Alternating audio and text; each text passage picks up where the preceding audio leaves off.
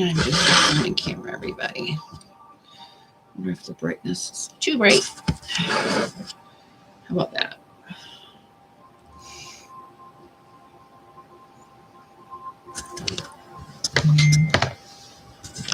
Should have fixed that already, but there we are. That's better.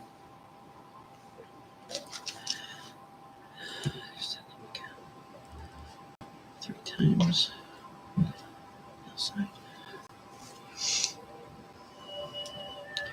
I'm just waiting for people to coming in. I'm looking at my phone really quick.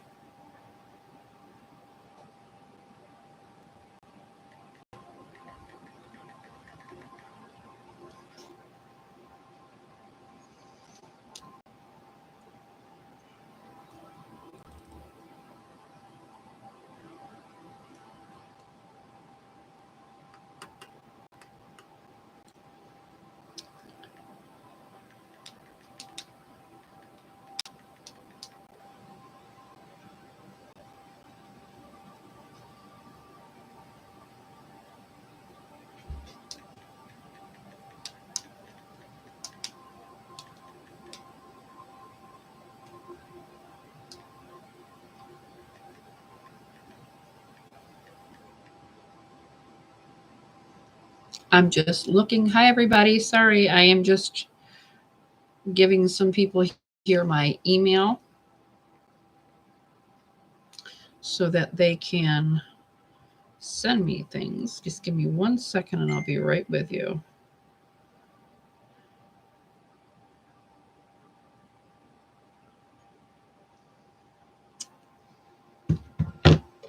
Hi, everyone.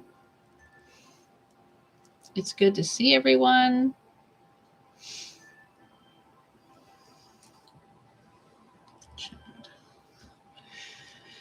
Hello, everyone. Hi from New Jersey. I'm actually, I'm about the same. I thought I got on a little earlier, but I tried getting my protection up and going and grounding myself and things of that nature earlier. Saturdays are my days to cleanse and clear every aspect of my home. So I go from the top floor to the bottom floor. That's smudging, salt, my own salt concoctions I make with herbal and salt, smoke, sound, everything and anything I do on a Saturday. Hello from Nova Scotia, Canada.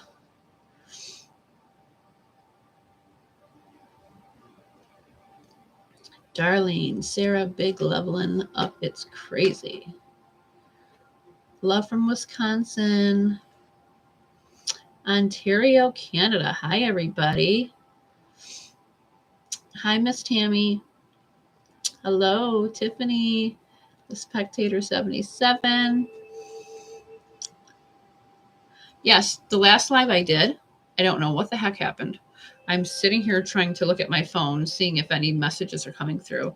My screen froze. It's spinning. I'm like, and I'm thinking, okay, the one thing I think that happened was if I don't give spirit the right amount of attention, so to speak, because I work deeply with spirit. I respect them highly. When I did not, hi Lisa from Kentucky via California. Michigan's in the house. Tennessee, everybody's in the house tonight. That's awesome. So the young man that I spoke about, his name, I thought his name was Malik Harris, but it wasn't. It's Devin or Devon Malik Harris. He was a football player. He passed away. So I'm going to be doing Cincinnati's in the house, Tennessee, Arkansas, Florida. I'm going to be doing a session, just one session with him. This live is going to be strictly about, cases.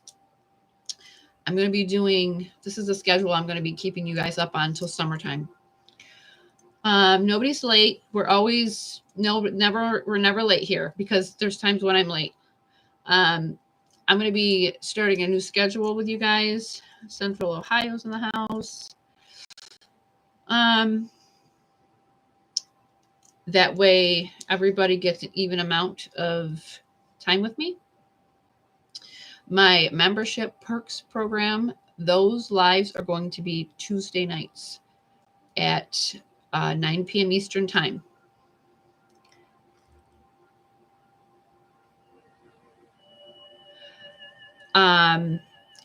Our case lives will be, I'm going to try to keep them to Saturdays because Friday I'm really busy.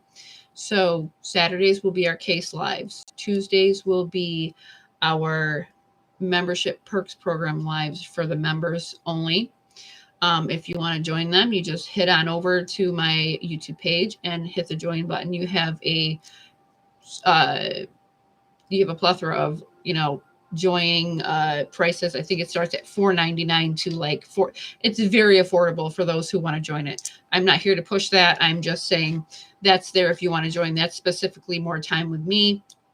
I'll also be picking one day of the week for specific cases that I'll be doing just videos for, because this is the way I can channel energy a lot more, a lot easier without looking at things and then getting distracted, because it can be a little bit sometimes.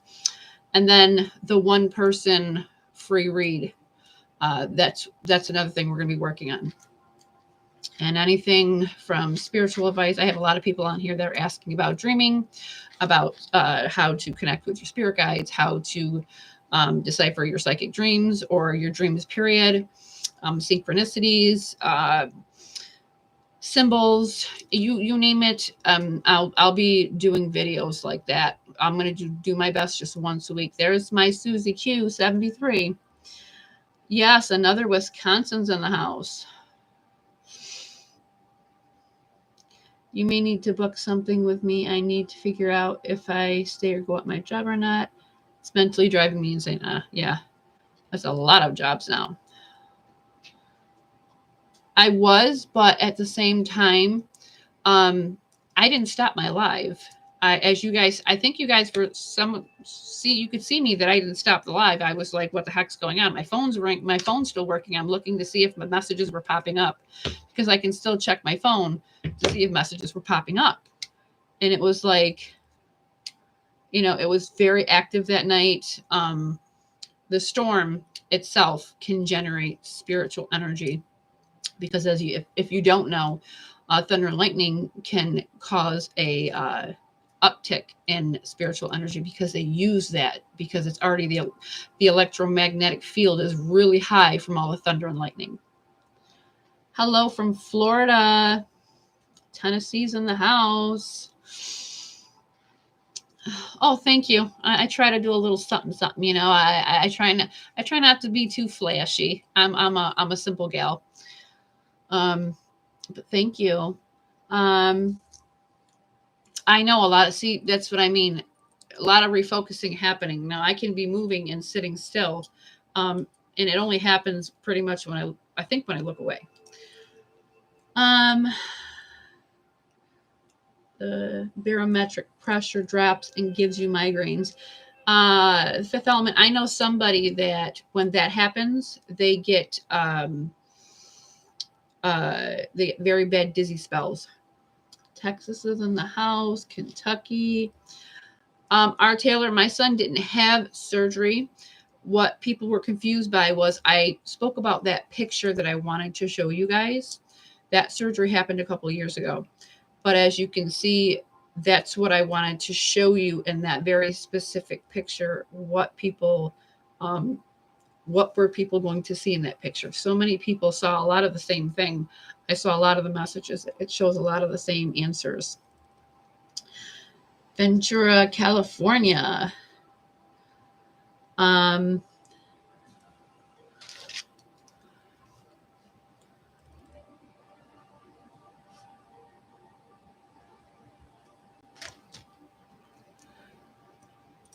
Oh yeah, big time.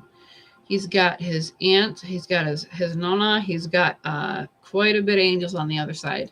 Quite a few people. I really do believe that.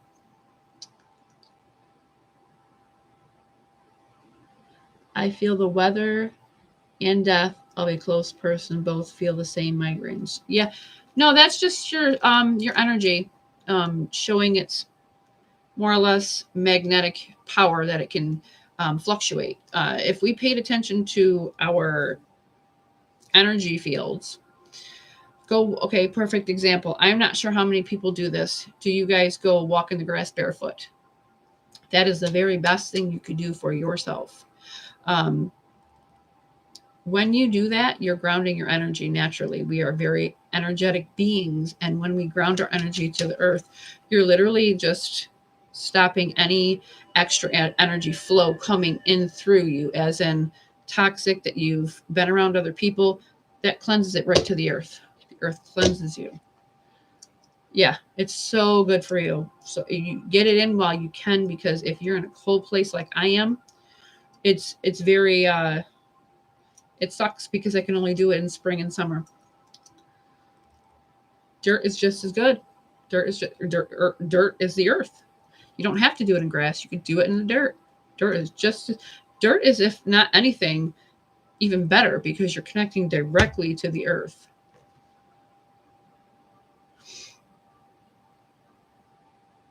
Good job, Cheryl. I'm happy you could finally make it, honey. Hug a tree. Hug a tree. That sounds. Some people would find that unusual or corny, or my granddaughters do it. The feeling that they get from that, I've done it. Sit under a tree and read a book, and watch how clear-minded you become.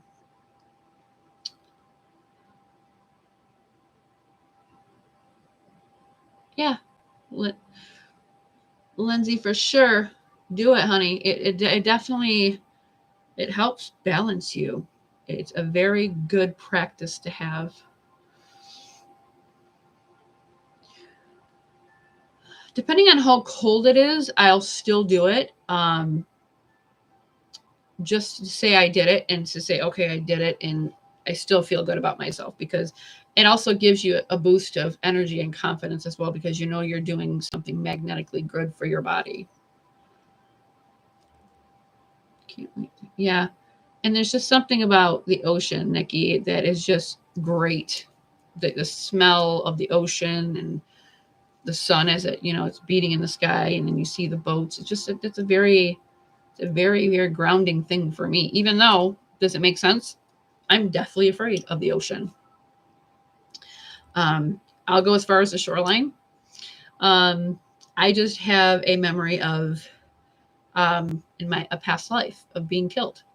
I was drowned. Tiffany, I waited. And I know a few people reached out to Brooklyn Farthing's mom, but unfortunately, I have to move on if they don't reach out to me.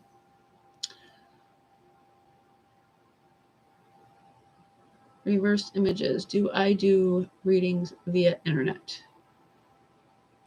Yeah, I do them all the time, honey. That's actually part of the business that I have here locally. I do Zoom readings. I literally do so many different things. I will have live readings on stage. I will do weddings. I will do baby showers. I do all that stuff.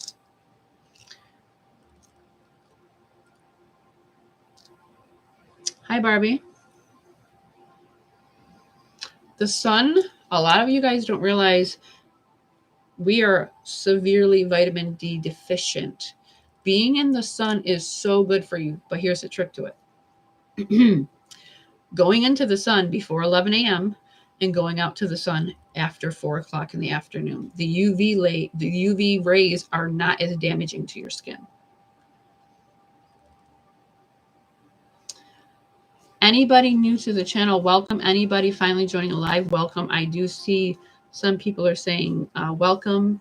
I'm just trying to make sure I look at the screen at the same time.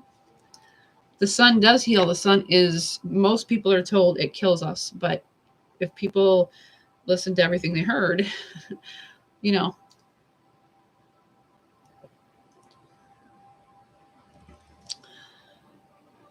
well, people do tend to burn, sure. And it's okay to wear sunscreen.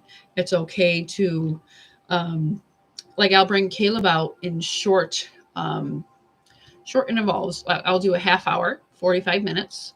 And the first thing we do in the morning is we'll eat breakfast, and then I'll take him right outside. I'm going to give you the schedule that I actually do. And this is going to sound strange to some, but in the morning, I'll get up, brush my teeth. I will go take a shower. But at the end of the shower, I will shock my system because it actually draws, it's kind of like drawing in, the blood flow goes into the body, and it helps create a fat burning, so to speak, system in that way. I will take a quick hot shower, and then I'll shock my system with cold. And then I will get out, and then I will go sit in the sun, and I will go do breath work. We'll do meditation. And I can't tell you the benefit that I get from that. It makes me full of energy. It cleanses me. It does. I walk on the grass. Yeah, it's a little time consuming, but you have to make your time for yourself. Stop making it for everybody else and not for yourself. Barbie, I'm severely vitamin D deficient.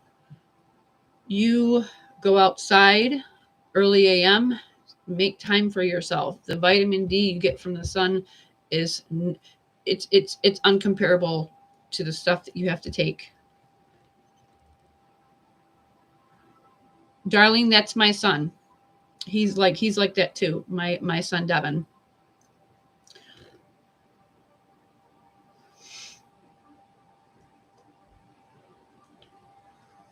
I broke my toe yesterday doing barefoot down a rock bank on the river searching.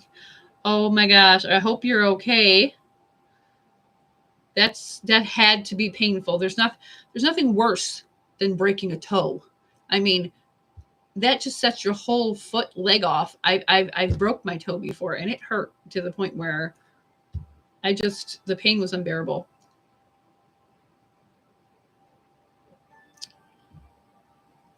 I am too, and it also, yes, it does. Vitamin D deficiency. When you're deficient, your hair can fall out. It coincides with depression. It coincides with your sleep, your circadian rhythm. It coincides with your eating habits. If you can get outside to eat, go outside to eat. Even that little bit of sun helps. We were never meant to be inside the way we are. The way the system has worked us and manipulated us in that sense, we're in work all day. Ask yourself, why aren't schools teaching outside in the nice weather? If they have to be inside during the winter, okay, if you're in a cold state, but why do we teach children inside under dim lights? I mean, it's kind of foolish to say, but look at prison lights and look at school classrooms. It's the same exact light, the same exact deficiencies. Children should be taught outside. We are a human race that we're always meant to be outside. That's why, and this isn't going to, I hope no city folk take this to offense, but people that are outside farming, people that are outside in the country, they are more in the sunlight, and they don't have as many deficiencies in that area because they're constantly outside. They're working with the animals. They're working with the earth. For me, I think farmers are a lot more in tune with nature and more in tune with themselves because of always being outside. I have no affiliation with any company whatsoever. I also bought a Juve red light therapy. They're pricey. So the one I bought was $2,000, but red light therapy, go do your research. It has tons and tons and tons of benefits for your body. It helps with hair regrowth. It helps with your blood vessels, dementia. It's so strange, the topics that these, because I looked it up before I even bought one. I'm not going to go put something on my body because someone said so. Go look it up. They're amazing. Australia. Good morning to Australia, everybody. Phoebe. It's morning in Australia for Phoebe.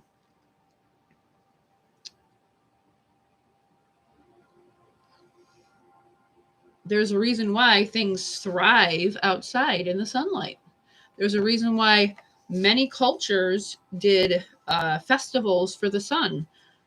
The sun has so much natural vitamins to it. It's insane what it can do for your body. We're taught that it's horrible for you and it gives you skin cancer and it's this and it's that. How we are supposed to be outside is what we are supposed to be doing. We're supposed to be outside. We're supposed to be letting our kids play. We're supposed to be letting our kids get dirty. You know, we're taught that, oh, don't let your kids outside and play in the rain. They're going to get sick. No, we're making our own bodies sick by allowing so much comfort to us. We don't thrive. Most people think we thrive in comfort. Comfort can make us lazy. Comfort can make us out of our element when we get too comfy. We're so used to being comfy. When something hard comes along, our body can't fight it off. Yes, they do. Yes, Darlene, absolutely. They do install fear in us medically.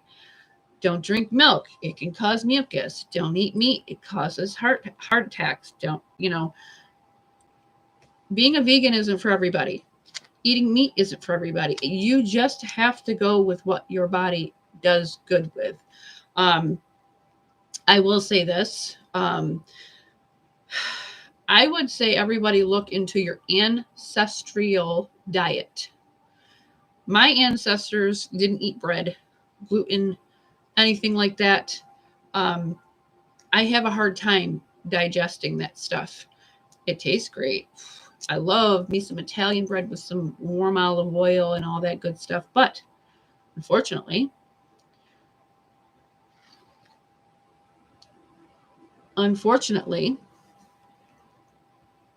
try to eat what your ancestors ate. Perfect example. Italians can eat pasta and not gain weight versus someone from a different ethnicity and they can gain weight. I like to say stick to your ancestral diet to where it really does do different things to different people. Yeah, TJ. That's we have so many different ethnicities in our family. I noticed I do well with I've tried the raw vegan, I've tried vegan. I felt fantastic for 5 days. Then I noticed my hair became very brittle. My teeth even felt loose, and I knew that that wasn't for me. It didn't give me what I needed. Now I have a hard time digesting certain meats. Yes, I do. I can't have pork. I'm allergic to pork, completely allergic to pork. Miss Wisconsin, Kelly. Cornbread is my weakness. Oh, I love cornbread. Yep. Too much of anything is not good for you. Whether that's food, whether that's sleep. You'd think sleep could be great for your body, but if you do too much sleep, it also can set you back. How many of you guys have become allergic to something?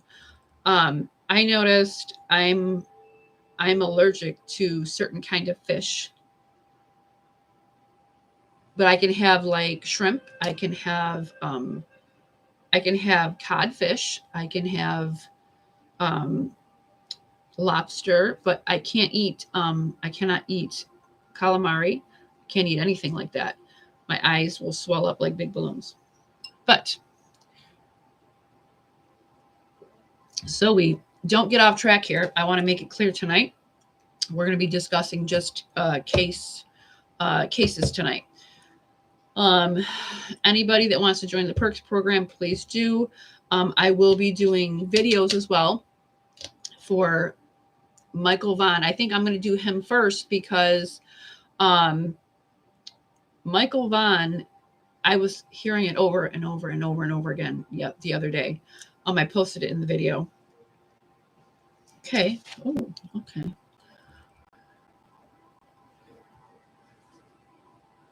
Okay.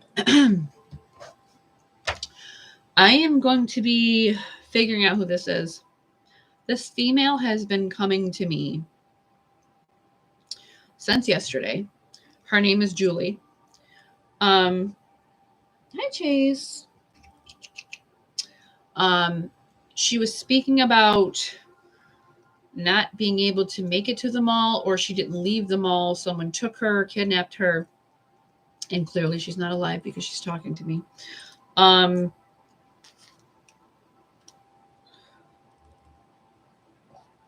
Several. She's talking about, her name is Julie, and she's talking about several, and she's talking about the mall, and she's talking about, yes, she's talking about kill. And I'm assuming this has to do with her throat, because here we go again. Yeah, I hear you. I understand your name is, her name is Julie. It's a definite Julie. Talk about the mall. I heard you about the mall, sweetie. Rain. She's talking about rain. Was it raining out that day? What mall were you from?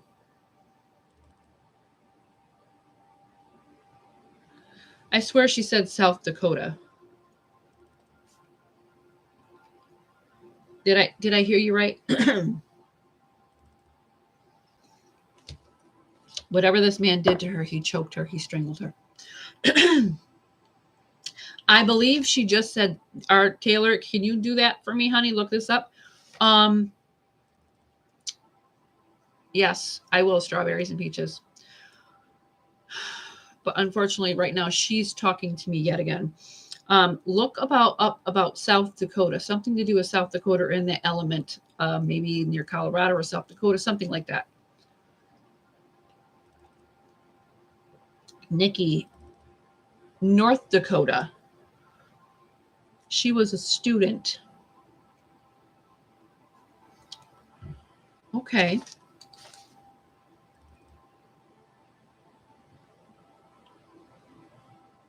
Well, what would you like me to say, dear? What would you like me to tell the public? Your family. She was abducted from the mall. Oh, I assume she was going to the mall and she was abducted.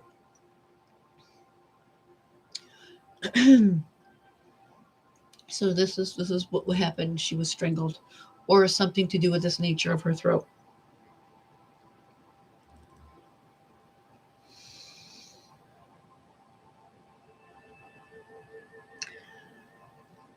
Would you like to give a message today, honey, to somebody out there that could get this message to your family?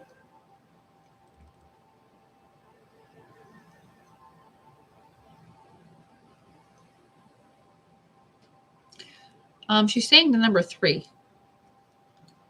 3. Several.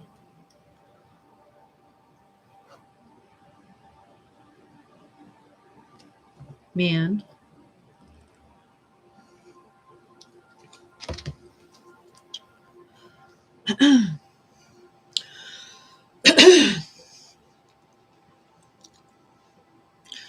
I should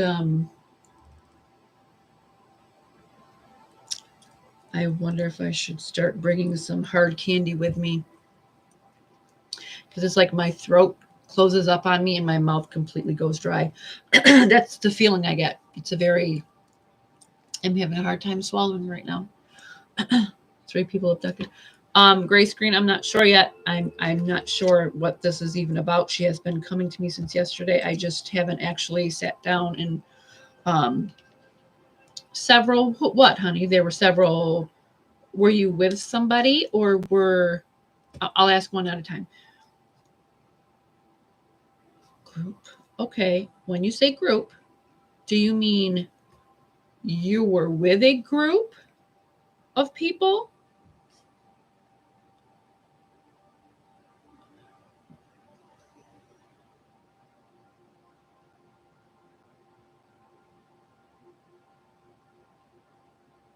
Or do you mean several men took you?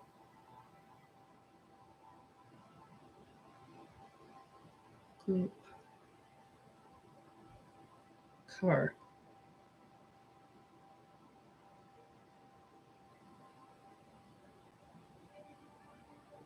path is.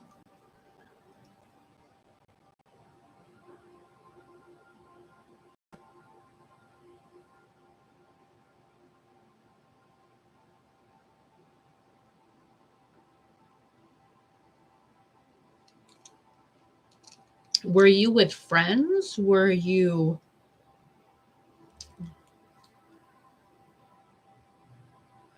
Um,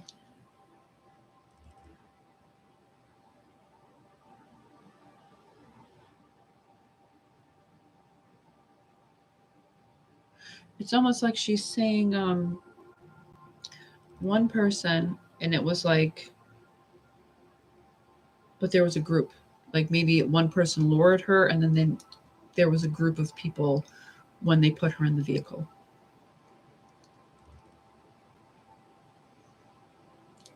There's the Anne. So this is before I got on. I heard the name Anne 3 times. Also Amy. So, but I heard Anne from my male side, so which tells me someone from her family line was trying to speak with me to get me to understand.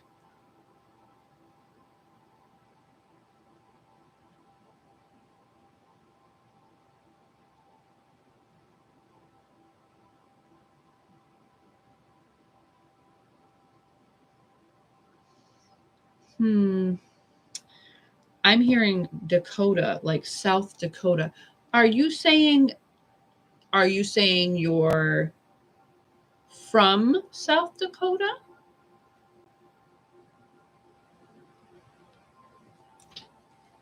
Okay.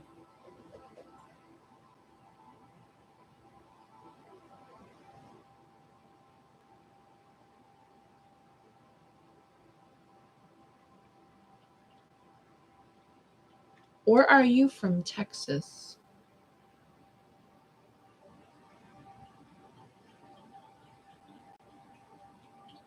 Oh, yes. It is this person because she just said her last name. Mosley? So what is this about South Dakota? Um I don't know anything about this case. Um that's what I'm thinking, Darlene. I don't know. Yes, I'm going to get to these questions. I don't know if this girl was ever found, but speaking about the Malik Harris, that's when she started coming to me yesterday. This was only in the video yesterday. This is like brand new for me.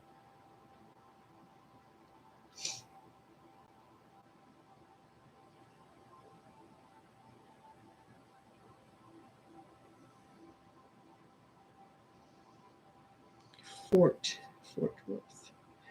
This is the girl from Texas. This is not somebody from South Dakota, unless her family is from South Dakota. I'm not sure yet. Are the kidnappers' card tags from South Dakota? So from where I live, people from it can say from Texas and they're not from Texas. So it's a very confusing. Okay, sweetie, okay, now that we know who you are, let me shut this music off so I can hear you clearer, okay? Because I try to play music a little bit to bring me back into my mental. Okay, I'm going to pause that for a minute. Now that I know that you're from Fort Worth, Texas, if I said that right, your name is Julie Mosley. Okay.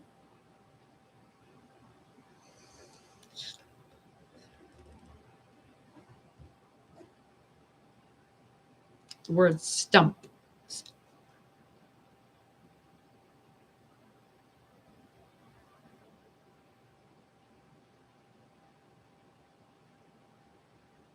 I don't know, honey, why. You know, when we ask why these things happen to us, The only answer that I can ever give somebody, sweetie, is no matter what happened to you, it was wrong. You did nothing. It was not your fault. And at the same time, I want you to understand that you can still go to the light and justice will eventually take place.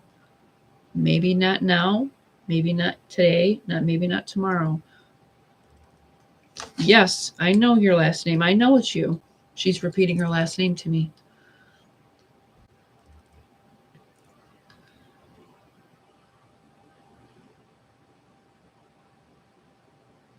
Maybe one of them was named Dakota. That's a possibility, Lisa Avery. 3 women went missing: Julie Ann Mosley, Renee Wilson. Maybe that's what she means by several. Several. She keeps saying several.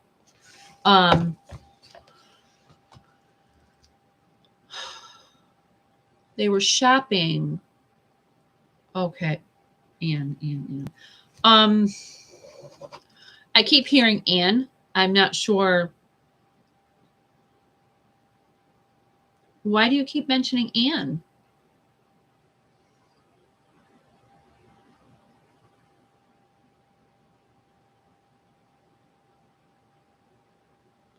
She's talking about group. Was anybody of the third person named Ann at all? Julie Mosley and 2 others disappeared from Seminary South Mall, disappeared in 1979. Oh, her middle name is Ann. You guys said that's right. Okay.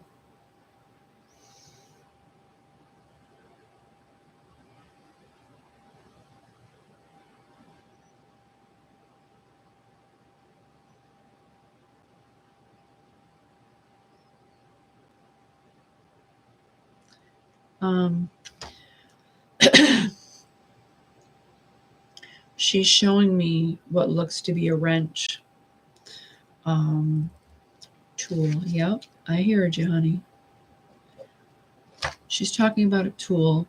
I assume that the tool was used on her as well, the head area, so there would probably be some blunt force trauma. They went to get a layaway. They were in, you see, I thought so, because she just came to me out of the blue. I mean, I was in my car doing the video and I posted it and Julie came through. And then she spoke about the mall. So I figured that was something unique. Maybe there had to have been some sort of, so Julie was 9 years old, went missing in 1979. You know, Julie, do you know how old I was when you were at that mall? I was just a baby. That's how long ago that was, honey. That was a long time ago. What brought you to me?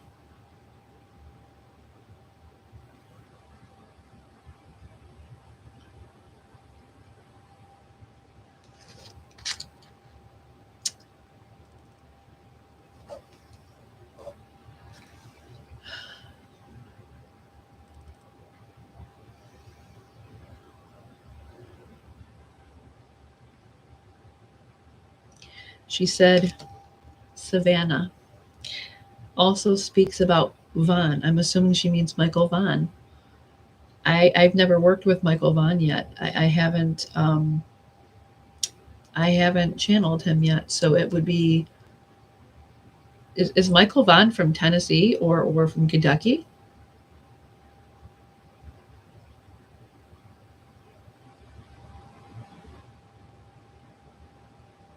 Yeah, Grace. I've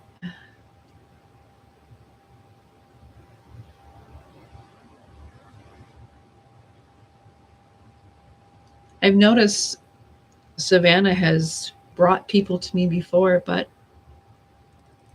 Savannah is like a guardian angel for people. She knew when we broke the case and the man that killed her was convicted, and I think ever since then she's been bringing people to me. It just, I could cry right now.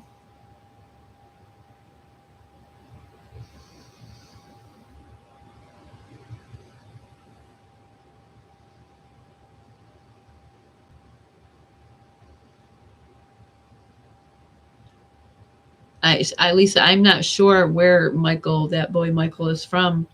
I've never done his case, so I'm wondering if Savannah. I have no idea how Savannah would even. I know she brought me somebody last year, a woman. Her husband killed her, and she brought her to me. It was the anniversary of her death, and she brought me this girl. And come to find out, I was like, "Well, Savannah, what does she have to do with you, and why would you bring her?" And she said, "Because you helped me before, and I know you can help her."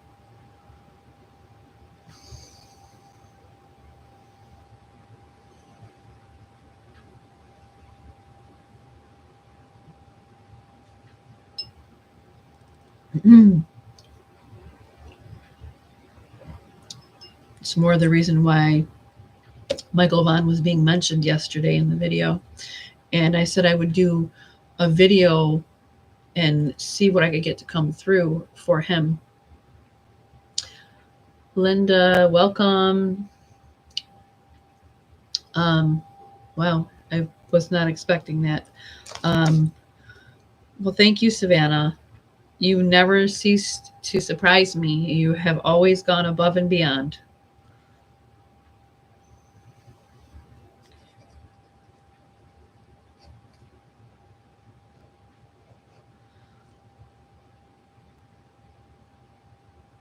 And Malik is with you?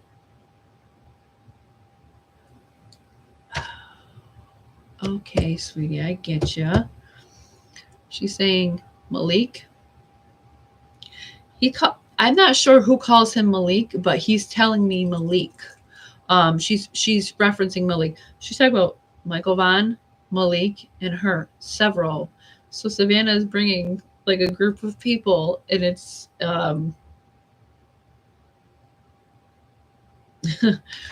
okay. I get you now, honey. Okay, now, is there anything that I can help you with, sweetheart?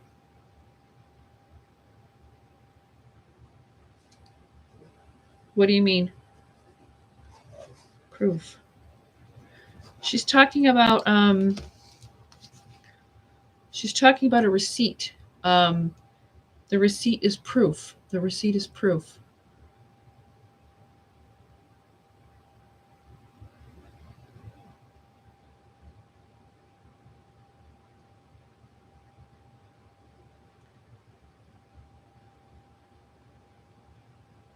I don't know if maybe the police have that receipt or they never checked into it, or I'm not sure. What do you mean by receipt proof?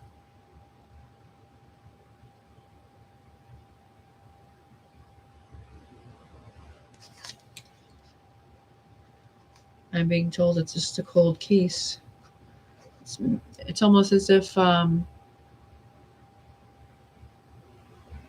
the receipt's being brought up, like why wasn't I'm sure it was checked into in that manner.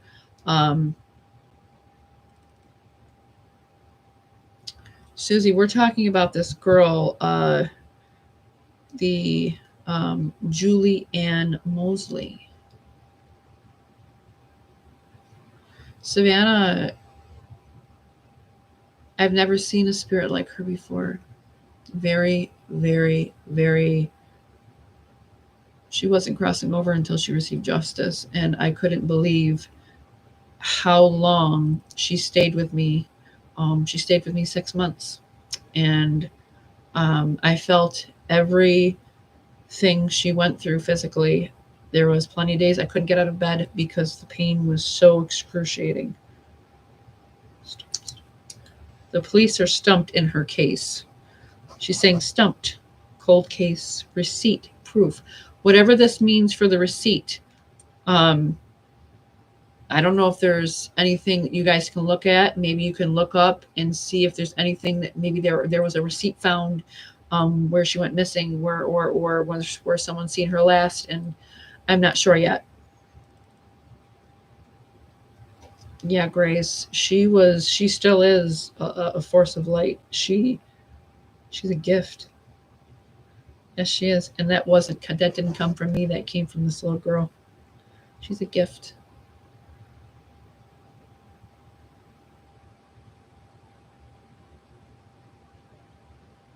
This girl, um, Julie, are the people that took you?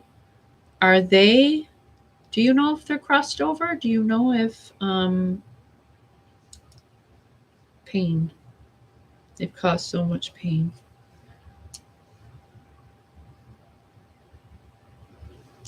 Okay, she's talking about several again. 7 people. She's talking about 3 men. I think there's a different. I do think that there is more to the several. I do think she has a meaning for that, as in some people saying she was with her. It would be several people with her. Also, um, there was more than one person that took them. Fort Worth police officer at the store said he saw the girls with another security guard. The girl had made it back to the car that afternoon as the gifts they had purchased were found in the car. The family stayed at the mall all night waiting for the girls to return.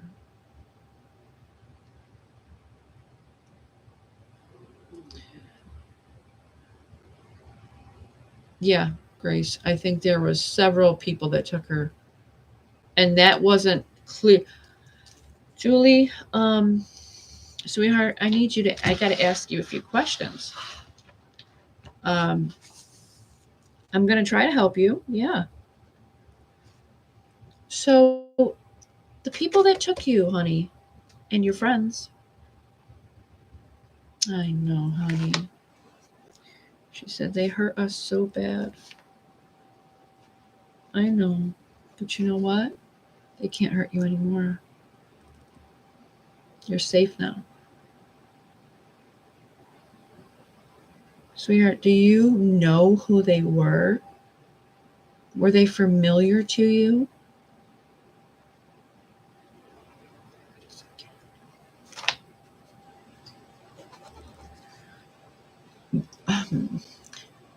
I know. Julie Ann.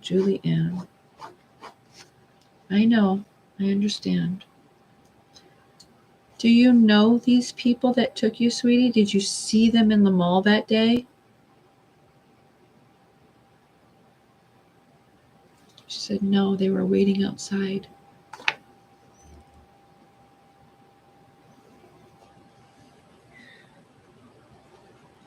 Okay. She's talking about they followed her. They followed them. Oh.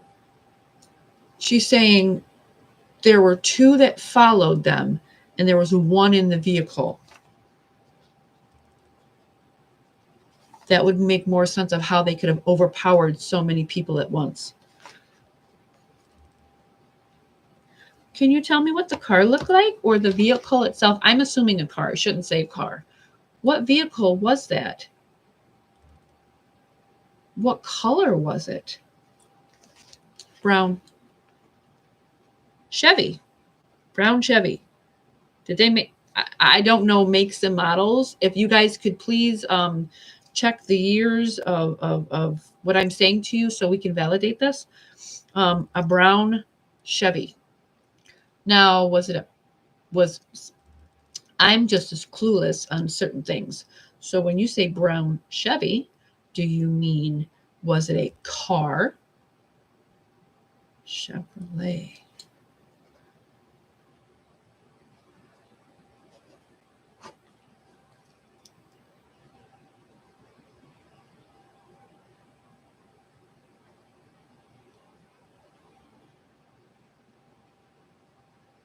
I don't know, honey. She tells me brown Chevy and then brown Chevrolet.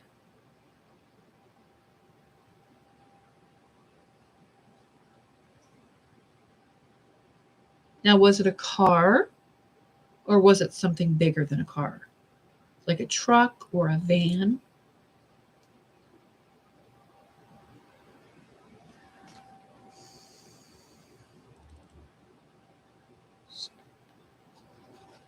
Okay.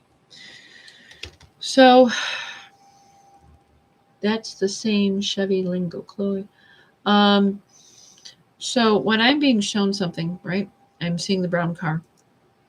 It must be a car because I see a car, but I'm also seeing something descriptive. It's on the side of the vehicle. It's almost like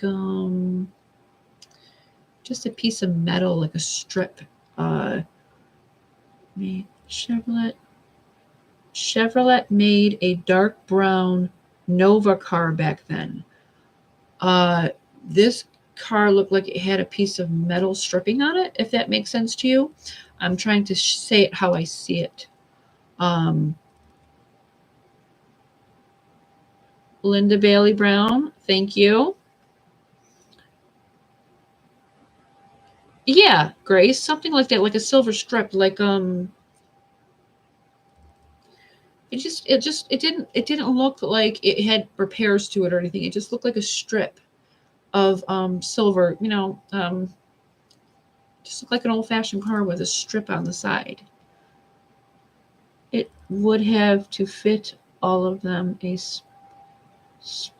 sport stripe. I'm not sure.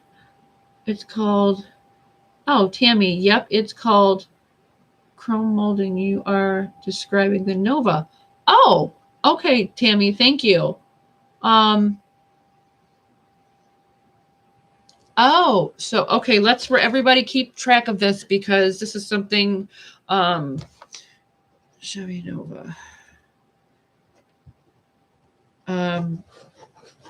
Maybe we could get something in the works to could they look that up back then? I mean, crime analysis now is undoubtedly so amazingly efficient versus back then.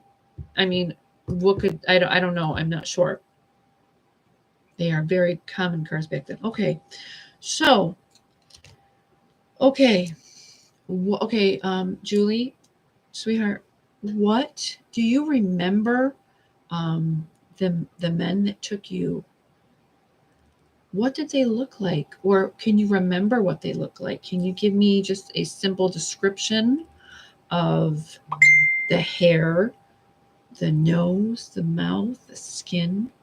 Did they have any tattoos? Did they look tall or were they white? Were they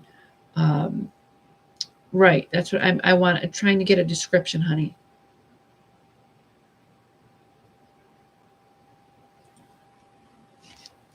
Okay, can you just do that one more time?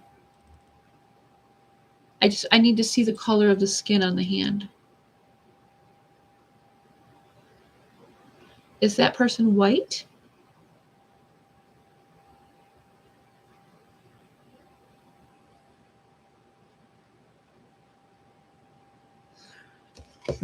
I don't want to get this wrong, honey, give misinformation. So let's take our time and just see what you're trying to explain to me, okay? For definite, I do see a man's hand. He did to me. This would be if I'm looking at the hand. This would be the right hand. He has a ring on his right ring finger. It looks to be, to me, this male is white. But unless she says something to me different, male, white, or maybe even Hispanic of some Hispanic, possibly. She got a brother Terry who waited for her. I live here and know this case. Okay, Anne. Wonderful. Hopefully then we could work on this and see what this is. Two doors and Novas came out in the late 60s.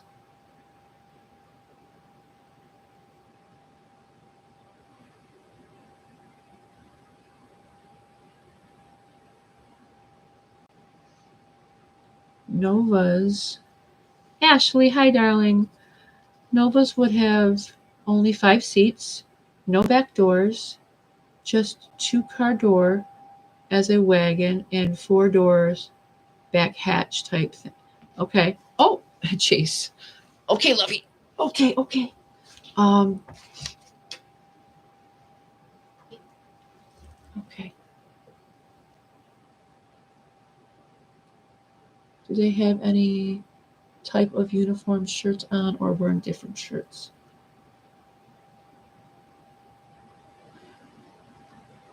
Hi, Aggie. Oh, I swear I just saw a big orb. TJ, you have a picture. Wonderful.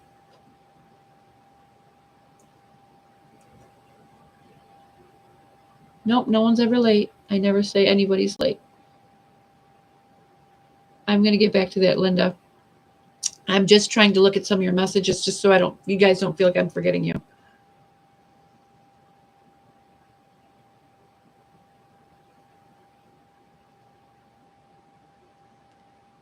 Glenn McCurley was arrested in 2021.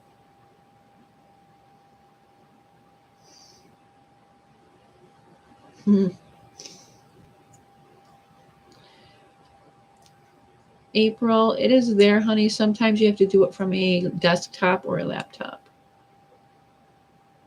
One of the girls was dating Julie's brother.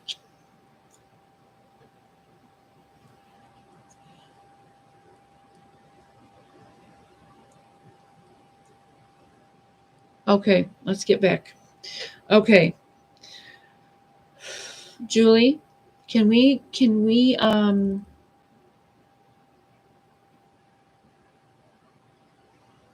hold on. Chase, sit down, sweetheart. Okay, I got you. Okay, Julie, can we go back?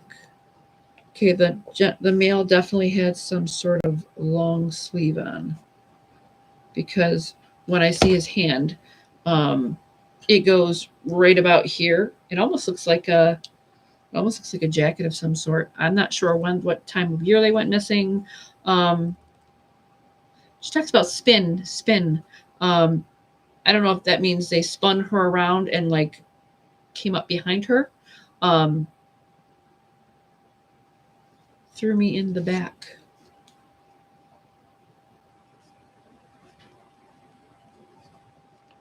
You know? Threw me in the back. And then she says her name again. I know. Says not found.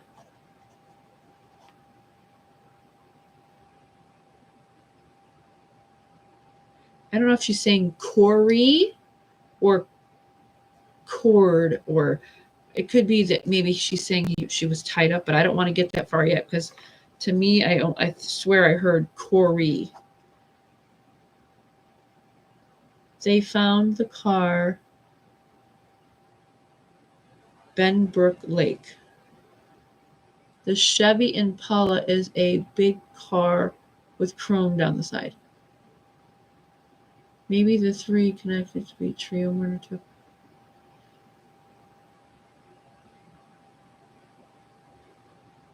Okay. Ask her if her murder passed away in prison.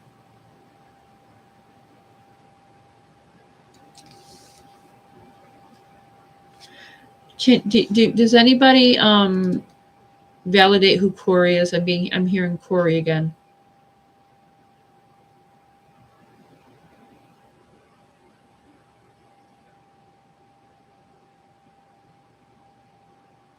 Oh, yeah. Okay. Curry. Okay. Yes, Cheryl Tanner, silver molding. They went missing from Fort Worth, Texas on December 23rd. Okay. Brown with trunk, white or black interior. Ask how many doors the car had. I don't know. Was there a Carrie at all involved? She's talk about the name Carrie.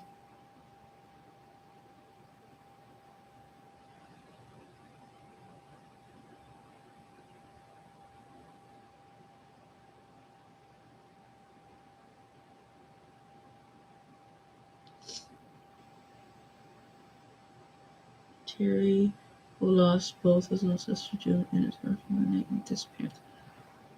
Okay.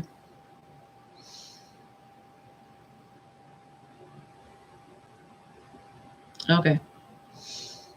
Oh, okay.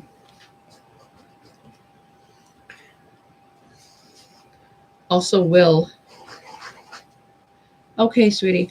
Can we go back to the description of the person, or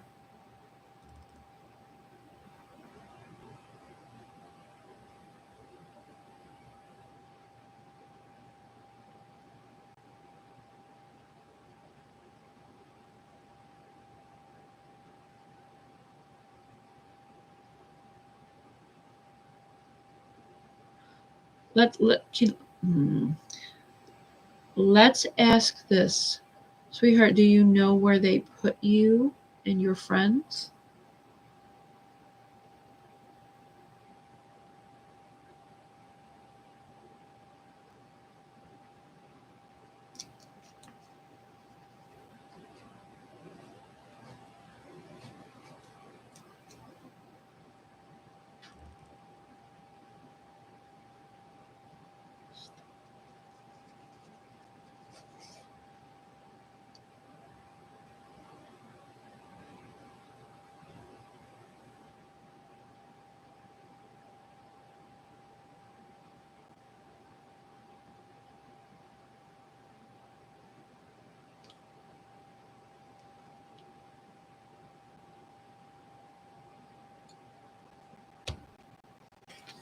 She's talking about a mound. MOUND. Mound.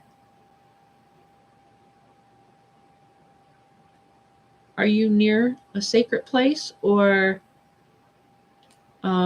burial mounds? Creek.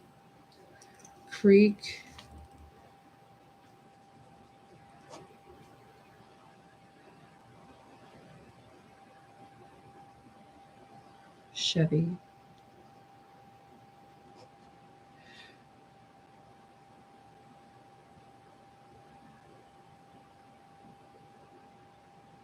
She's talking about tear. T. I don't know if Terry for tear, like, hey, I have a friend named Terry. We call him, hey Terry, how you doing? We don't ever really say his full name. Or this could mean something else. Kelly X, I asked if she knows where she is or her friends are. She speaks about um, Lake Tear Rest, Mound Creek, and then back to Chevy.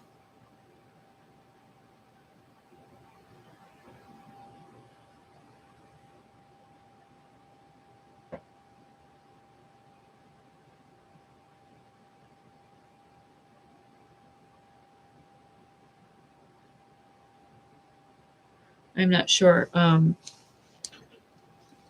It's turned out to be something I wasn't expecting tonight. Honestly, I was thinking about Sebastian tonight, but I okay.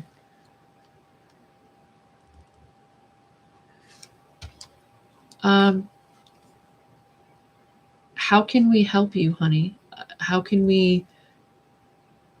How can I help and call somebody for you?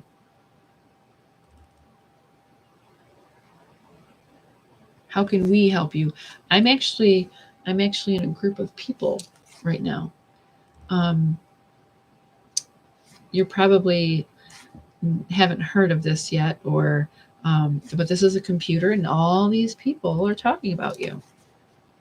Miss Linda Jackson, hello, my love.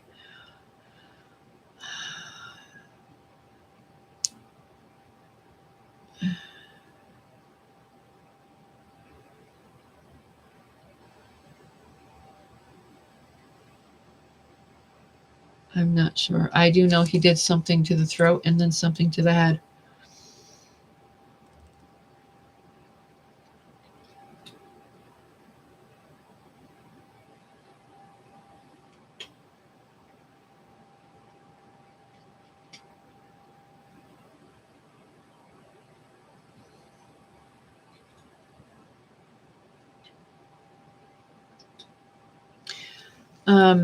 Julie, can we talk about the receipt and proof, honey?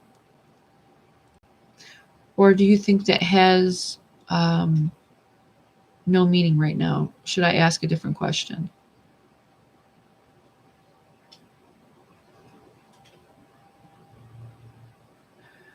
Huh. Um,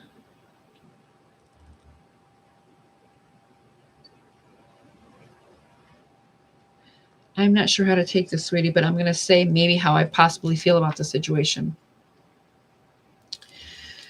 So, when she speaks about the receipt,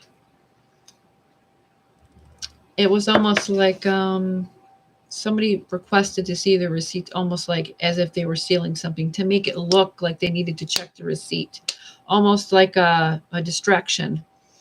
And that's possibly how they got them to go with them in that sense, or like a false, oh, you were stealing, let me check your receipt.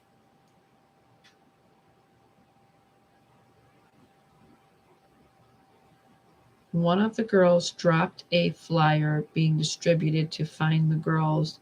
The man went in to buy beer. Very well, Brandy, could be.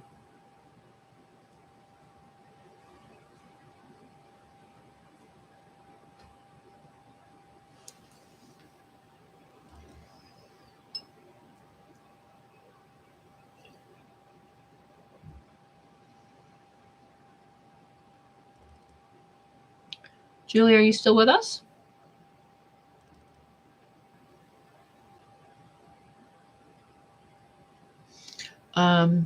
It's really quiet. I'm going to see if anything else comes through for her.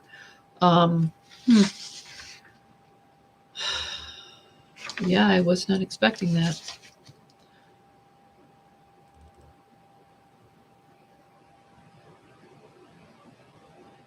There's a Terry Mosley. Okay.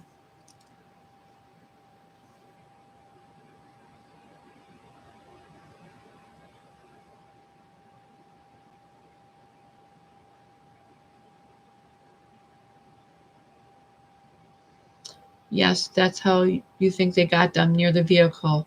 Yeah, there weren't any mall cops at that time. Exactly. I would assume the same thing, right? Um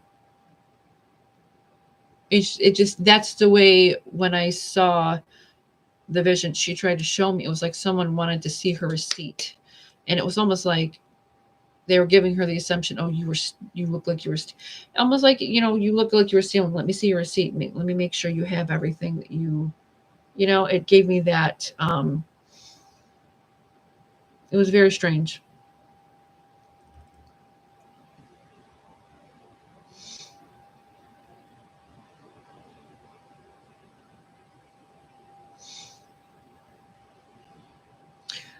To me, when she showed me the man's hand, he does have something on the right hand, the right ring finger, or the right ring finger. To me, he looked like, it almost looked like, you ever see the cuff of like a sweatshirt, or almost like a jacket of some sort, but it was a dark jacket, or it was a dark sleeve. To me, it almost looked like a jacket of some sort, or a, yeah, it's just, to me, it felt that Brandy, that's the vibe I got.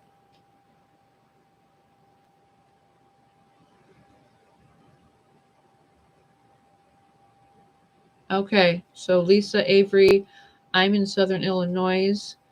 I don't want to say that word to mess it up. The mounds, also dirt, wouldn't be far from Rend Lake, whatever that means. See, I go in blind with this. I haven't worked with her since she mentioned herself with me.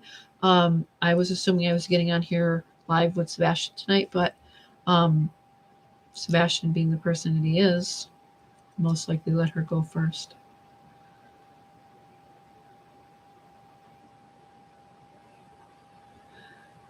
Yeah, I don't.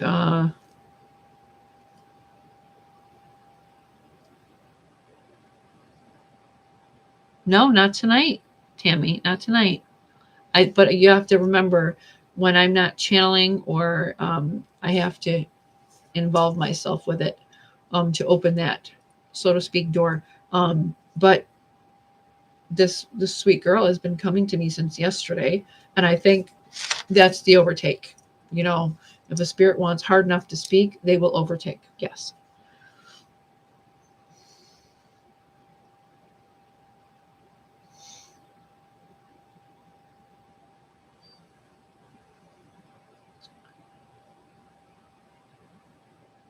Yeah, Kelly, that's the way it happens. I don't have any control over that. Now, if I'm going to sit here and channel a spirit and not take any questions, not anything like that, that's why to channel a spirit, it's better to do a video than to do it on a live, because I'm going to want to look at your messages. I'm going to want to pay attention to what you're saying, which is very helpful. But at the same time, if I'm going to do a actual spirit session and channel an energy, as you can see, it doesn't happen the way I want it to through a live. It'll just be whoever comes through.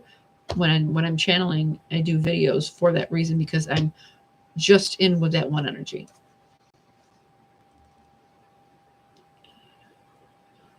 I'm gonna try and see what else I can get from this. But it's like I have to do one thing at a time. I can't hop from here, hop from here, hop from here. I can give them an opportunity to speak, absolutely.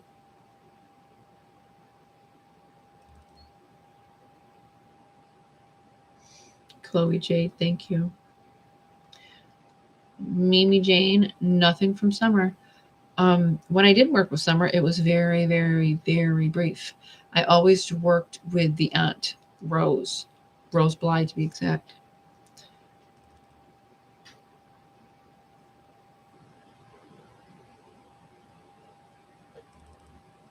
A lot of these names that you guys mentioned, I'm unaware of, because most of the time I'm oblivious. I don't watch TV. I don't watch the news. It's too heartbreaking for me. So I shut that out from my world. Um, it also doesn't help me when this person goes missing on the news, and then boom, there's my attention to it. I want to automatically go find that person. I see it as um, I used to want to save everybody. I wanted to fix everybody and get them home. And then I realized I'm doing it so much that I made myself severely ill, and I can't do that anymore. I have to just take one day at a time. Just some things I have to block out, because if I don't, I can't be here with you guys. Phoebe. Okay, I'm going to write that down. Guards' names were Hutchins and Sears.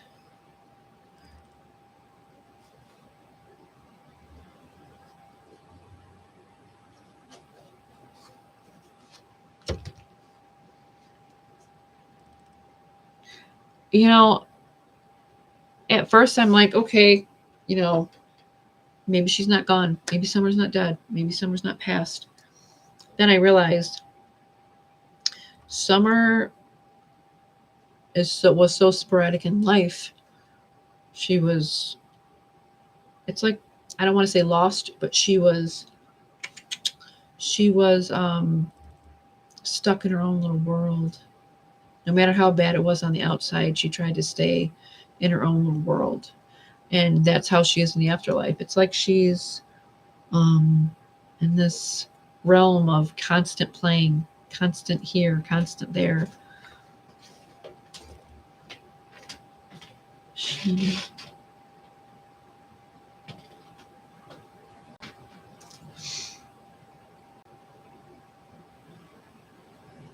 And her aunt came through, and she doesn't like her sister. She does not like her. She does not like Candace. Rose Bly does not have anything nice to say about Candace.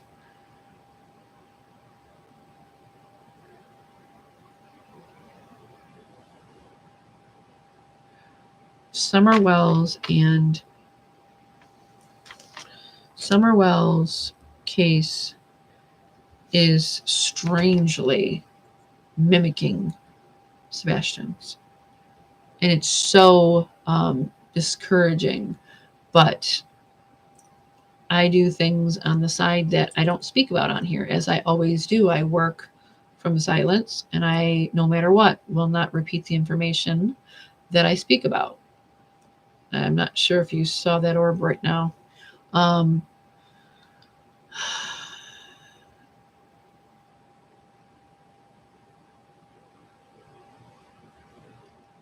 And Summer's aunt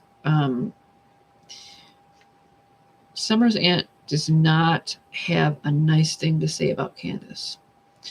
She spoke to me and she said she knows full well what happened to that little girl. She also spoke about things that happened to her. Rose Bly told me something about somebody wanting money. She wouldn't give that to them. That person was an addict.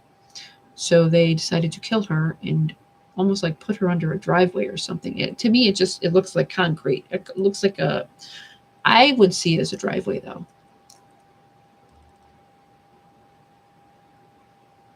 I'm missing some of your messages, my darling. Sorry.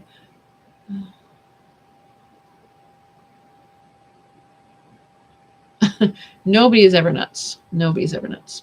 Candace is very bad. I agree. Yeah.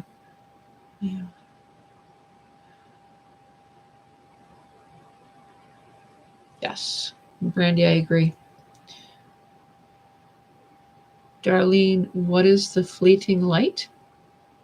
What do you mean, dear?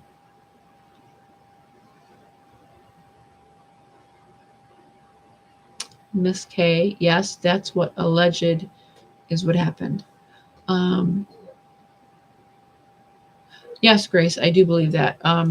You have to remember there's one thing that those two girls have in common, Rose Bly and Summer Wells.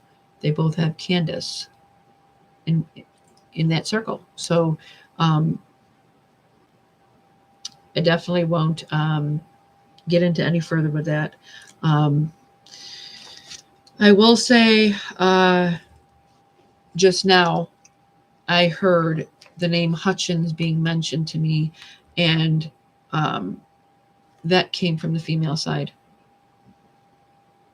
But I also know that someone just said on here that was the guard on working on that day for Julianne.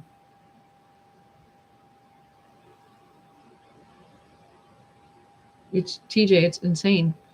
And it happens to be that, just in general, like what goes on down there.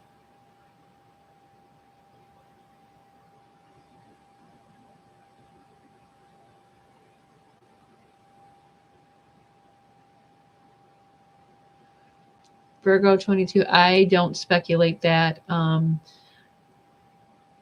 not sure. I just know that this case has turned into a free-for-all circus.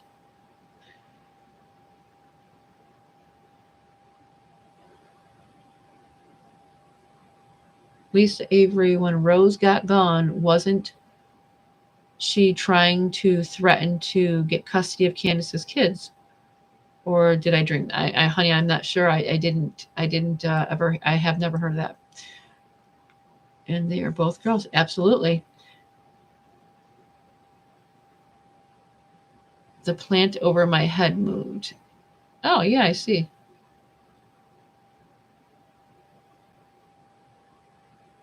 Right above my head, actually. And that seems like to be the only one moving. Let me just turn my chair around. Maybe it's just air blowing through. Could be possibly. I don't think everything's supernatural, but I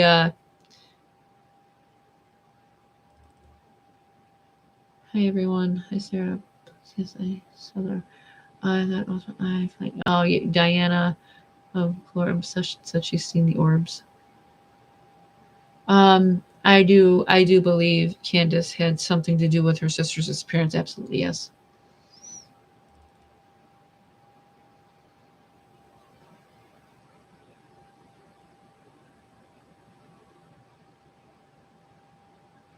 I know. I see that. I mean, I assume it's air, even though I don't feel it up here. I am not bothered by things. I the night that the live went haywire and stopped on me, I had put it up on the post, the community post, which always check those. I will always tell you, go back to the community post at least once a day, or if anything, once a week. Um, I go upstairs, I shut the, I finally had to shut it down because it just wasn't working. I go up, I let go of the energy, I cleanse myself, I ground myself. It's a whole process. I do this twice in a reading. To start it, I invoked angels, I invoked my ancestors, I invoked, this heavenly everything, anything and anything that I invoke for protection and goodness. Um, so I get upstairs as I release everything, and I go to my room and I'm getting myself ready for bed. Yeah, she definitely was a fleeting light. She still is. And I hear like a radio station on in my room. Now, mind you, I don't have a radio in my room. I don't have there. It was 3:30 in the morning. No TV was on in the whole house, and I'm thinking, okay, maybe my mother has her TV on. And then I realized I left my bedroom, and it stopped. And I go back in my room, and it was like a radio station was turned on.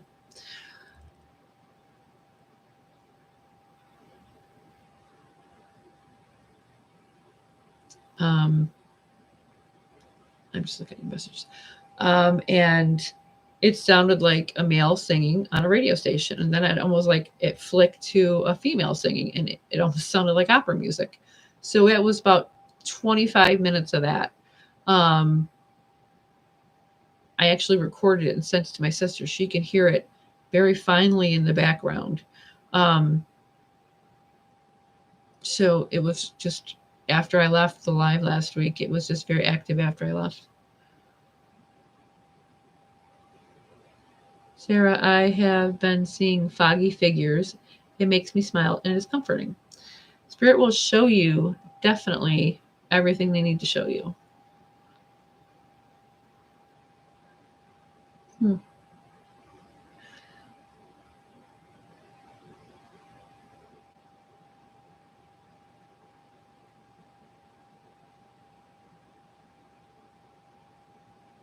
CSO sent that to Chris P.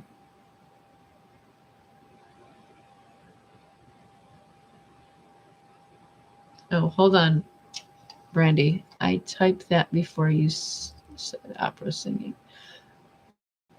I've hear like opera singing in the video. You are playing now. Um, there's no music playing. There's nothing here. My phone's not on. I have nothing on. I don't know. That could be the overlay of the atmosphere. Something that was here before. When we bought this house, I knew there was something different. I felt it, but when a house lays dormant, sometimes it takes people to move in to awaken whatever energy is here. When my husband and I go walking, I will hear clicking of horse feet, and then I'll hear what I call Englishmen. Kind of my little accent's coming out. So if you didn't hear me, I hear like soldiers, what would be what we would have called red coats. I hear them speaking at night, and there's a house that's around the corner from my home. It's very old. You can tell it's from Civil War times. I couldn't figure out why I kept hearing those soldiers. And I realized at the end of my road, there is a cemetery with English soldiers. You hear music too, Avery? I don't hear it.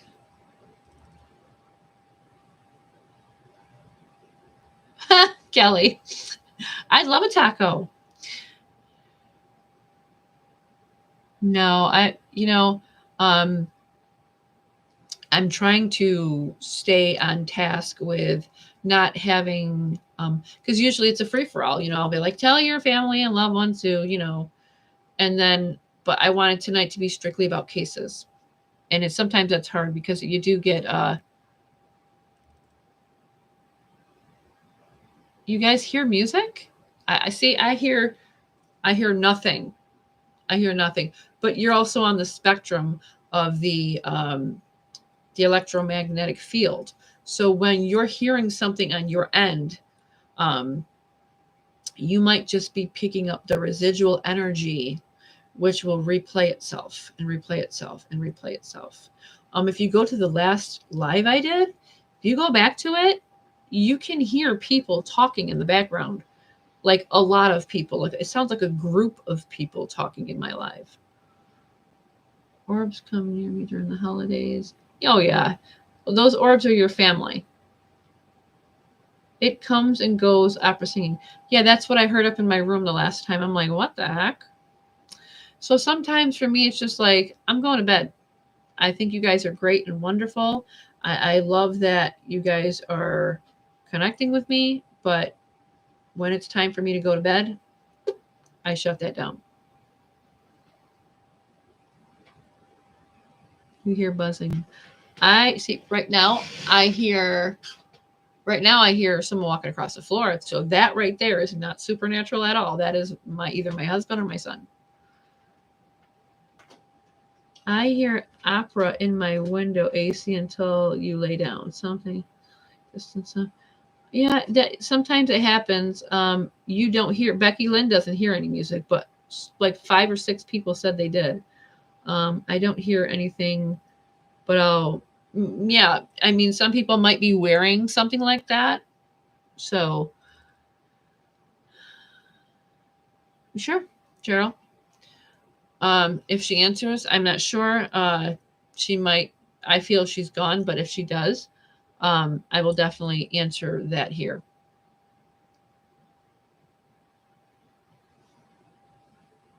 You are absolutely welcome, Lisa. You hear humming too.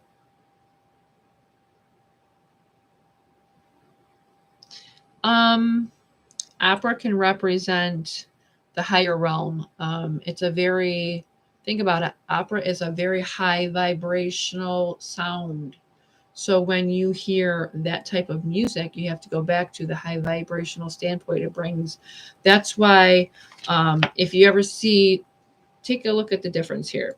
When you go to a concert, right? You are surrounded by people, right? You're on stage and the people are down here, right? And you're lifting them up energetically. It's kind of like worshiping their energy, so to speak. Versus opera is different. You're all around them, all around that energy.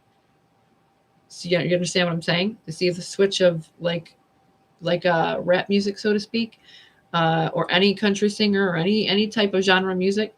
The person's on the stage, they're around that person and they're looking down at you. So you are actually worshiping their energy, so to speak, versus an opera singer. An opera singer is what? Everybody is surrounding them on high levels. So the vibrational standpoint of that is a completely different thing. You understand what I'm saying?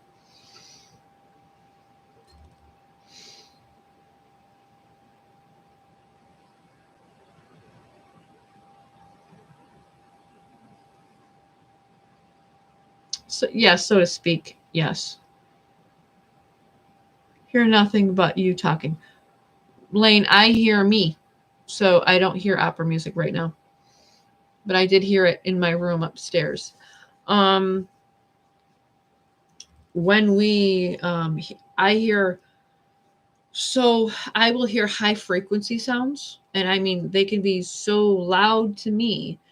Um it's almost like you ever see a dog cringe, because they hear a dog whistle, they cringe. For me, I will, when I wake up in the morning, I'll know spirit has aligned itself with me because I'll hear a very high pitch, but a lower vibration, but it's there. And that's how I know, oh, I'm awake now. Spirit has connected with me already. That's usually like the alarm clock for me. Oh, me and spirit are connected. Boom, we're together. When I'm out and about, um, I will have a super, super, super loud, high pitch, like a hum in my ear that it almost will knock me to the ground. And that's usually a spirit from that area that wants to speak to me, but my guides won't let them in unless, more or less, my body allows it.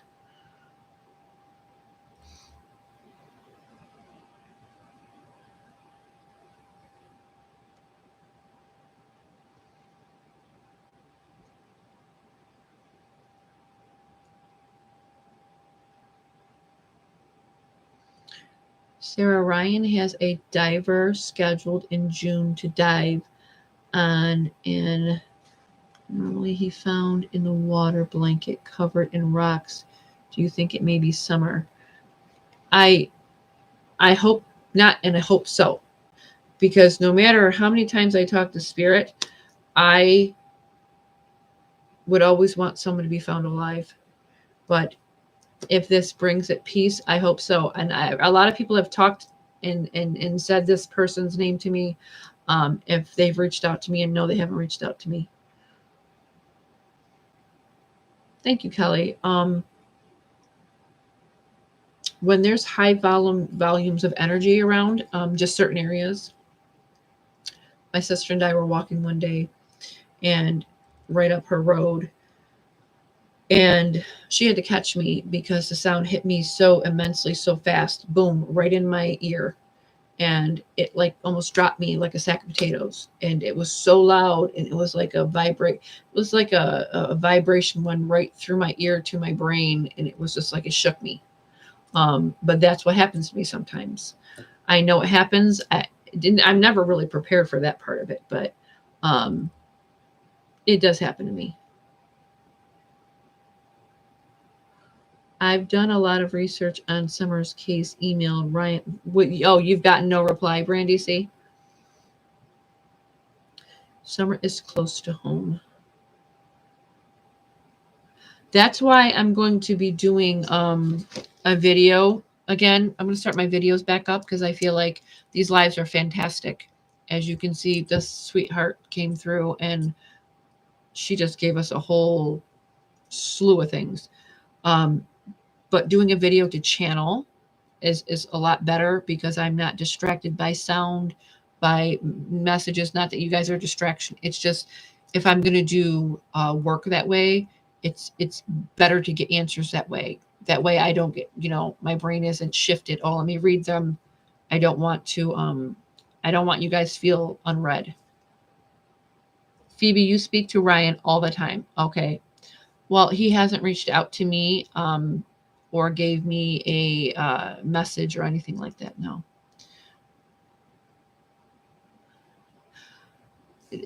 Most people are told, oh, ringing in the ears is a medical thing. No, it's not. No, it's not. Cheryl Tanner, I don't hear music. April Lafferty, how do I send you a message? My Facebook is taken down, but you can also send it to my messenger. So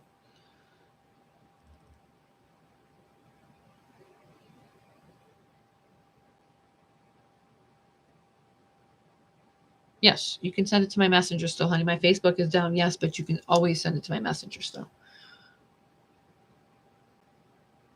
Chloe Jade, when do you hear the ringing in your ears? Now, mind you, this can happen to us anytime, a given time. But I found that it happens to me either as soon as I wake up, right before I go to bed, when I'm asking a question to spirit, um,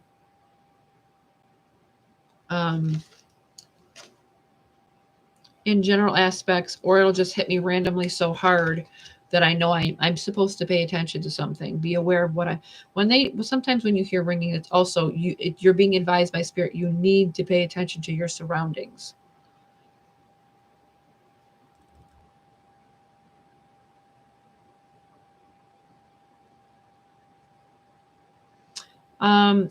When earthquakes or something come, if there's a big earthquake coming or something to that nature, I will get like a internal shake to me, um, and then I'll become dizzy. So it's like my body's shifting to the energy, more or less. I guess you could say tectonic plates that are about to shift, and I become the internal of that aspect. So I feel like trembly inside, and then I become dizzy, and then I realize, oh, there it is. The earthquake happened. It's like mimicking the earthquake internally.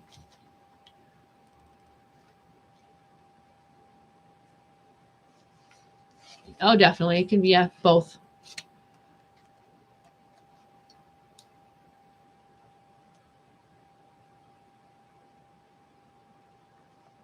Yeah, definitely, Chloe J. Pay attention because usually that's something that you're supposed to pay attention to spiritually. Phoebe, I hope they find both of them too. Um,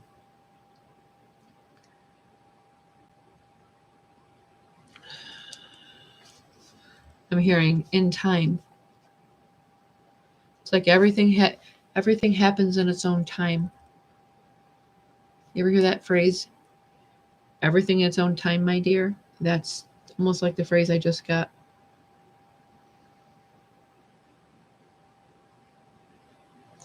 Mimi Jean, I always hear knocking on the door and no one's there, but it's always at night. Um, do you hear them in intervals? Do you hear them 1, 2, 3? For me, I'm a lot of people already know what this is for me. I um I know when death is coming for someone. Either it's usually a family, a friend, or someone that I just am close to, but I'm not in contact with often. Um, yeah, all in due time. So when I hear the knock 1, 2, 3, I'll know pay attention because a death is coming within. It's usually within a 3 month span. It could just be I'm hearing it, and then a month later, that person. I always pay attention to a 3 month span. Always now that you're aware of it, you need to pay attention to it. Um, Usually, one knock is 1 month, 2 knocks is 2 months, 3 knocks is 3 months. For me, it's a very sporadic. Um, yeah, Kathy, because we're meant to see things peripherally. Think about it. When do we see things? When we're calm or we're not paying attention. And that's the hard thing because we are so open. Everything in life around us has caused us to shut ourselves in. People, oh, Brandy, that is a true fact.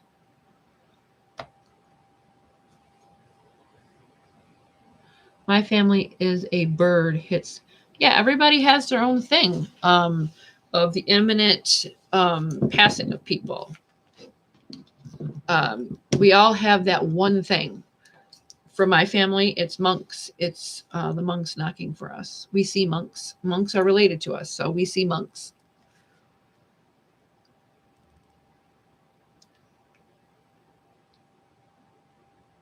Yep.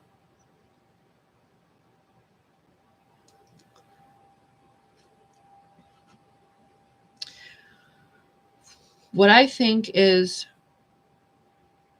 as I've stated for Summer Wells, no one thought that this case was going to blow up the way it did. And when she was put in a trafficking ring, they got scared because it got too close. And when it got too close, they killed her so that they would have, no one seen us with this child, or no one could more or less give that information out. I do believe there is a huge sex ring going on there, and it's right in plain sight. That's why they cut her hair. I do believe also that um, she had different clothes on than what was stated. Monks, I am related to Maximilian, my family and I.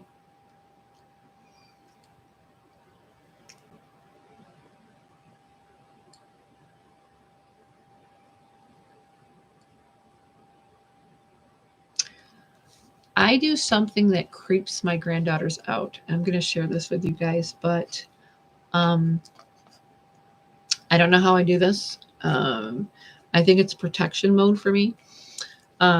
So I could be sound asleep and I'm in dream state. But I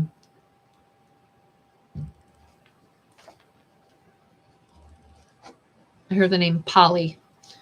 Um, my granddaughter will try to come wake me up in the morning. Now, like I said, it freaks her out, and it would freak anybody out. But even though I'm fully asleep and I'm in dream state, I'm in full dream state, I can hear her, but I also grab her by the arm. It's like a protection thing. You hear that, Chase, too? I heard it too. Totally freaks her out. I told her, if you want to wake up Nani, wake me up and pat me on the back, tap my back. Even though I grab her arm, I know it's her.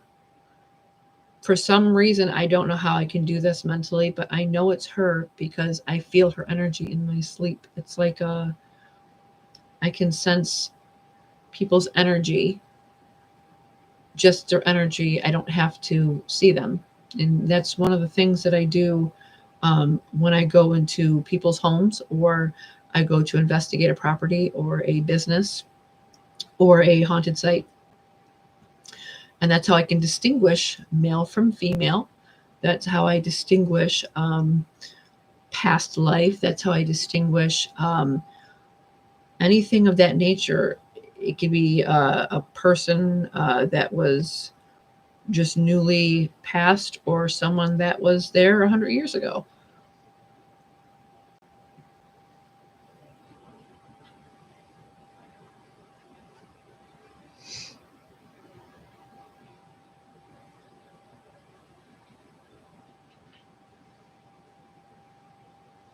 I believe some of the police are involved in the sex ring too. Years ago, a couple years ago, I stated I actually went on my YouTube page. It's probably there still. It should be there still.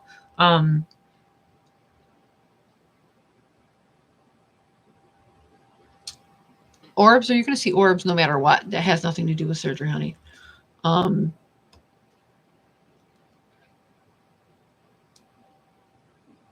You're welcome, honey. I stated years ago in Kentucky that there were several serial killers. There was 3 serial killers. One that, well, I guess 2 serial killers and one that hadn't acted out his fantasies, his obsessions, his needs. I don't know if she's coming back because this is coming back, and I notice when this comes, she's here. But the name Polly came up to it. I don't know if you guys know if there was a Polly connected to Julie Mosley's case. Can you talk to any spirit you want, or do they come? Well, like I said, Taylor Miller, channeling is one thing. I can talk to any spirit I want to by that.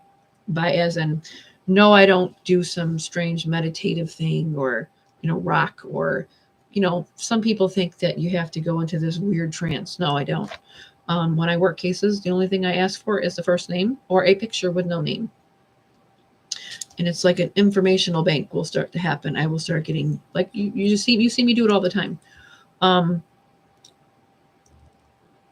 When I'm on lives, energies will just step through, so to speak. Sometimes I can get one, sometimes I can get 2, sometimes I have multiple that are trying to talk over each other. That's why you hear me say, one at a time, please. But when I channel an energy and I do videos, that's more so just the one energy. And there will be some that do try to step through and start to talk, and I will correct them and say, I'm sorry, but you please have to wait your turn, okay?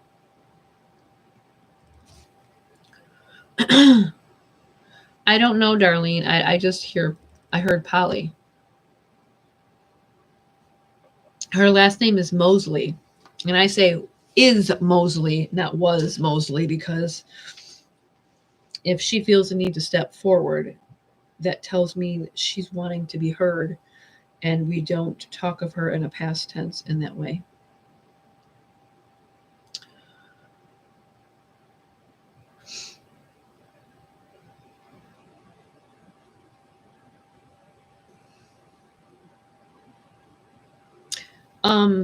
People ask me if I get nervous before a live,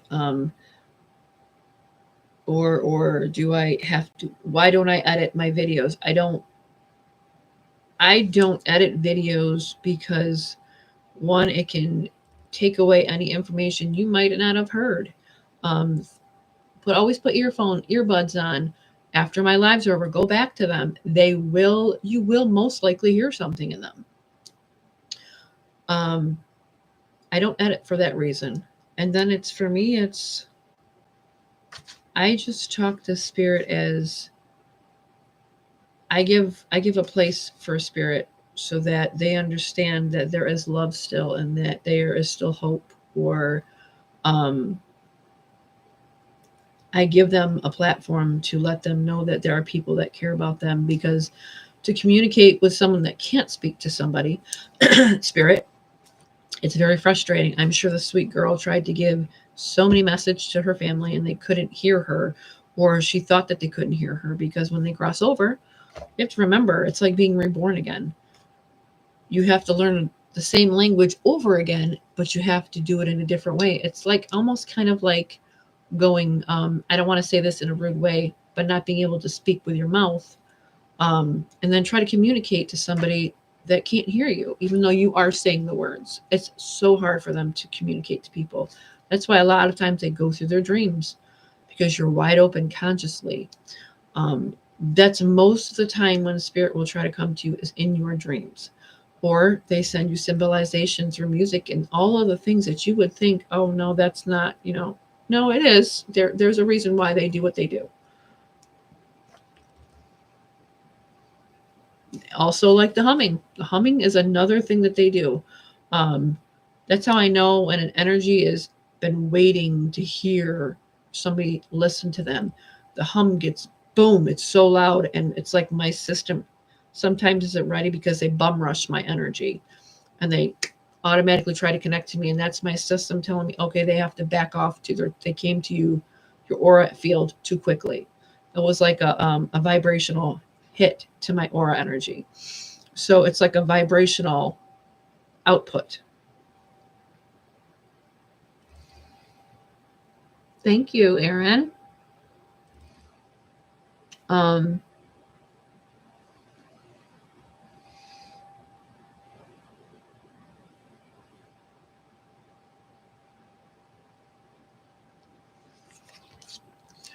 I'm hearing the name Shane. Shane?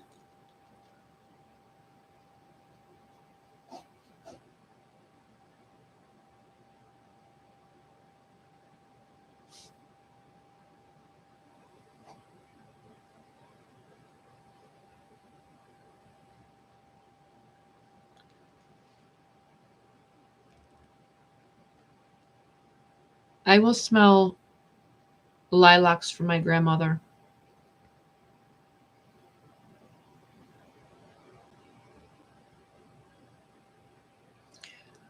Diana, what is the best way for someone who has some things happen to them do a reset in energy, and suggestion would be appreciated. When we need to reset our system, you want to begin with one, um, depending on what you're referring to, whether it's, now I'm just going to put some assumptions out there, okay? Abuse is one. Most of the main thing people have a hard time. That's my husband walking. Abuse is a big one that people have a hard time getting back on the vibrational standpoint, because when we have a hard time letting go, when we hold it all in, energy gets stuck within us and it closes us out physically and mentally. So I always tell people to um, depending on how they want to take this. Forgive, forget, and let go. Not for them. Not for them. You don't have to forgive them and say, hey, I forgive you for the horrible things. No, you don't. You forgive for you, because they're not caring if they hurt you, but you're carrying all that anger inside and you're not releasing it. And it physically makes your body hold tension, hold sicknesses in your organs, depression. All of that is trapped energy in your body. And when you don't release it and when you don't let it go, you're actually hurting yourself. And that's how people don't realize that they're doing more damage to their internal than they are anything. That's one thing. Meditation. A lot of people don't understand how to meditate. For me, most people think you have to have a quiet mind. No, it's not what meditation is. Meditation is calming the soul, calming the mind. And even if you're an overthinker, don't look at it as you need to do it in a way where your mind's not saying words. No. I like to tell people to focus on a candle, focus on the flame. The flame brings us into a oneness. I started meditating very little with a flame. I didn't know why I was attracted to it, but I just know it made me feel calm.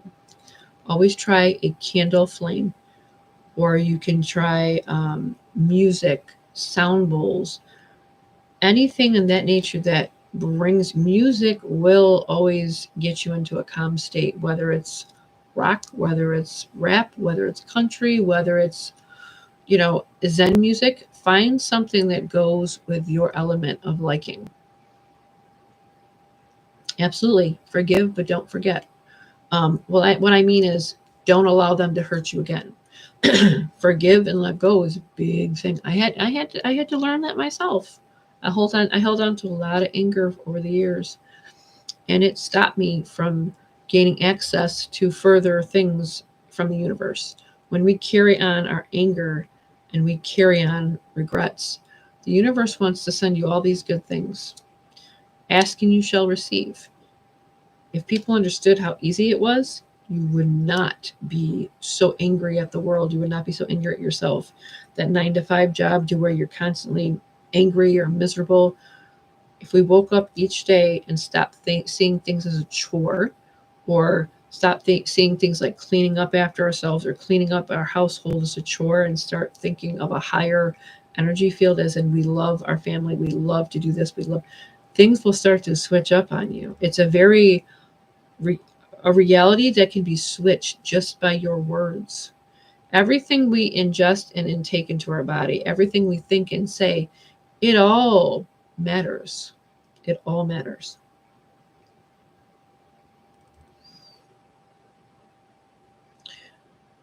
Everything begins and ends with love. Love is the only frequency. Love is the only frequency that you can vibrate on, and you can either have more or more or more of. And when you experience the frequency of love, and yes, I know, I'm being told by spirit, people are becoming so blank, they don't hear us. They don't hear us. Spirit will talk to you if you listen. Um, Being glued to this is a very bad thing. I don't know why that blinks like that, so I'm going to cover that. People don't understand how bad the phone is for you, or the electronics. When you become unhooked from the earth and everything around you, that's when your system goes numb. You understand? Like a computer, you're just a data bank. And then the emotional part of you is gone. That's what they try to create. They want emotionless human beings. That's why there's more crime rate with children killing each other, because when you are socializing with an inanimate object that cannot give you an emotional comeback, you become that way, and you become more, well, why doesn't this person communicate with me the way I want them, or stimulation in that sense. Everything begins and ends with love, emotional connection, physical bond. And we're becoming less and less and less and less. Spirit will listen if you open your heart to them. There is a huge disconnect. I've never seen people so disconnected from just human contact or human kindness. It is, Darlene. Love is the purest form of high frequency.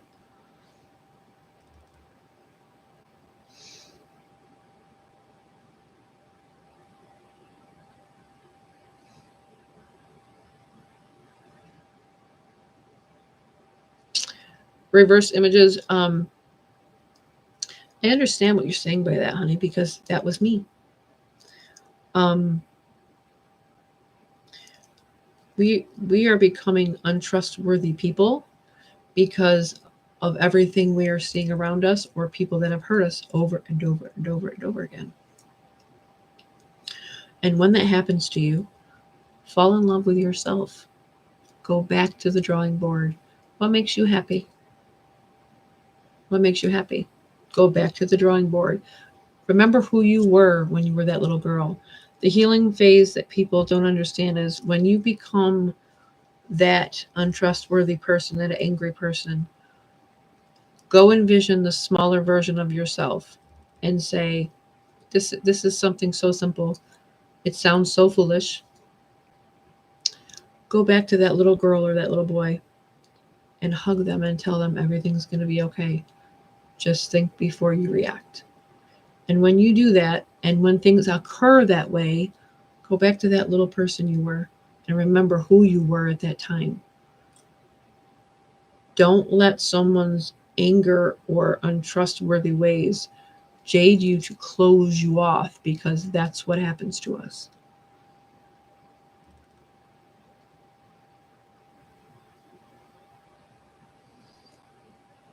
I mean, I can't say that I have never been closed off. I've felt it in my bones. I felt it in my soul. I felt like, I'm like, what's wrong with me? What's wrong with me? Because what I've felt for before, it's like there was a shift in me. But then I realized I'm always on this thing. I'm always on this thing. Break away from any internet. Go back out into the world. Go for walks. Get into the, atmosphere of trees and planting. Even if you don't have a green thumb, go do something that's helpful. I don't think people understand how many good things and how many good feelings you can get from doing the smallest gestures, not just for others, for yourself. Yes, recognize and acknowledge you are worthy. I like to tell people, don't ever, ever, ever chase anybody.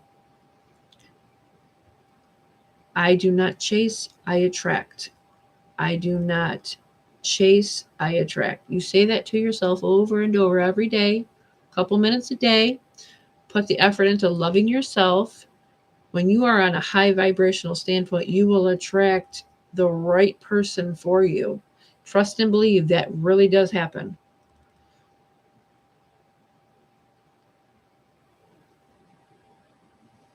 You're a man, it says you are the only person he can trust. But when we work from survival mode from a young person, um, we tend to attract people with that same mechanism. When we are stuck in fight or flight and we can't get out of it, or we feel we can't get out because it's always a way out of it. When you do that, that's who you attract. When you feel like you're so broken inside and you finally meet somebody, what you're not realizing is you manifested that person to fix you, to make you see what is inside you in that general aspect that you couldn't heal in yourself, or you feel like you can't heal in yourself.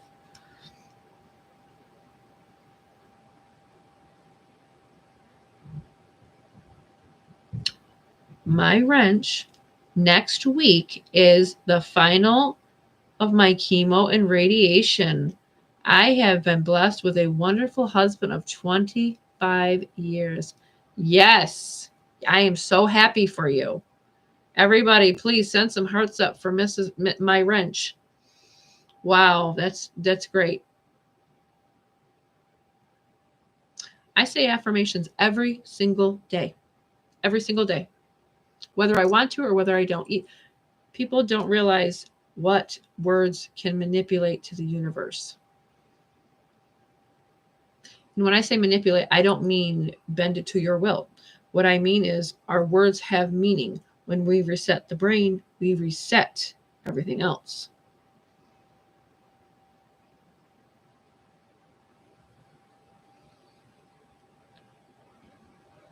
Many, many hearts. Let me throw some hearts in there to you, Dolly, because let me tell you, you are blessed.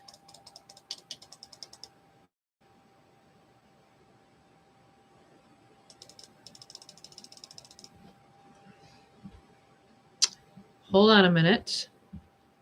I know I saw a Chloe. I'm hearing the name Chloe. Chloe Jade. There you are. Your name is being mentioned by a female spirit.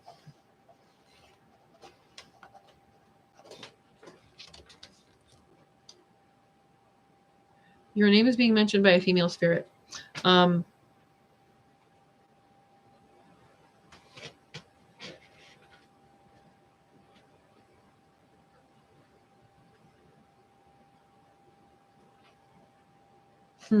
don't know how to take this, but this is something simple and funny. I think this is like a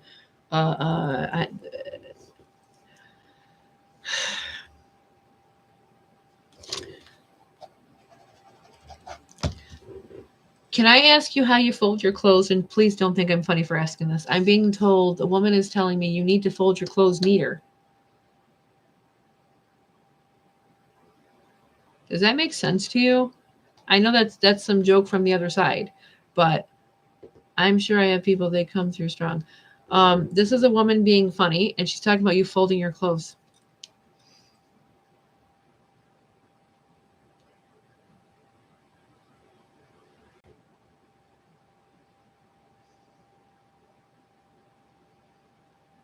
I'll wait on that response from you. What message do you have for Chloe?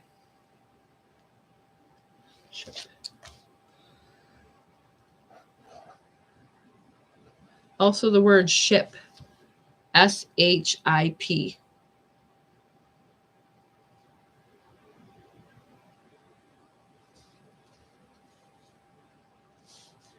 don't know if I hear Dom or Tom.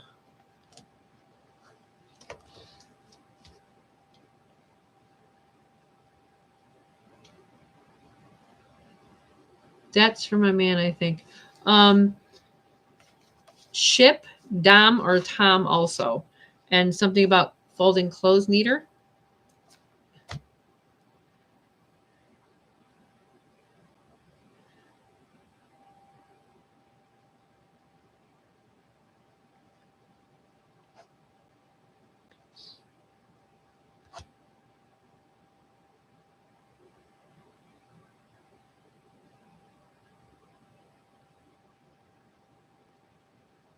What does the word ship mean to you, Chloe? Ship. SHIP. Could sound like I'm saying another word, but I don't want that to get mixed up.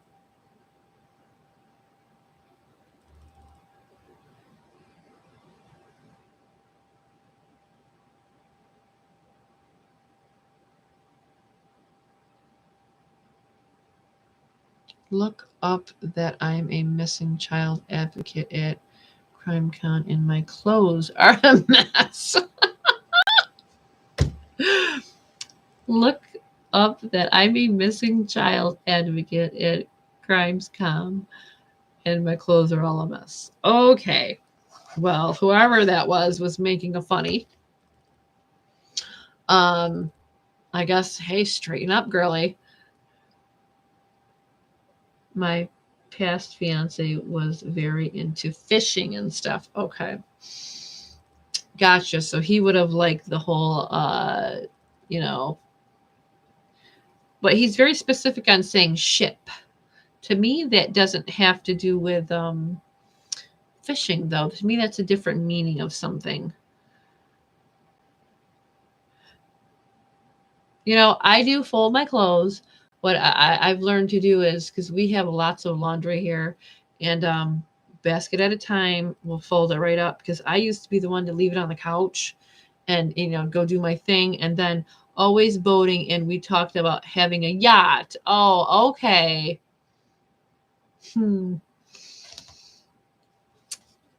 That's funny.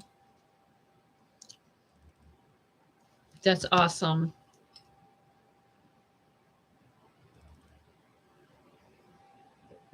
Um, I'm not sure if I'm going to understand this right or Chloe, I'm going to mention something about the knee area. Does that make sense to you? The knee area of the leg.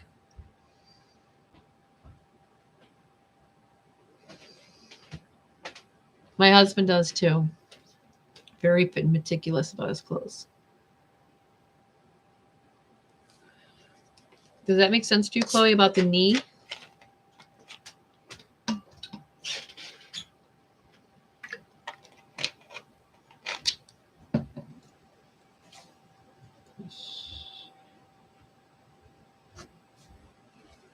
My dad just had major surgery on his leg. Oh, okay.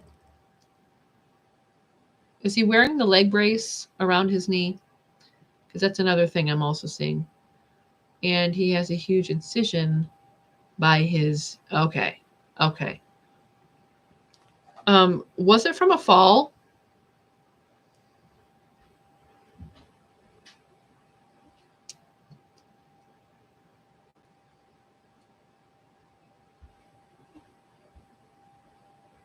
Bone infection. Okay, because I'm hearing fall.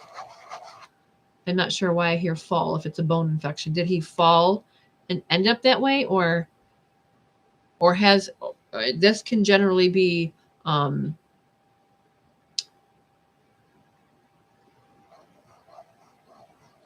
maybe this has something to do with your fiance? Did he ever have anything wrong with his knee, or maybe something in that area? I mean, just in general, it could be about your dad, but I also hear the word fall, so that indicates something else to me. Maybe from a very bad accident, he was racing and fell over a huge jump. Okay, there we are. Before and oh, okay, so that was from a fall. Okay, okay. Oh, poor guy. I hope he's feeling better at least. Um, Also, Chloe Jade, I don't know if this might have to do with you, but the name Chris. Now, it could be just meaning Chris Proudfoot's watching our live, or as in someone you might know a Chris. I felt and had major brain injury when I fell. That's when my fiance died. Oh, okay. That's awful, honey. Well, you definitely have people from the other side talking, so I gotta love that they are giving you exact understandings of situations, which means they are exactly giving you a sense that they're with you.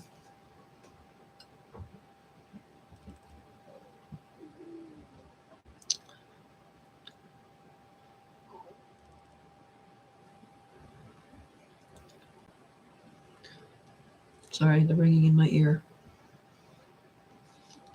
Okay.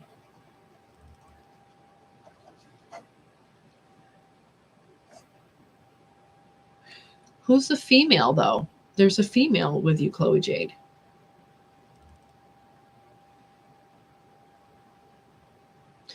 Because I've been very involved in Sebastian's case and done a lot of interviews. Oh, okay. So you're just not a fan of Chris Proudfoot, and that's why they were mentioned. Okay, that makes a whole lot of sense why Chris's name would be mentioned here. Um,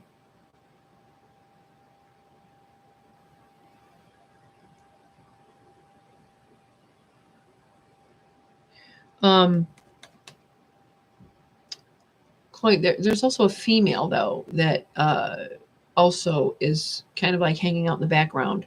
Um, to me, it's kind of like, I don't want to say you weren't close, but at the same time, my best friend Jen, who died right before my fiance, she drowned in her pool because she had a seizure. She was visiting you. Oh, um, maybe that's the whole I'm standing in the background thing. Um,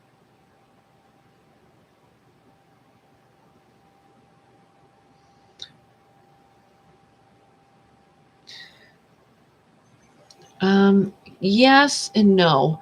To me, this might feel like a family member, a female from your line that would have passed on.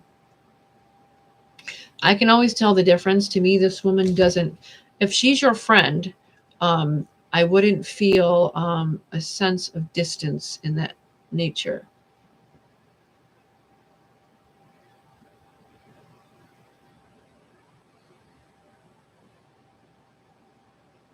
Um, a woman that's not, I wonder if distant means distant. I'm trying to put this into words because you said your grandmother's always. Is there a female in your line that you weren't close with, or um,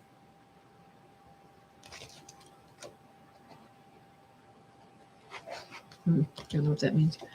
Um, maybe my mom's mom because we weren't close. Okay, that makes sense because to me, this would be somebody from your line, but she's standing off, and how I see her, she's just like her energy is just like fluctuating side to side, and she's off in the distance. Usually, that's my symbolization for someone that was adopted and they watch over you still, or someone that they weren't close with. They loved you, but they didn't show the emotion to you, and then um, usually somebody that is your guide or your angel that just watches from you from a distance. But to me, this is a lineage relationship. She loved me, I know, but we weren't close, and her family is British. Oh, okay, yeah, yeah. That's definitely how they are. My grandmother, I never met her, but they say she was like that, and she was Scottish, and her name is something else. I loved it. You will look at the exact okay, because she's definitely watching over you. She just she stays at a distance. It's kind of like having a distant guardian angel. They watch you from afar. They just watch your doings, and maybe they might try to step in and help out when they can. But that doesn't mean she doesn't love you, because she is definitely there. That's how I knew this woman that was here was not a friend. She was a distant relative to me. She would have, or I usually get that when someone's adopted, or like I said, someone that didn't show emotional connection, but they did care for you. Yeah, it makes sense for sure now. Okay. Um, but as you can see, they called your name out specifically. And when they do that, I stop what I'm doing, and I will make sure that I give that message.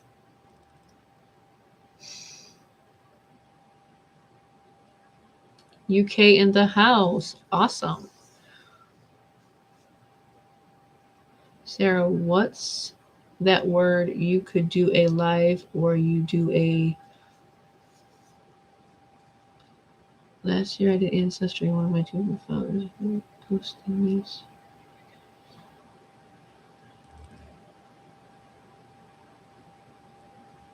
She didn't have. So I was.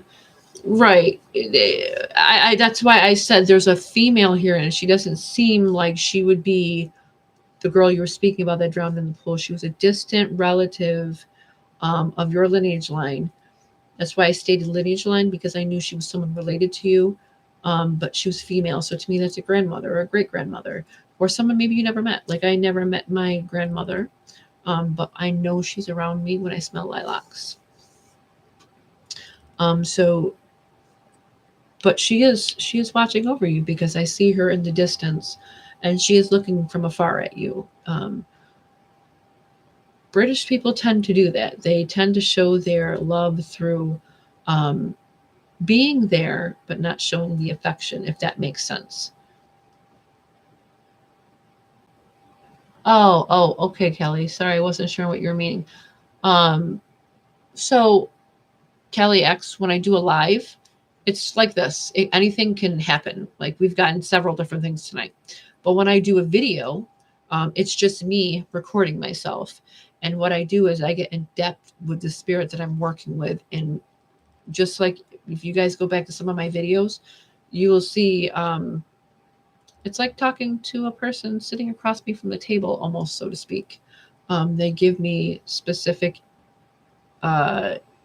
information. I was trying to say something and somebody said something to me, a male.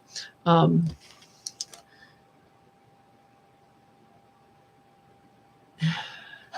going to assume this is maybe for you, Chloe. Did your husband ever, was he ever funny and always doing like, I have a hard time saying this on lives because I'm a very personal person in my relationship. Right. And that's what I try to tell people. A lot of people don't realize the people that you might think are there sometimes are not. It's the people that you wanted to be there in life with. There's a male talking about innuendos. Was he a person of a jokester in that way? Was he very was he funny? I'm going to say it because we're all adults here, but was he very a funny sexually, like just joking wise, like the innuendos? Chloe Jade. He was so funny and he carried me around and we had the closest, most intimate relationship. Okay. Absolutely. Okay. Because he was this male was talking about sexual innuendos. And I knew what he meant by that because that's my husband. We're like the complete opposites. I'm me the way I am. You know, I'm very serious in nature when it comes to my work, and he's the opposite. He knows what he married, and he knows, but he doesn't let that bother him. He's like, that's you, I'm me, this is us. So, like when you do a personal, I think the word starts with an S. He always made me laugh and be lighter. Yeah, he definitely. When he stated those words, I knew he was a joker. He was a funny person.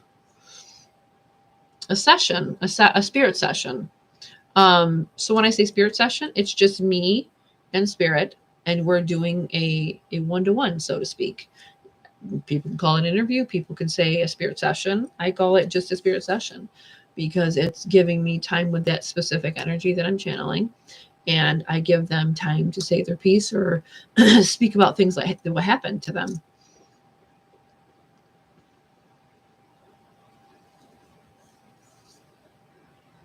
That way, if I do a video recording of, you're going to get everything in basically raw nature. I don't edit any of my lives, as you can see, Eddie. I don't edit. I don't get into the thumbnails and all this other stuff. They say, oh, you get more views and you get this and you get that. I don't care how many people see my videos. I don't care how many people hop on my push that button. I mean, it's nice, sure, but I don't do this for that reason.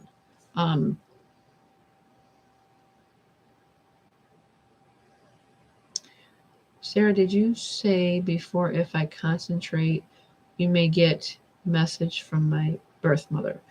Honey, I probably did in another life. To be honest, I talked to so many people in a day. I might have forgot. I honestly I don't remember if I did.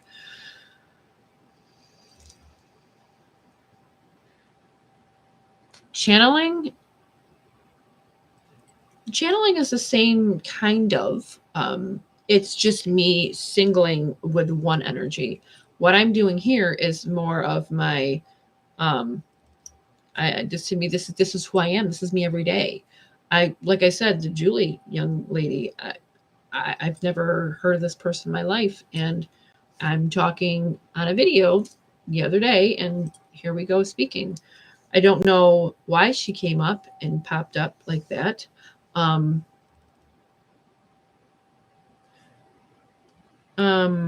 But it didn't start happening until I spoke about the Malik Harris person. So I'm not sure what that connection was to me mentioning that, but I do believe, well, I know why she was here, because Savannah tends to bring me energies to help, which I've come to understand. I think she was made into this energy for the other side to help others get justice, which I just find so amazing. This is the second or third time she's done this to me. And it's overwhelmingly beautiful. And I could cry when she does that. When I hear a spirit talk about Savannah Spurlock, that really like puts one in my heart.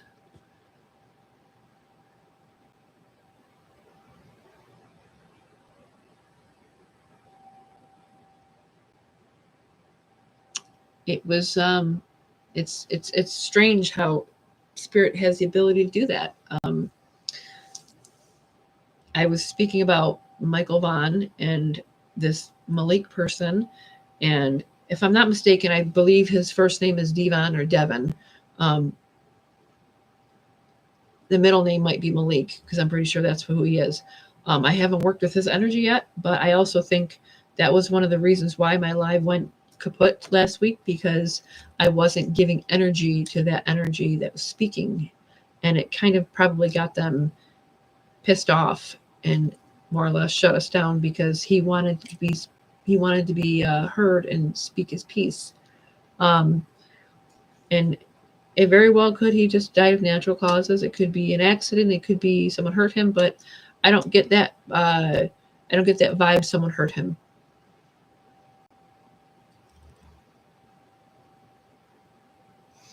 To me, you seem like a true connection. Do not try to. No, for me, it's strange. It's like, I can't explain. I can't put it into words. I don't know how I do this. I just know I do it. It's like having people here talking to you all the time, except for they were people that lived before, and they had lives, and they meant something to someone. And energy connects to energy that is vibrationally caring and loving. Like I said, love exists for a reason. And when they're on that high frequency of love, you connect with that. And I think that's because I'm a vibration of, I love animals. I love human beings. I would give my shirt off my back to a person who didn't have one in my last dollar, or I'm just that kind of loving person. I do. I get emotional when I hear an energy talk about that. It's very strange to hear that. Savannah, I knew right away. To me, she looked like a Hollywood princess, like something out of a Disney movie. She had the beautiful blonde hair. She had the beautiful smile and the teeth. Everything matched. To me, she almost looked like Snow White. Not Snow White, because Snow White had dark hair, but she almost looked like just like a Disney princess.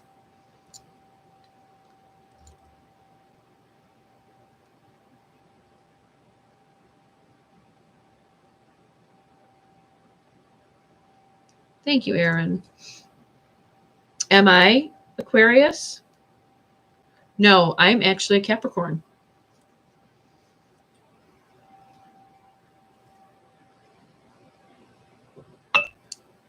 I am a Capricorn. And my son is also a Capricorn, which is funny because he sees them, he doesn't hear them.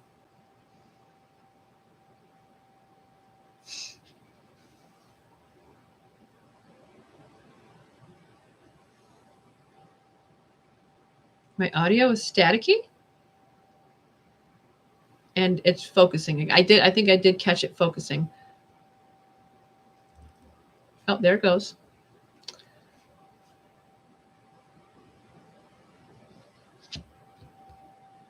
Molly, yes.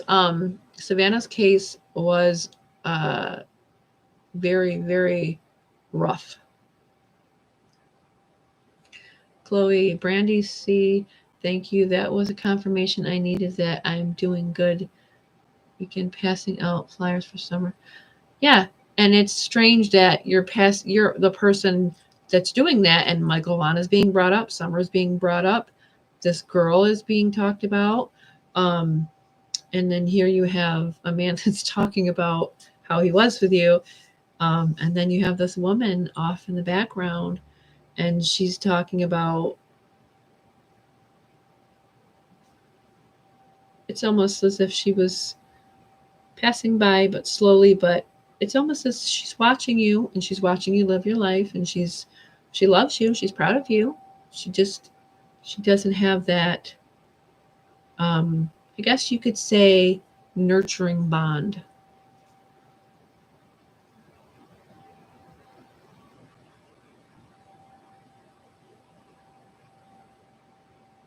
I feel like that might be air somewhere because I am in my basement. There is a vent here, but I mean, I don't feel it though.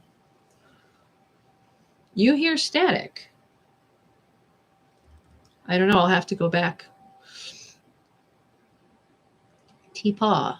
I'm watching you plant. Okay, teapaw, teapaw. Alrighty, who's the male?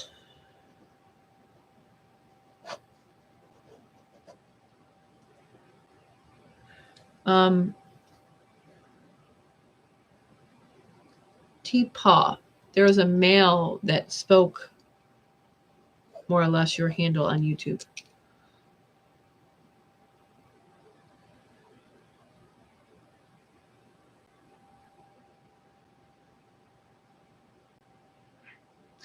Aaron, that's usually because empaths attract people that need to be healed, whether it's animals, whether it's people. We also attract narcissistic people too, which means the empath will attract a narcissist to try to heal, but it's like a rubber band effect. It's like we never stop trying to heal people and fix people, and sometimes it's a rubber band effect that affects us, and we start to snap back and become angry. Could be many. Okay. I'm just trying to catch up on some quick.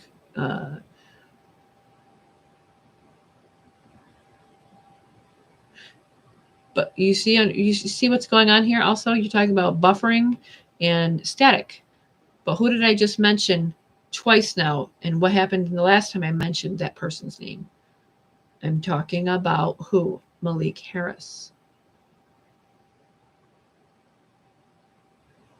Thank you, Leslie. Yeah, unfortunately, empaths, we attract narcissists. So the male for Teapot.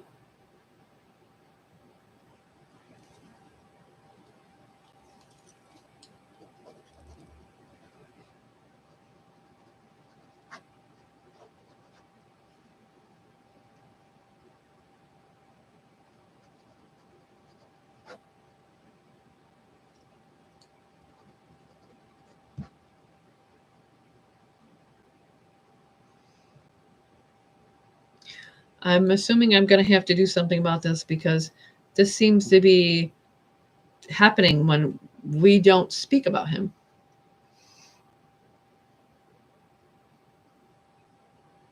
I want to get something out first, really quick, about this Teapaw male. Um,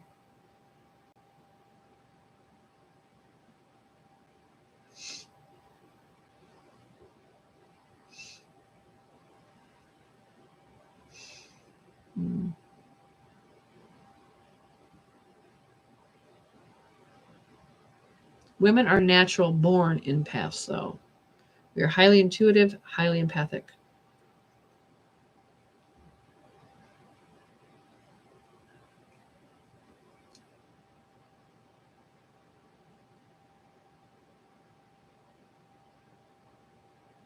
Teapot, I'm going to say this just the random things that I heard.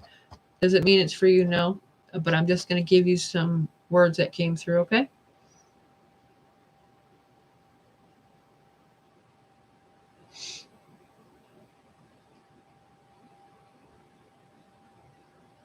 Okay. So I hear a name with like a D. So this could be either Dad or Dave. Also Phil, and then the word some. I'm not sure what that means. This could, or trying to give you a sense of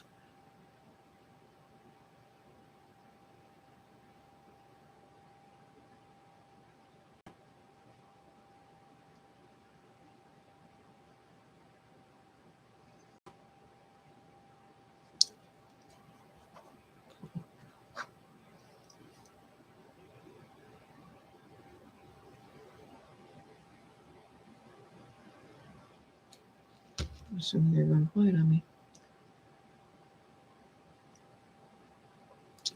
I think there is a person called yes, sometimes I should okay. Um Somebody by the name of Devin or Devon Malik Harris. He was a football player. He who has passed on. Someone wrote that in the comments, which fit because when I heard that name, I automatically thought of my son. My son's name is Devin. So I automatically thought, oh, okay, there's something off with the name. Could be cousin. Okay. I'm not sure if pill fits into that, but pill is being said as well.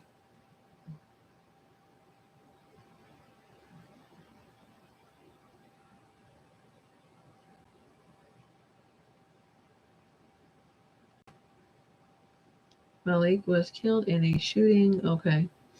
Now, is his first name Devon or Devon? And is his last name Harris? Because that's the name I heard.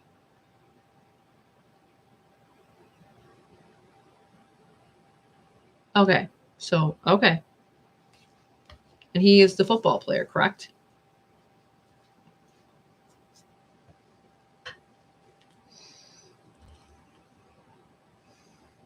Dad or name was it Daryl? My dad. What about pills? He wouldn't take no medicine before he passed. Okay.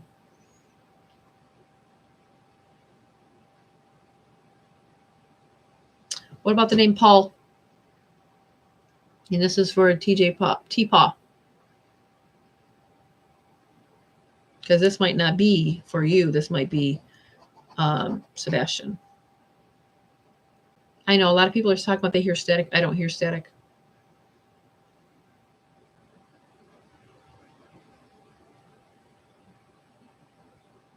I actually hear nothing. Chase and I heard something in the corner over there earlier, but I'm not sure what that was. Yeah, I don't hear it neither. Devon Malik Harris. Is it Devon or Devin? I spelled Devin, Devin. All-star, 25 years old, football player, Granby at shooting victim who died. Okay. Okay. So it's more or less of he wants to be heard. Maybe he wants to give us information of what happened to him in that sense. Oh, T-Paw says, Paul married to my cousin's sister. Okay.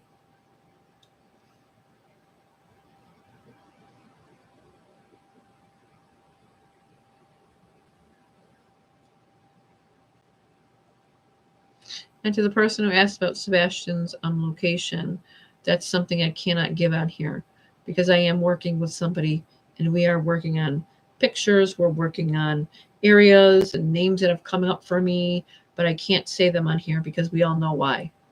His birthday is June 5th.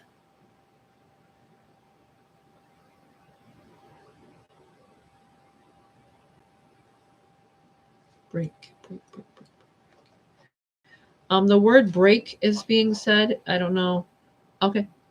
Paul's birthday is the 5th. Okay. What about the word break, T-Paw? I'm not sure what that's being referenced to. That could be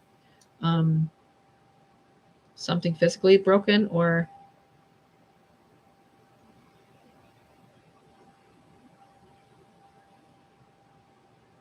Okay, where is Cheryl? I'm being told Cheryl. I know I saw Cheryl on here. Or is that for you, Teepaw? Cheryl is being said also. Cheryl. I thought I saw Cheryl on here. Hold on a minute. I'm being told Cheryl. I don't know if that's for Teepaw yet or Cheryl. This might be for Cheryl Tanner. But I'm not sure yet. I'm waiting on Teepaw's but to me this is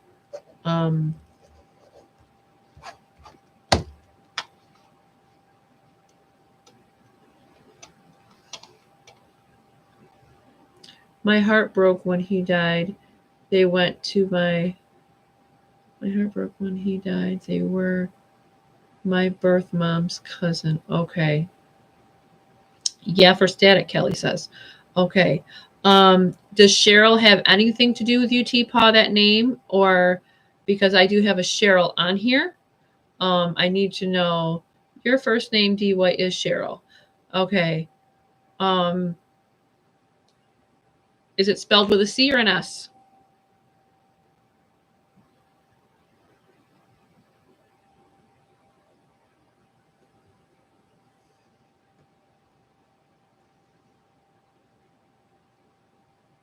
Break is what they also say for football. You're right. Absolutely, Darlene. You know a Cheryl. I spelt it with a C when usually when they guide me to that, it's somebody by that spelling. But I could have very well spelt it wrong too. So I just want to see. No, not offhand. Okay, so this is not for you, Teepaw. Okay. But this also comes from a male side.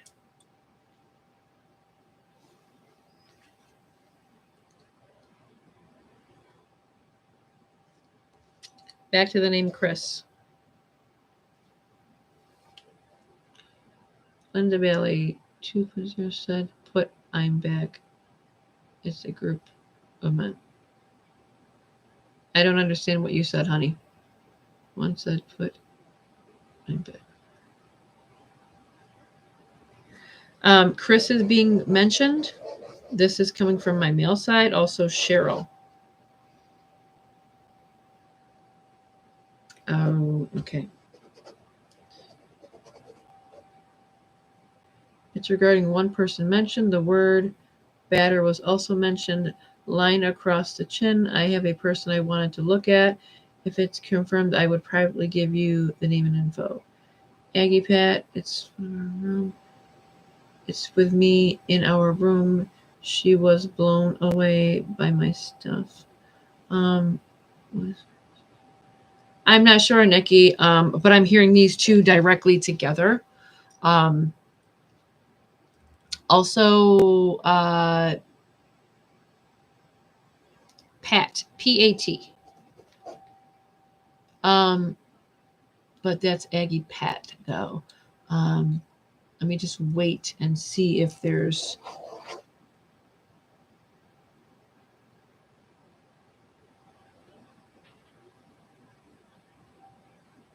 Chris.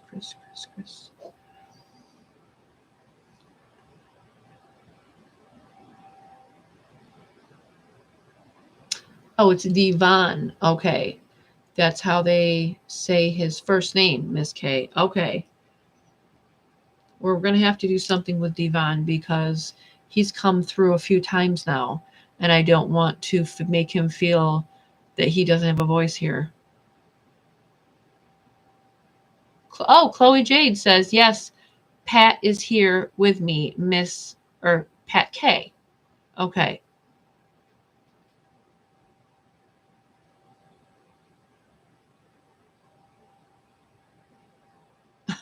Okay.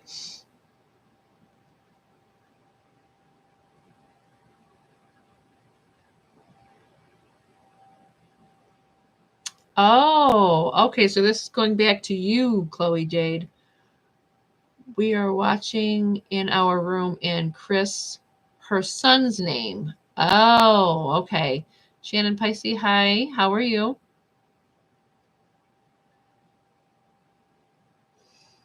That's funny.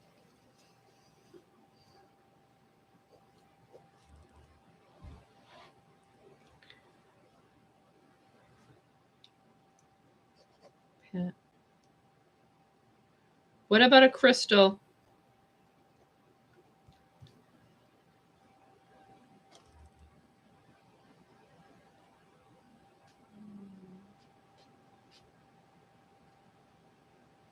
Chloe Jade, is there a crystal as well? I just want to make sure this isn't for you too. You spirit hog.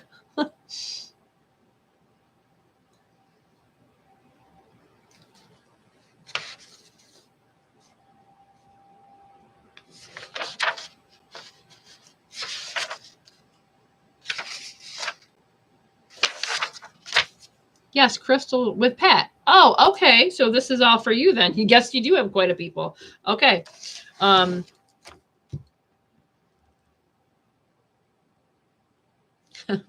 I'm being just told. I'm being shown a piece of paper, and I'm getting a person going check, check, check. It's like um, this person, this person, this person. It's like a constant. I need you to know. I need you to know it's me. I need you to know it's me. Okay. Okay. So we're gonna write down Devon's name because we're gonna have to make sure he feels heard and understands that he is important too. And Phil too. Phil was on there too. Yes.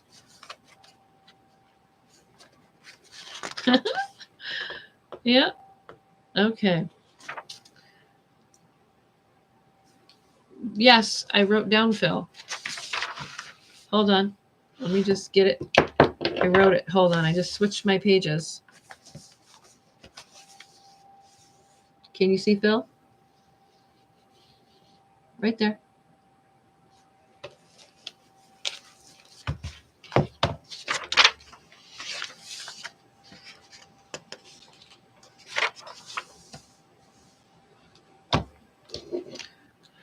Kelly X, I'm determined to help find Seth, find his son Sebastian, and determined to find out who did him wrong. Aggie, those are all your friends. That's funny. Yeah, I definitely, Kelly, I know the answer to that. Wow, that is really cool from Pat K. Molly, we are definitely going to help Devon Malik for sure. We're just going to do a session with him and give him a voice. And I'm not sure. Well, Cheryl, I have a lot of information that goes with Chloe Jade. So that was, I think, because I spelt the name Cheryl with a C. And for me, it didn't feel like I was spelling the name wrong. So I do feel.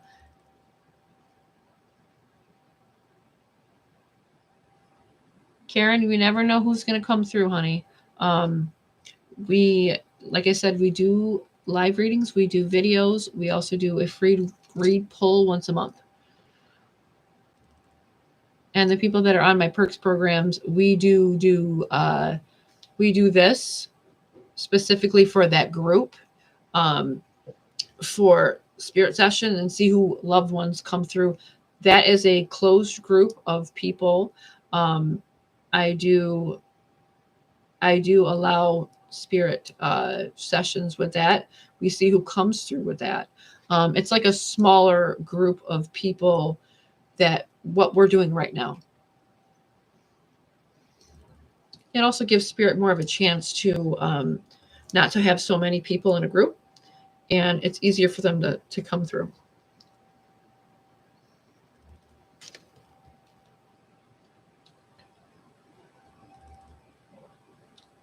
Yes, Aaron. This Tuesday coming, yes. It's just for the members' perks.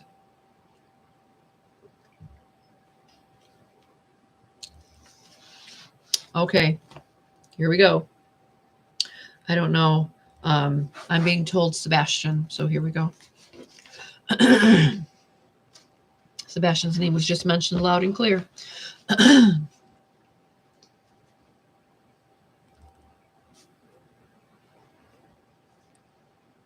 Being told mention Dad, Seth.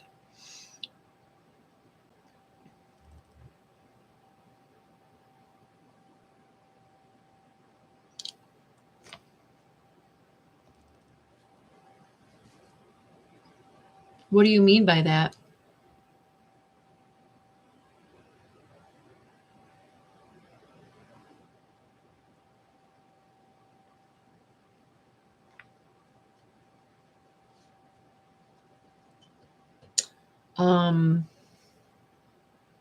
Well, who are we referring to though?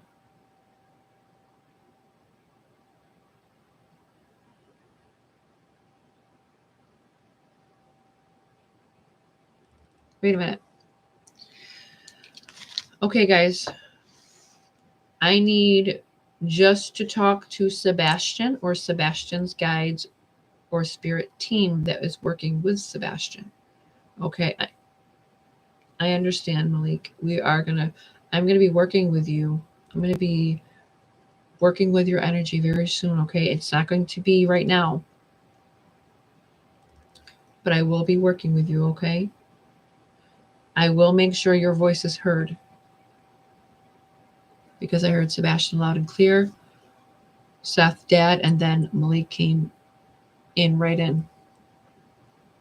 My hair was just kind of like grazed like this.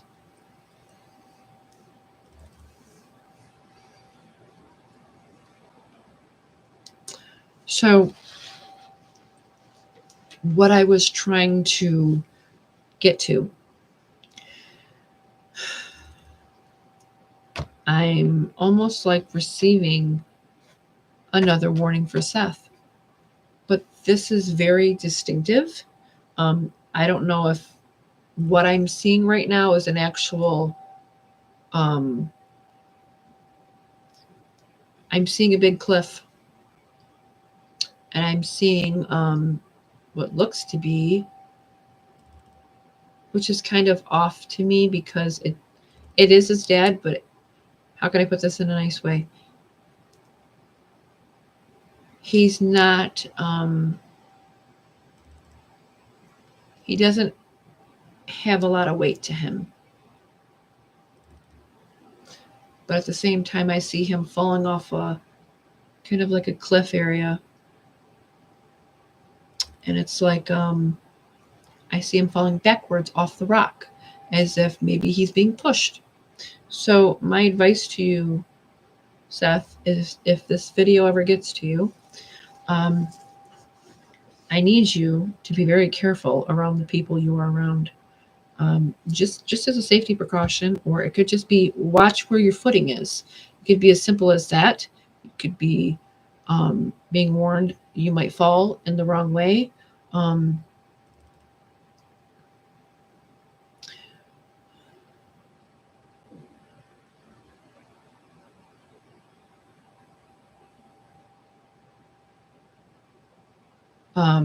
I have an idea, Kelly. I have quite an idea already. I don't think you all understand the amount of things I'm doing for Sebastian on the quiet setting. I'm working with someone else, and it's quite there. It's a lot there. It could be. I don't get the vibe of him hurting himself. I do feel like either possibly someone pushing him or him falling and losing his feet. Or it could be falling out of it, symbolically too. You have to realize it might not mean that, but I will say what I see. Symbolically, it can mean he's losing himself trying to find Sebastian. It can mean something, he's losing himself mentally and he's fine, because Sebastian said one day my dad's fine, The next day he thinks he's going to find me, and the next day he thinks I'm gone. So it's a very hard thing. You think he might want to try to hurt somebody else. I feel he's not mentally well either. I keep getting that in my feelings. He's one of the certified SAR techs for Tennessee.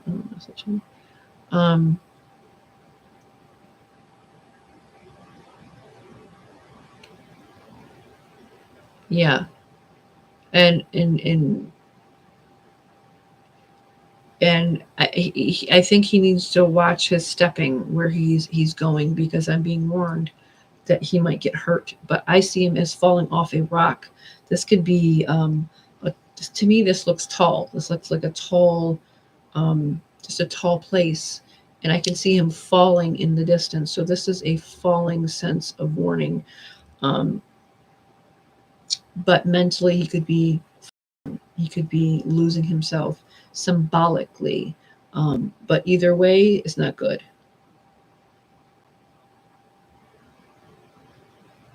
Any and all parents hope for the best here, mentally. Here, they know something else, and it's a battle of the heart and the mind, and it's a very harsh reality to wake up and go to sleep every single day knowing your child's out there somewhere, and to not be balanced here with this, that your whole system is going to, your meridian lines, your endocrine system, your endocrinist, you can't even say it right, endro system is very, hold on, I'm checking my phone here,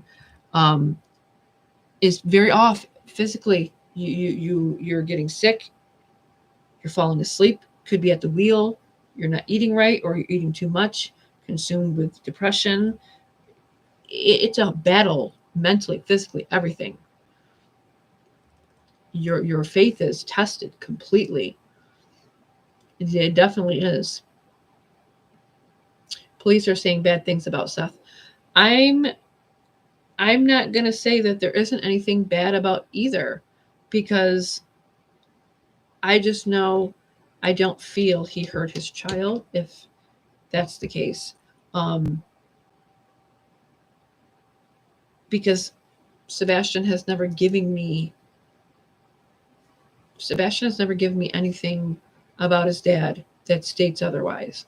He's always talked about his mom, he's always talked about Chris, and he's talking about the mean people.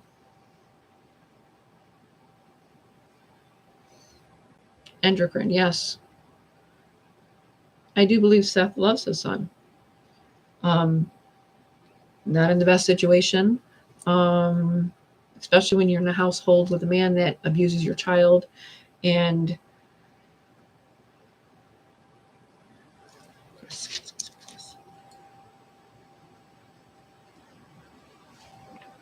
I'm just gonna say what I have right now, and it's, for me, it's disturbing.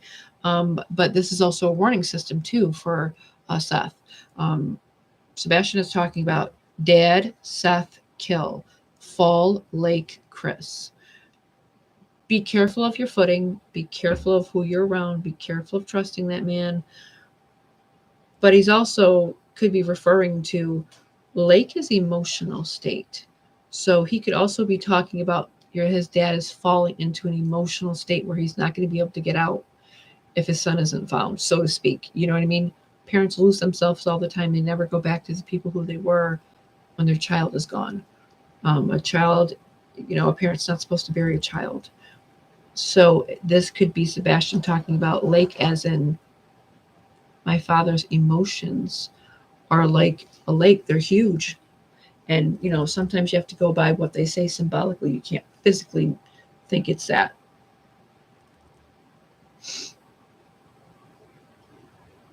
It could be, yes.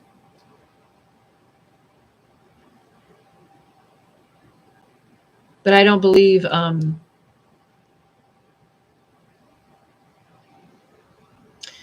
I really don't want to get into the detail about Sebastian's whereabouts, because working quietly, I just don't want to put the 1, 2, 3, 4, 5 step there, and it gives more questions. And I don't want to. I don't want to be. I don't want to. I don't want to go to that stepping.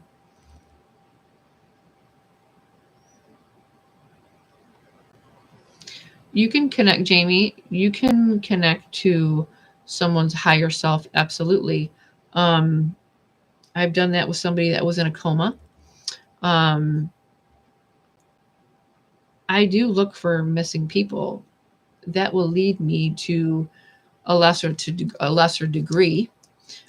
I won't have as much information, but if you're assuming that I speak to someone that is alive, um, in that manner, like I'm doing in front of you, um, no, but I pick up their psychic information about them. So, perfect example, if I'm speaking to spirit and I channel spirit, they go on and on and on what happened to them and what, possible places and here and here and here. That's someone that's passed on. But when so randomly, someone sends me a picture of this person, I will pull information from their picture. And if it's barely anything, I'll know that person's alive. But if I get a full page, then I'll know some things went down. I'm just pulling their information from their energy. So it's channeling their energy, but at the same time, they could still be alive, but I'm not going to get in that heading, um, death or murder or in that sense accidental, anything like that.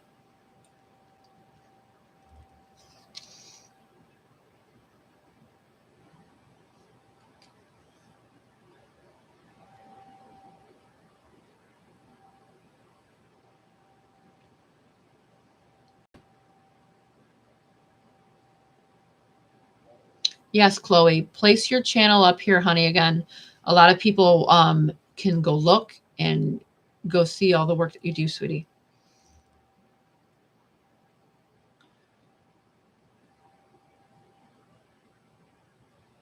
Yeah, Susie, I'm assuming that Sebastian is talking about mentally, he's losing himself, falling. He's losing the depth of his mind. That's why I'm seeing him fall backwards, deep down in. He's falling mentally deeply, and his emotions are getting to the best of him, which it's normal. It's normal, but it's driving him mad.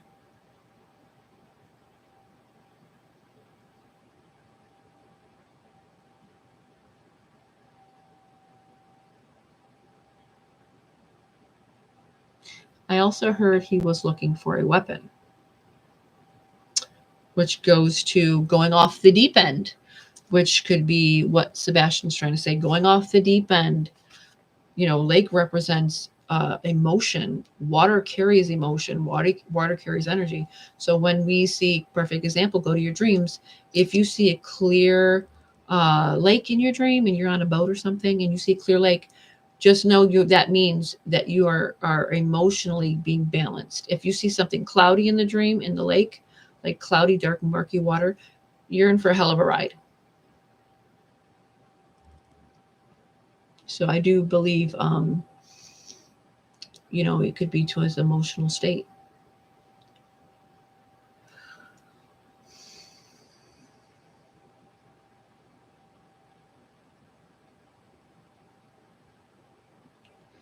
Being told Tony.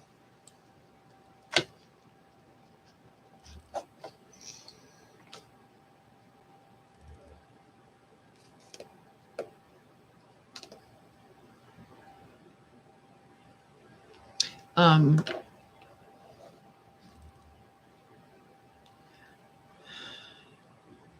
I'm also being told like this Tony is giving him, um, I guess you could say, bad advice, how to handle things. Um, I know that it's not working out for Seth with the communication like he should have. Um,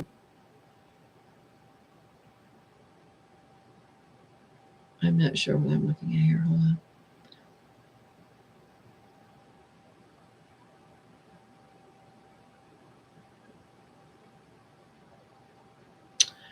I don't know what that means. Um,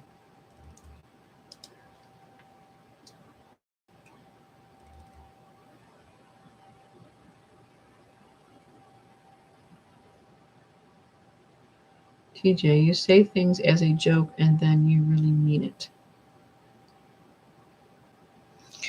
Um,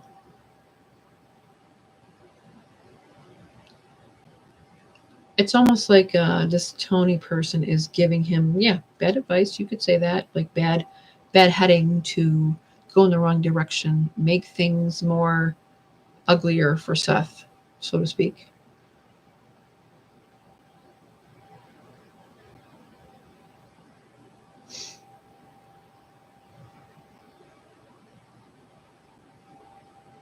I do feel, yes, Tony is a bad, um, and be, I'm trying not to be, but I have to say things the way they're telling me. He's a criminal, I guess, from what's being said. What does that mean? I'm not sure. I'm just repeating what spirit is. So I'm not bad mouthing anybody, but that's what I'm getting from spirit.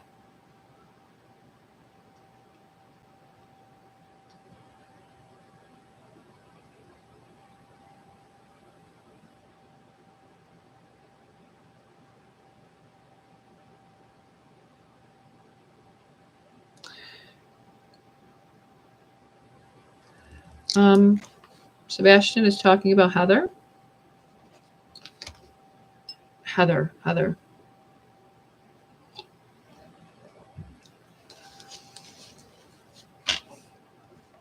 Chloe.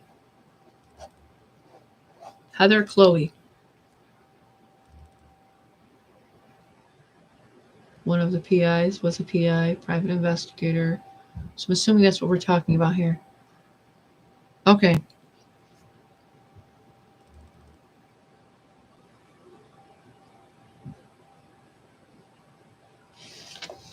I'm being told trying, but then he shows me something like it's being broken half. It's more or less Heather and Chloe were doing whatever they could do, and then it was broke. It was broken. Tony ran them off. They're both PIs. Okay. Lots. Okay. Sebastian, was Chloe or Heather ever close to where you were?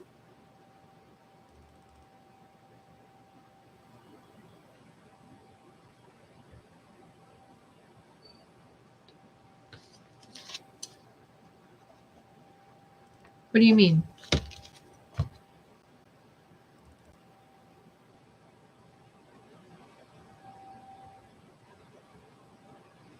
Hmm. Something about kind of did this gesture. Kind of like he went out this way and then he went out this way. I'm not too sure what that means. But he's one time. Then he says moved. So I'm assuming that they moved him. Catch.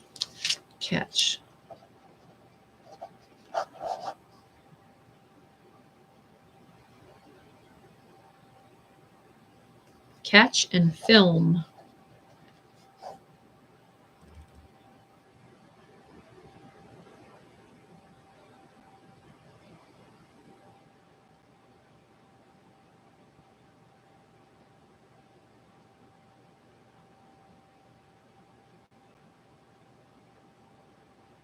TJ.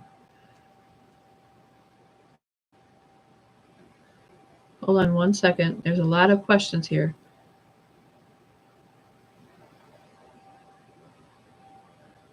Sebastian, are you in Tennessee?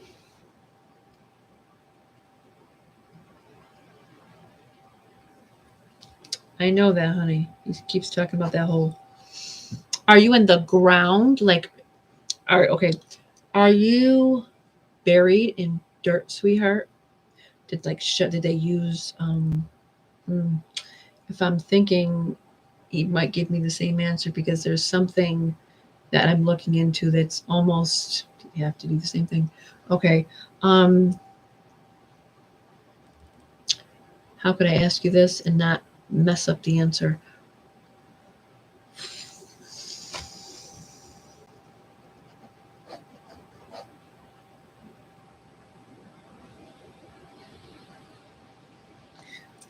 Are you, Sebastian, did they use machines to hide you, your body? Like, did they have to dig with a machine like Chris uses? Or did they dig with a shovel?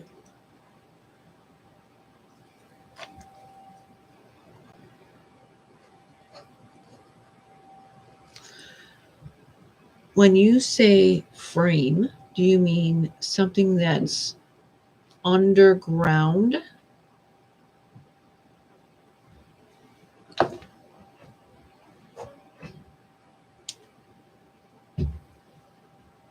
Hmm.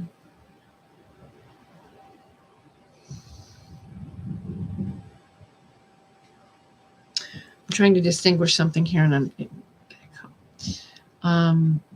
I don't know what that is, guys. Backhoe? I don't know what that is. I don't know what that is. Excuse me, but I don't know what that is. Yes, it does. A wooden box.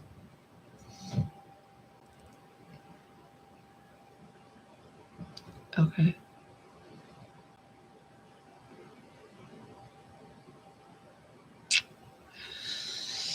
Hmm.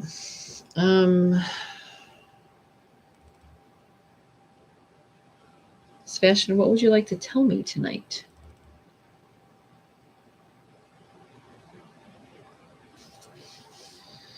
He's really worried about his dad.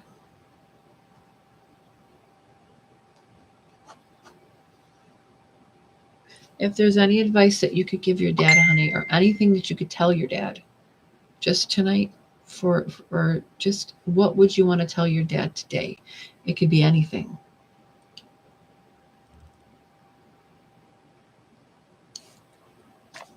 He's talking about Chris.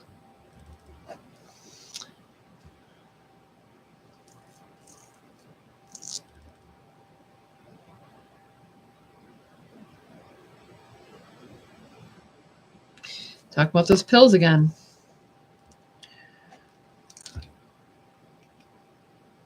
Okay.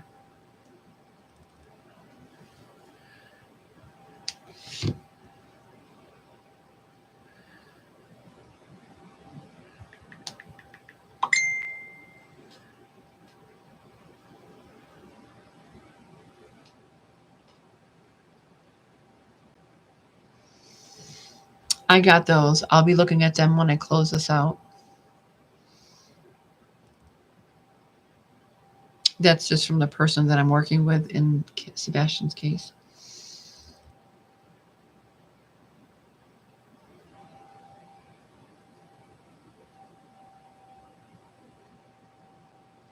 Okay, I got that. Is there anything that you want to tell your dad about where he can go to find you? So dad can help you come home.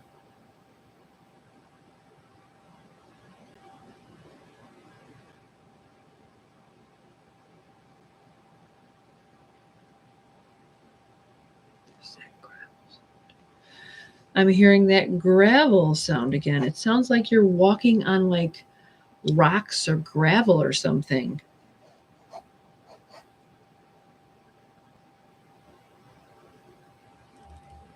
Tony and Chris both operate cranes.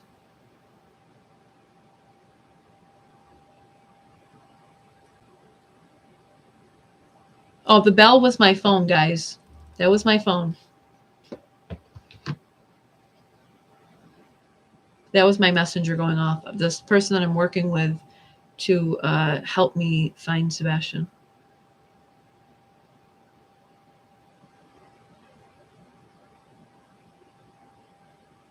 Oh, okay.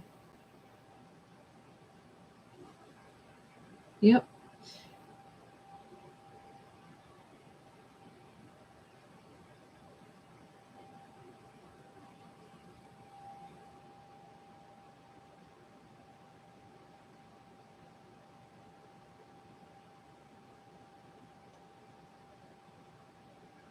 Bubbly. Okay, I'll ask that for you because it's different. Has he heard Terry or Charlie searching? Sebastian, have you heard Terry at all by you? Terry Lynn? I think her name's Terry Lynn.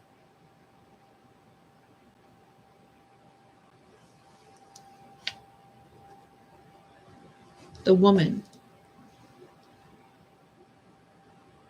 Oh, he says she's nice.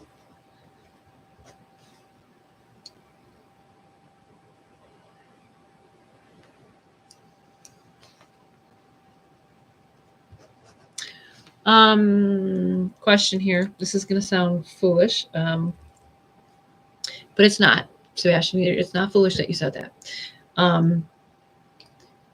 This is for the Terry Lynn person. He's talking about how he plays with this woman's child or grandchild, and she has some sort of uniqueness. I call it uniqueness, right? We all know what we're referring to here. Like Sebastian, like Caleb, uniqueness.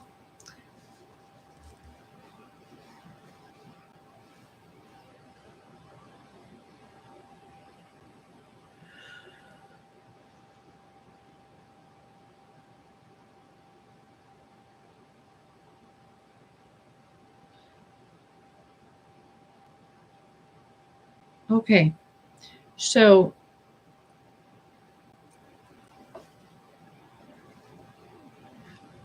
when we talk about, are you close to a place where Terry Lynn's been? Was that a yes or a no?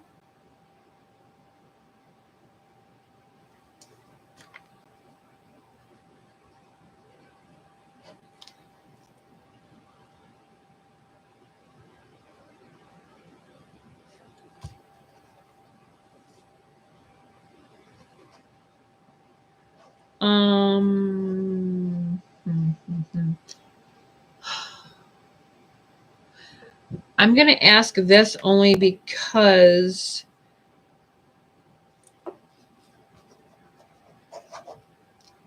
did Terry Lynn search around any caves or graves? I'm asking this because this came up.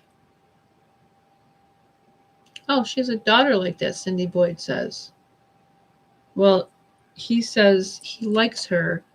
I'm not sure the age but he says he tries to play with her.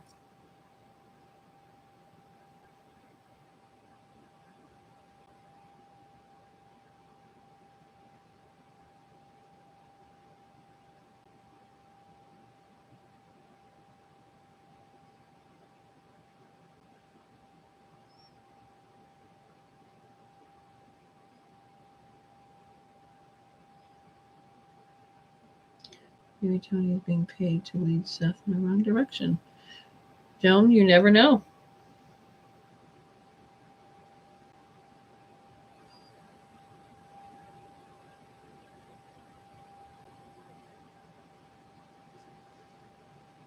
So,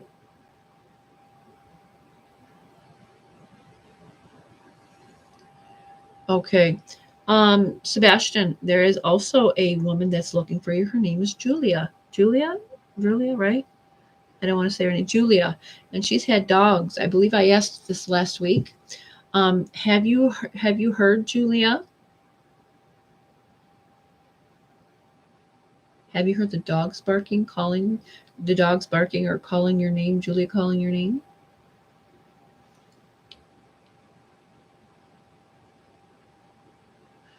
I got something, Sebastian, that maybe we could try if you're interested. It's up to you though, because I want to try something with you. Okay. I can tell the searchers.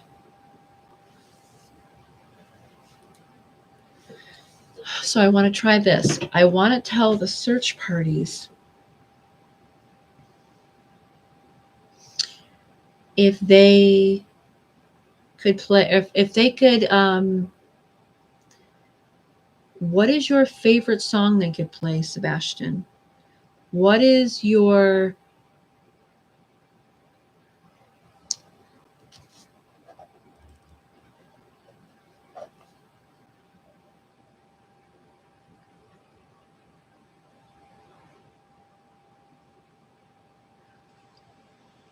Excuse me. Excuse me. Sebastian, what is your favorite song? I'll play it for you right now if you'd like. Can you tell me your favorite song? This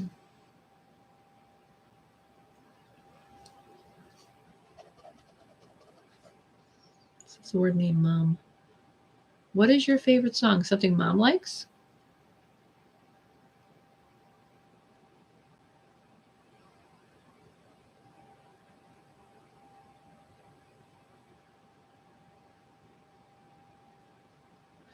He's talking about he's not talking about music, oddly. I do know someone asked me to ask him what his favorite song was and they could play it. But he's talking about running. He's not talking about music.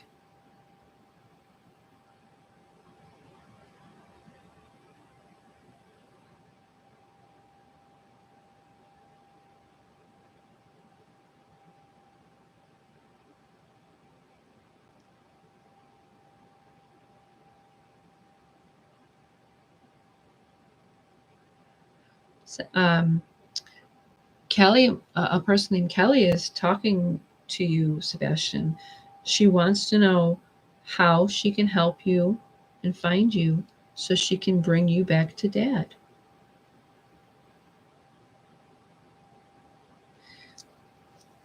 I know. He said, but you can't take my soul. Yes, honey, we understand that. But what about don't you want the other part of you found so Dad can give you a proper burial and have some place to go see you?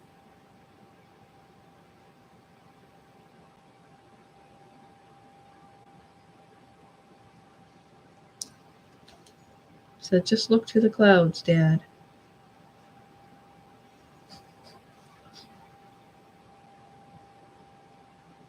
But I would like you to go in a place where your body has a resting place. So, as we talked about the hole that you keep talking about, is that something that needs to be dug with a machine? Did somebody use a machine or did somebody use a shovel?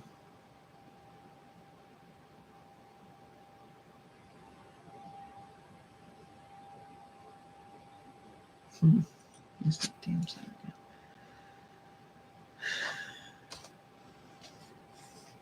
Is there a sign around you that you can tell me or what it says?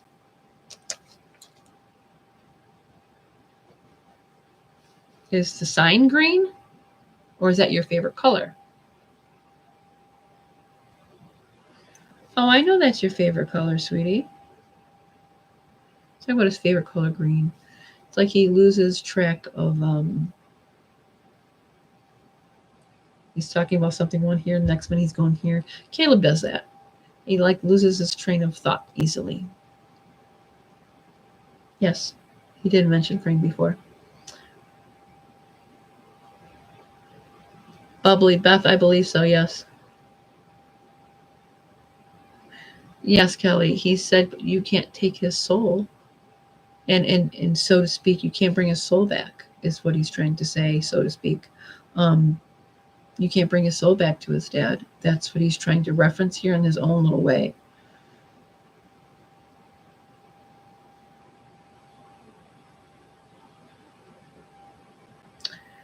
Sebastian, Dad wants to have a special place where he can go put flowers for you. He wants to give you a special place to where maybe he could put some cat stuffed animals or something with your favorite color, and he can go back there as many times as he needs to and just sit with you in that way. It might not be physically, but he'd have a place to go to honor you, honey.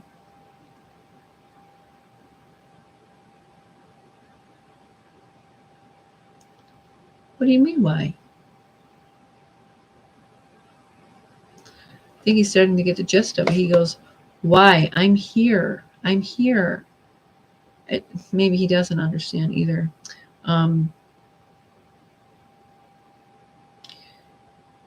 He says, "Why? I'm here. I'm here." It's like it's like I'm not understanding the reality. Like, I'm right here. Why can't you just understand that? And he keeps talking about that. He talked about in the last live and the live before that.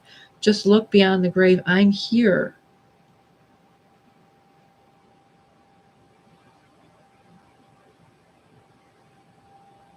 Your dad, yeah, your dad can bring you balloons, Sebastian. Your dad can bring you cat stuffed animals. Anything that he, thinks that you would like, he could bring to your place. And a place where you can just be not hidden anymore, honey. Because right now you say you're hidden, right? You're stuck, but you're not stuck.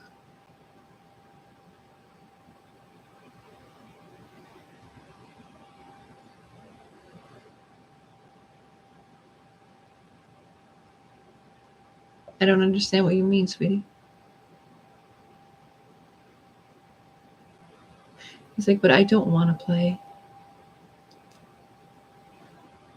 It wouldn't be about playing, honey. It would just be about a place where dad can sit and talk with you, so to speak. I don't know how to get him to understand this because I don't think he does. Because no matter how I say it, it's going to sound not the way I'm supposed to say it.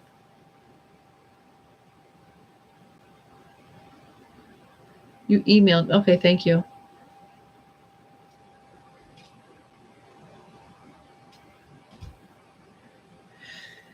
I'm trying to see if he does or not. I do feel he does in some ways, but I also feel he doesn't because when I asked him about his dad, he says, "But why?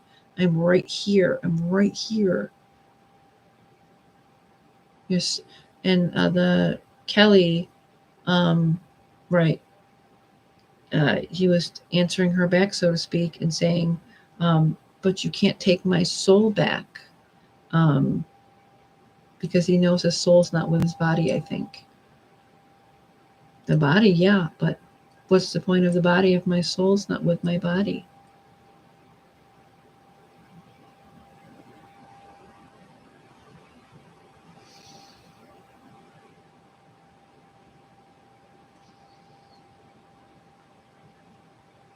Sebastian, if there's one thing that you can do to help me find you, what is it? Just even if it's just one street name or it's a symbol of a place. Catch. Catch. Catch. What do you mean? What do you mean by that?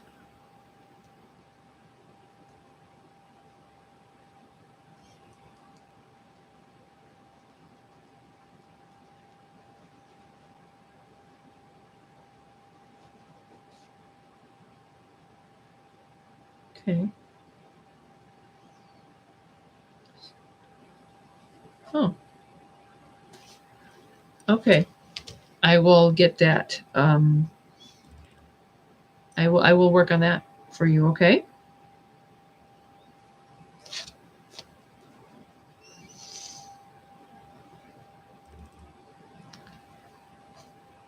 That's a good point. It would make Dad really, really feel better, honey, if he had some place to go see you. It would bring him joy.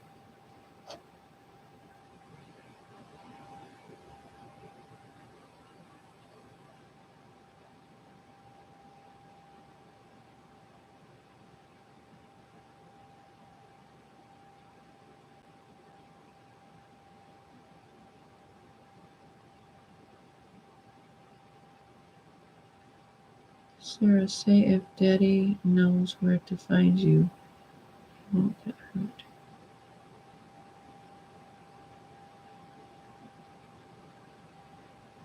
Sebastian, if Daddy can find you, if Dad can find you, Dad would feel so much better because he knows you're not just out there somewhere. Can you work with dad? Even if you can't really understand how to tell me, I want you to go to your dad and I want you to talk to your dad through his dreams. Any way that you can get him to listen to you, through symbolization, through show your dad where you are, get him to understand, whether it's through music, whether it's through symbolization of cats or anything that you have loved in life, or just go talk to dad in his dreams. That you can do a lot with that. Tell dad where you are in his dreams. Okay? Or you can tell anybody on here that's looking for you. You can go tell Heather, go tell them in their dreams, go tell Chloe, go tell Terry Lynn, go tell anybody that's on here. Oh.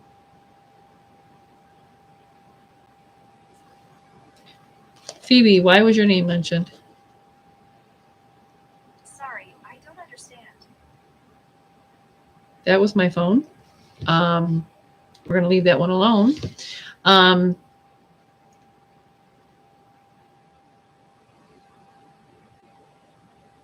Phoebe, your name was mentioned for some reason.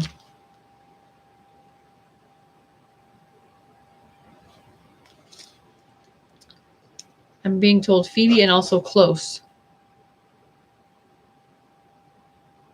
You heard that, right? I just didn't. I'm not sure why that came through like that.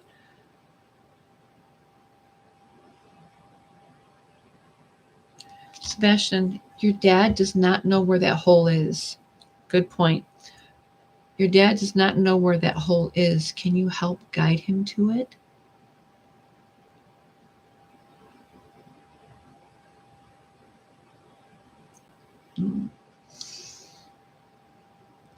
Your name was being mentioned, Phoebe, and also the word close.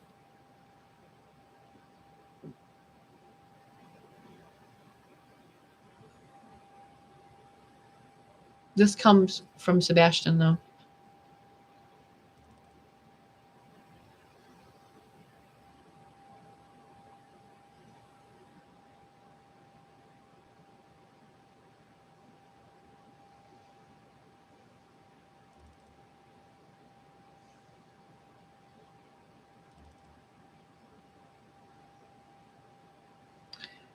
You know what you can do, Sebastian?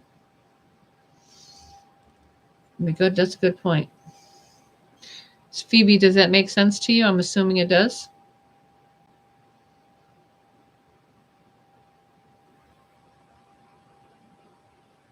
Oh, wow. Okay. That makes a whole lot of sense to you, I'm assuming. Because he specifically said your name. Read her last comment. I didn't see it, babe. Hold on. Go back. Baby. Sarah, say if daddy knows where to find you, he won't get hurt. Sebastian, if dad knows where to find you, he won't get hurt, honey.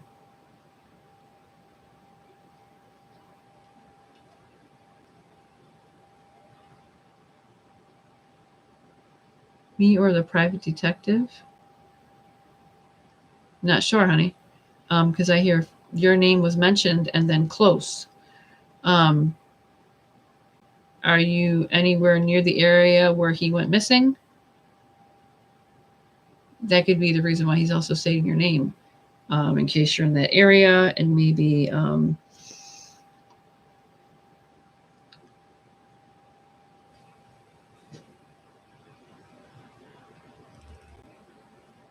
if you can lead your dad to the hole, Sebastian, your dad can find you, or anybody for that matter.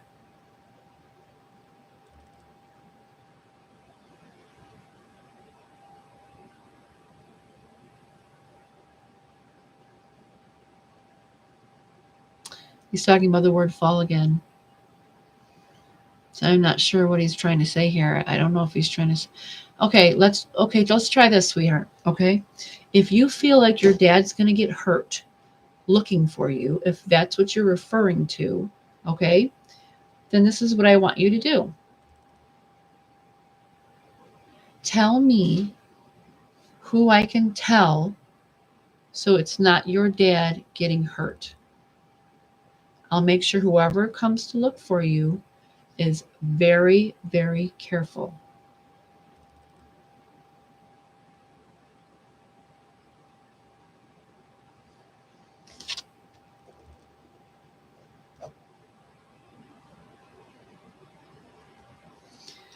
Okay, now, me telling this person, what am I telling them to look for? What direction am I telling them to go in?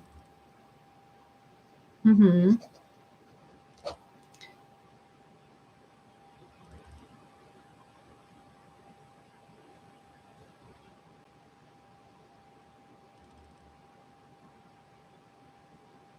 No, a hole.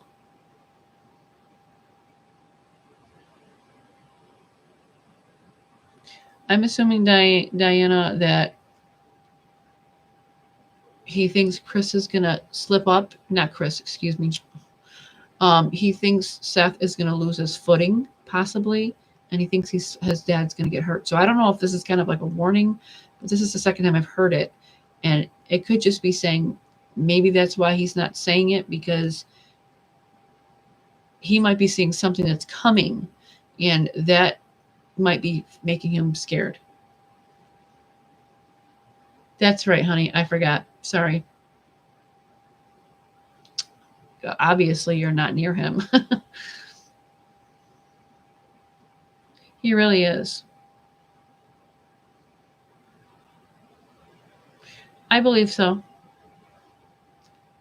Because where I see Seth, he's on like these rocks, but they're like high. So that tells me he got up to a certain point. But the rocks are also, there's nothing underneath them rocks except for falling. Yeah, I do believe it's a warning. Um,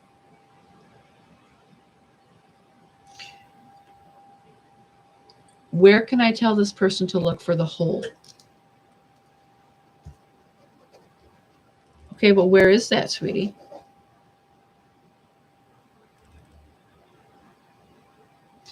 Show me what's around you that I'm not seeing.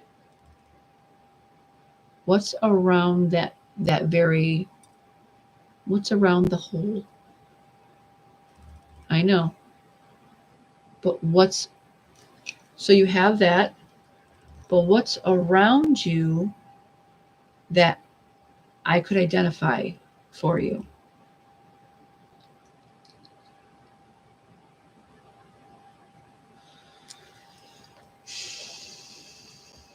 Chris, are you in Tennessee?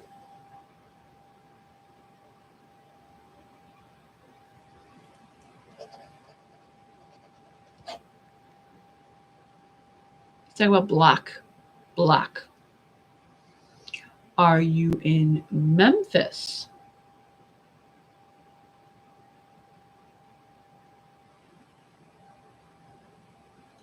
He said he can hear birds.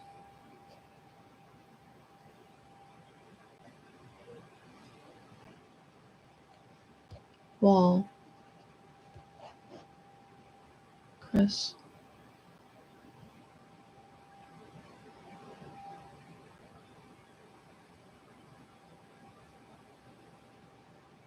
I'm not sure, Diane, on that. Okay. Hold on one second. These questions are coming up fast.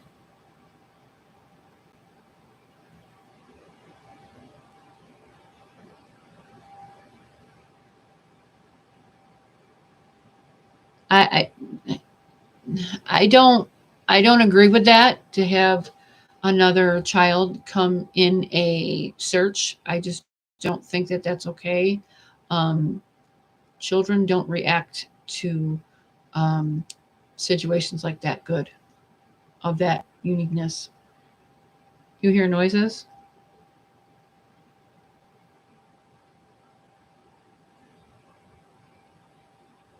I have asked him what he means by wall. Um, Sebastian, when you talk about the wall, honey, what are you referring to by wall? What does the wall mean?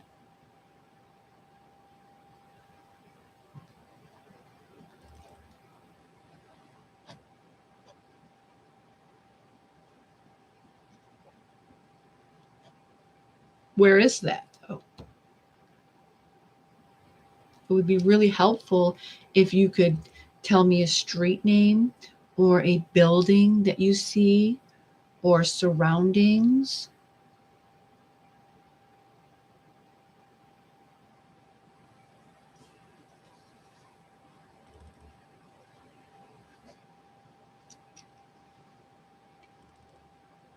Are you like in an open field?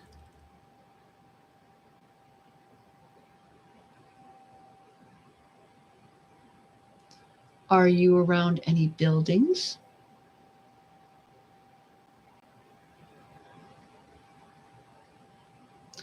Are you by water?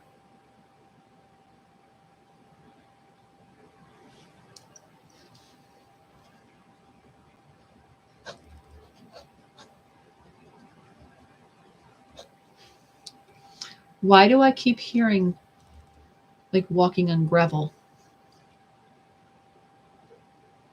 What is that? That noise? It sounds like someone's like they're crunching as someone's walking on rocks or gravel.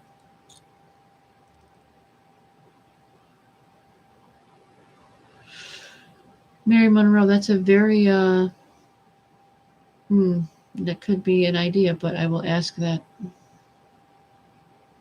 Tammy. Yeah. Sebastian, are you by railroad tracks? Gravel. Good idea. Are you by railroad tracks, honey?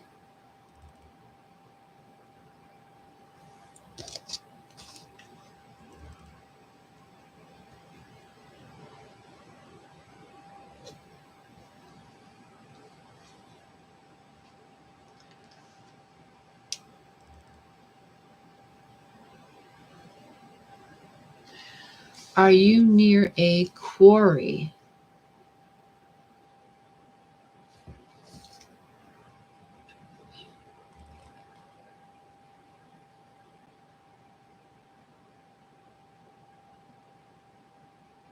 No, Kelly, it's not. It's not the sound. It's a very distinctive, as if you're walking on. To me, it's gravel, like a white gravel. Hi, Shelby.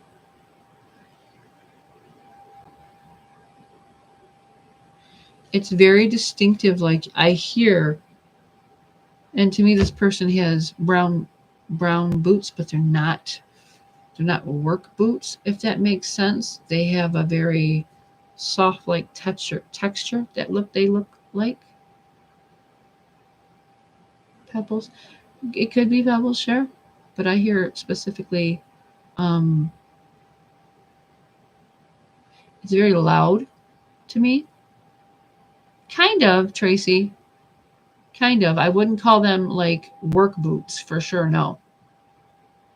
Very Miss K. To me, gravel. You're walking on the white gravel, or like the uh, the rocks that you would put on your landscaping. Almost that sound.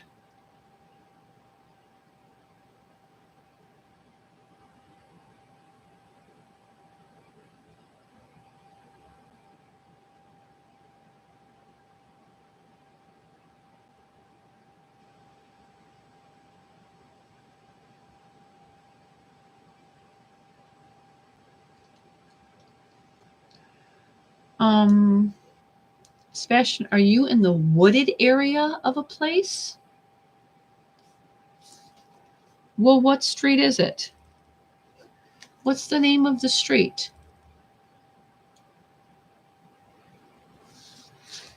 Um, is that a street or is that a thing? Oh, that's a thing. Okay. I wanted to make sure the thing that I was hearing, it wasn't an actual name of a place. Sometimes that can happen. Are you in the woods in the back area?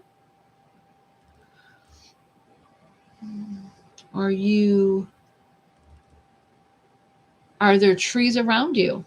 Are there flowers around you?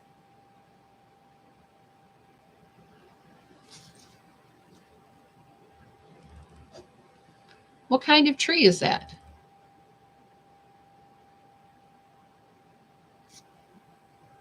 Do you know what that tree is, or just a tree you're symbolizing? I do see trees.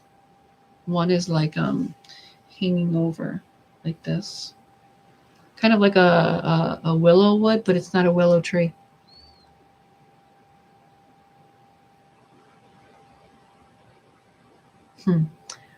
Um,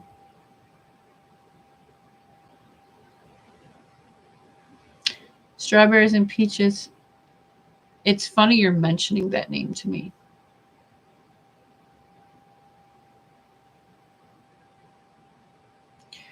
Kelly wants to know, do you hear any people that just go by you at all?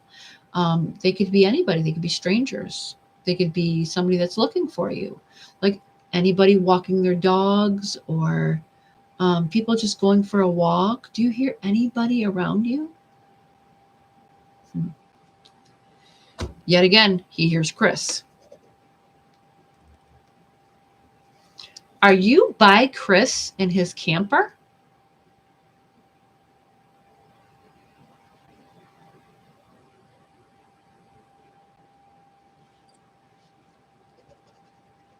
He said, moved.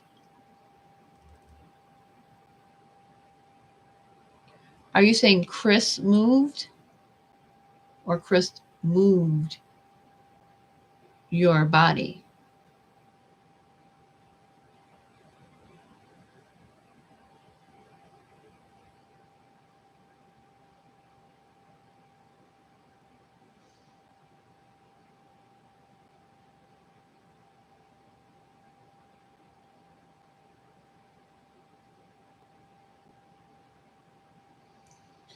Are you in Chris's camper, honey?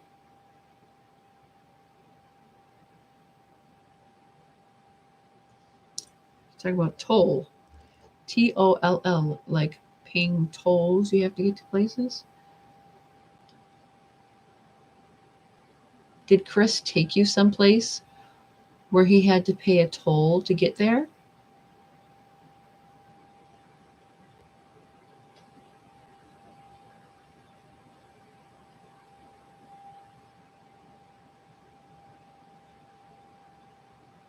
Rock. Back to rocks. Do you hear any cars going by, Sebastian? Do you hear cars going by you?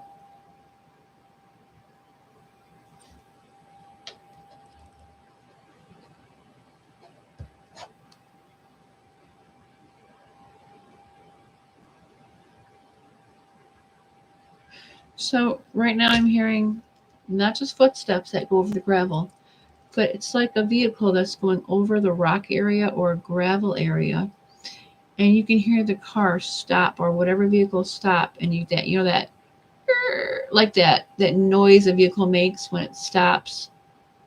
I'm hearing this. Toll has come up twice. Yes. No tolls in Tennessee. Just look it up. So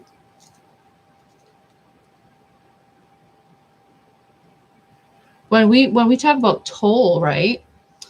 What does that mean? Because someone says here you don't have to pay a toll in Tennessee. So what does that mean?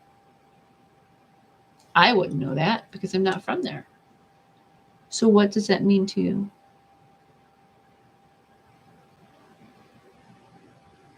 Pay a toll.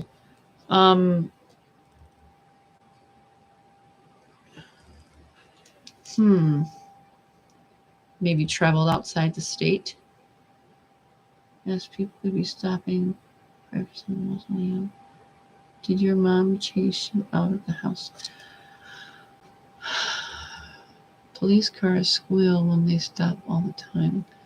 They are There are trolls and tolls in North Carolina. You do in North Carolina. What about Memphis? Anybody know about Memphis?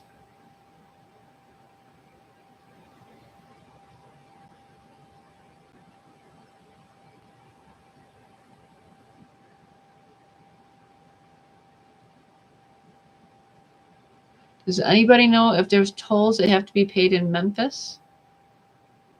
I'm not sure. That's parking toll? Okay. Tolls for camping.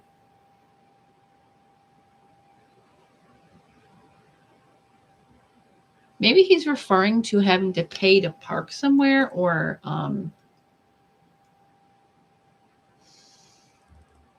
parking toll.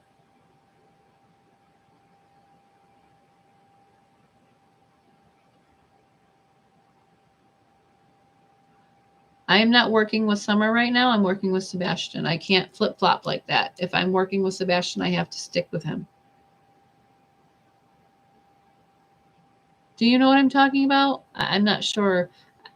I don't know what that would mean if there's no tolls there.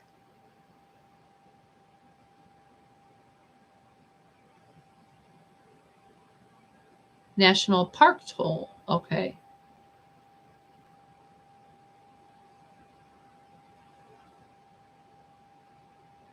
Camping park toll. Okay. You have to pay to stay.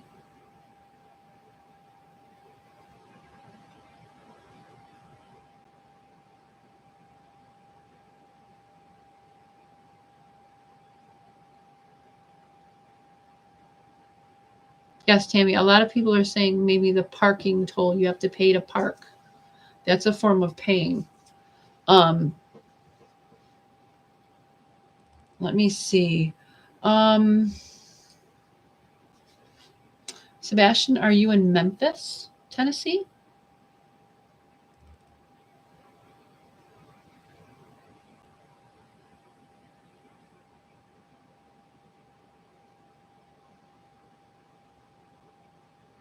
Campings are free. Could be in North Carolina. Okay, Susie. Shelby, I've stopped to pay tolls at campsites. Okay. I just wasn't sure because if you guys are saying there's no tolls there, then it has to mean something different. I said pay park toll first. Okay. Pay to park a camper. Ask him if he is by Old Hickory.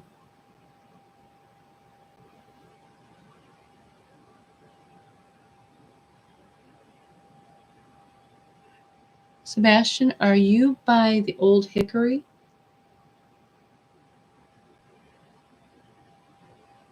Yes, I am cold, honey. I am cold. After a certain point, this room kind of gets like a meat locker. So it does get cold in here. My feet are freezing. Yes, I am cold. Thank you for asking, though.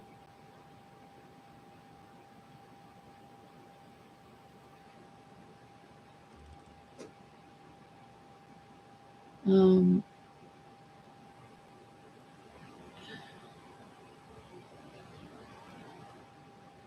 they have booths you pay to get in for RV parks. No. Right. How would Sebastian know about tolls? That tells me that's a okay, perfect example. The girl with the receipt we spoke to earlier, she talked about receipt proof. Receipt proof. The timing that girl went missing had to have been on the the receipt. The time she left the building. That's another big.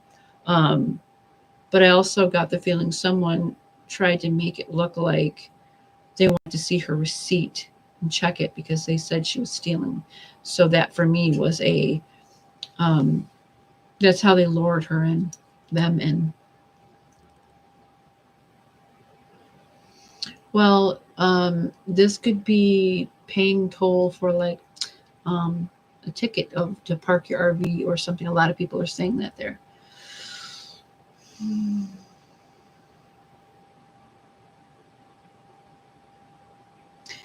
Good one, Tammy.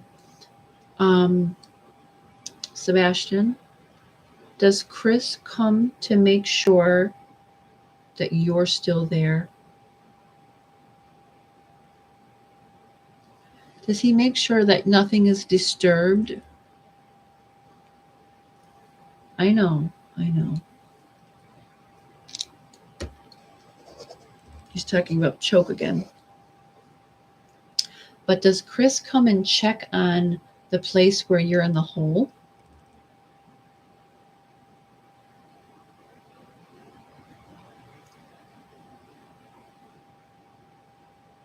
He said one time. That's his favorite. I notice he goes back to that one time thing a lot. That's several times with me. Mom doesn't come.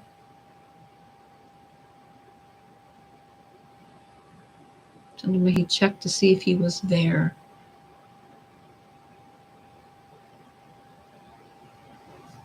Also the name Will again. So I'm wondering if there's a will involved in that vicinity. Like, is there a person with a property name Will, or is there a person that owns a business with the name Will that would be near that, so to speak?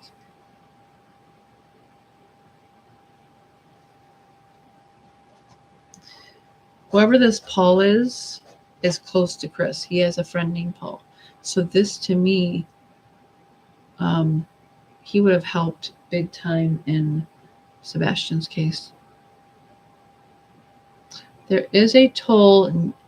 Mary says there is a toll near Mississippi River and Memphis.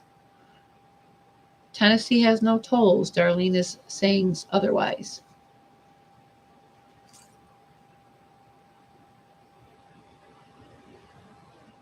I already went over that, dear.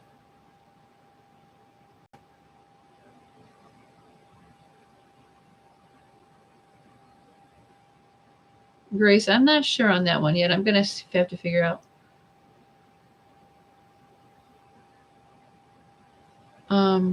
Sebastian, I have to ask you this about your shoes, honey. Why does Mom and Chris say that you walked out the door with no shoes on?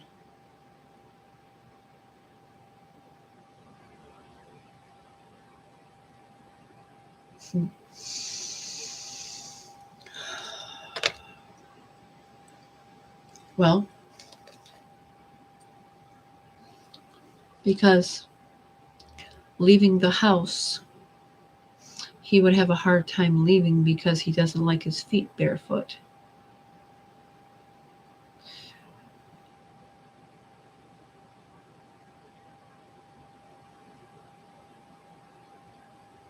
He's talking about, I just wanted my shoes. He's talking about he didn't want to leave. They made him go. Sebastian, did they kick you out of the house? Did they lock the door on you and you just walked away? No, they took me. But here's the thing, right? I have to ask you this only because it would just make sense to ask. I do believe you. I believe you 100%. I do not doubt anything you say, sweetie. So the cameras and stuff, from what people are saying, your mom's car didn't leave that house. And with all the video footage, there was no cars that were seen. So how did they do that? How did they take you away with no vehicle?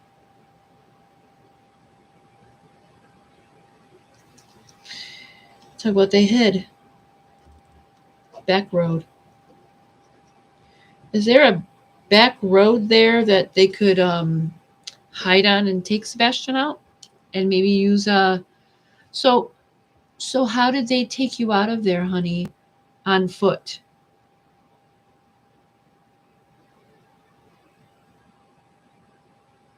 He says he couldn't run. He had no shoes on.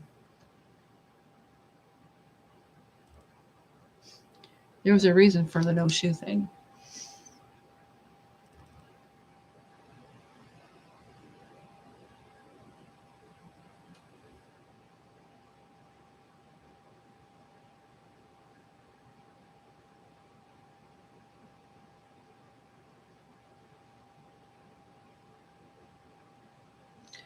Brenda, who knows? Most likely. Because I'm going to tell you, I have barrel on my list. Could have been a wheelbarrow.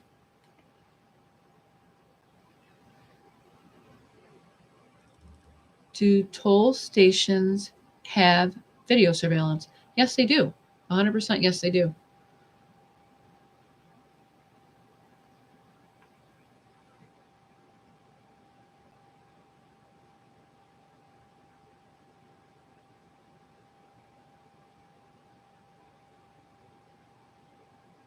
Yes, TJ, yes, they do. You're right. They do have it because I know when I pass a toll, they have it.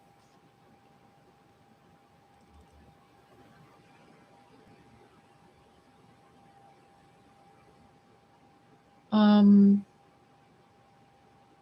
Sebastian, what door did you leave from? What door did they take you from?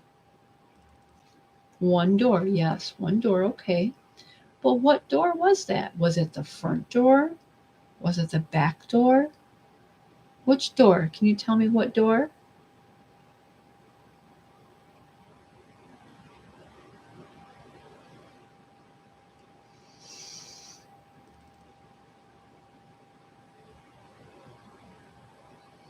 Do you like, yeah. Any movement would have been on camera, right? Now, how did they get you out of the house? He says they took me.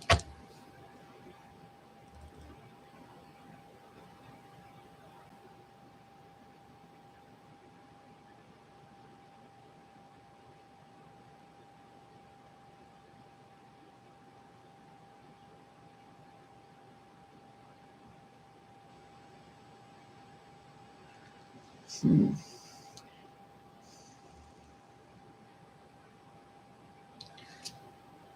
How did they take you out of the house, honey? What I mean is, again, I'll ask you this. Did they take you out of the house as in they were angry and they made you leave the house and they locked you outside?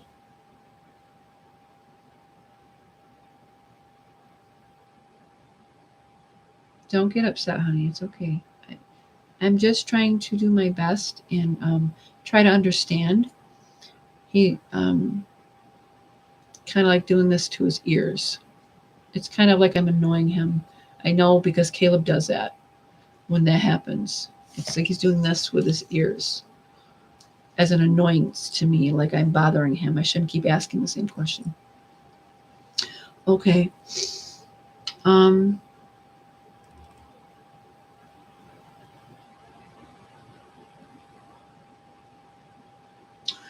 I don't really know how to ask that. Yeah.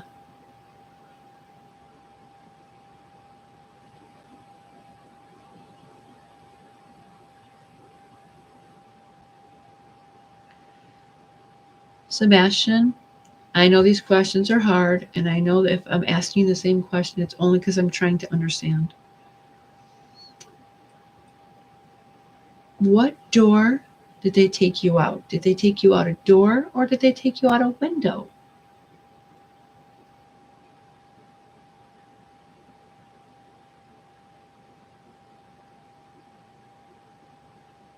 He says, fall back, fall back.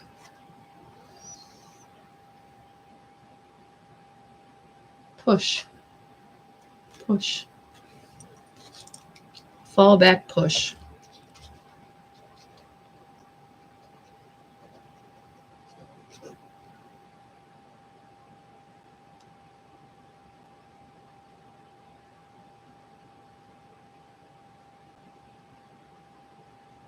No, closer to.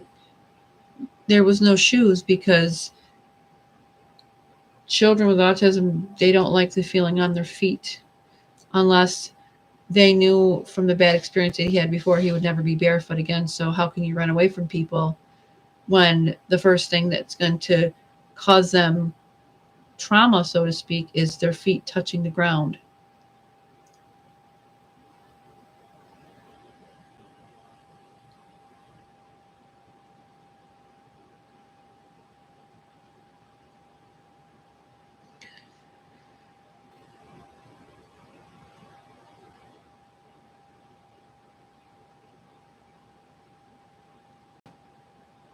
Sebastian, how with cameras everywhere on your mom's house, or as in cameras there at your house, how did they take you out of the house with cameras there?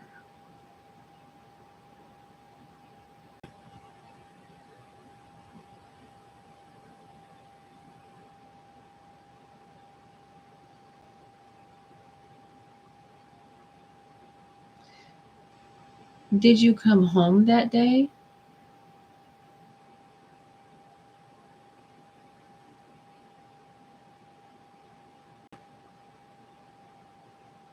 I'm okay. I'm good for a few more minutes and then I'm going to close it down. But if you could answer just a couple more questions for me.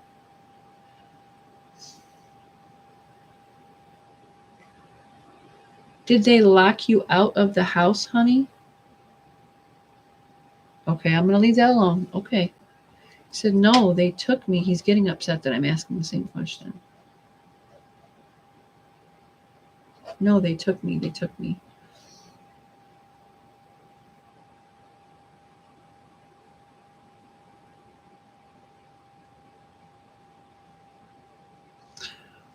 Was there a fight with Mom and Chris in the backyard?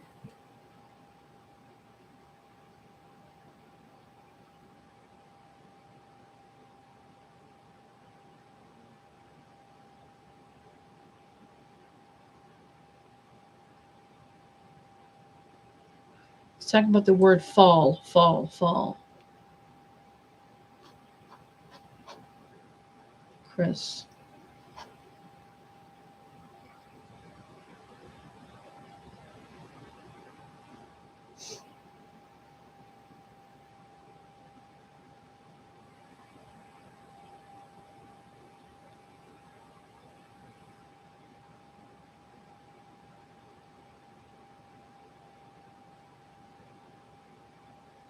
How am I going to come visit you if I don't know where you're at yet? Can you try to tell me where you're at?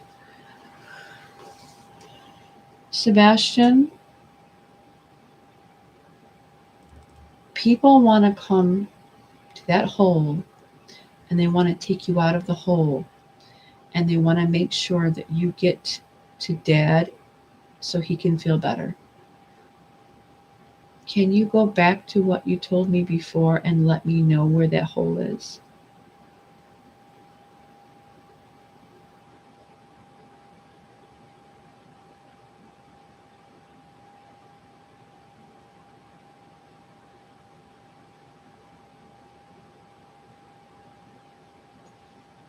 Okay. I know you said you heard birds. Okay. Tree.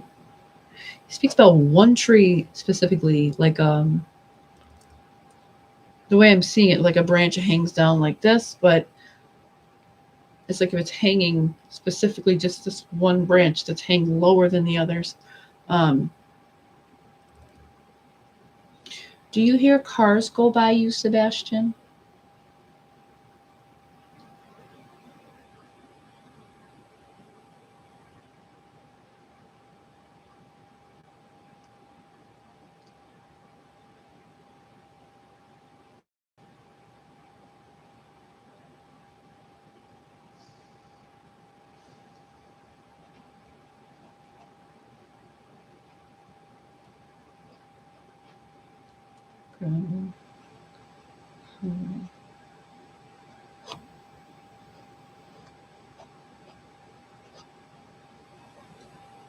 Mm.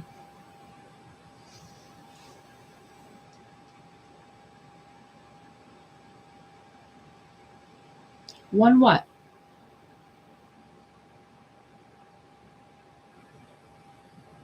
Mm-mm.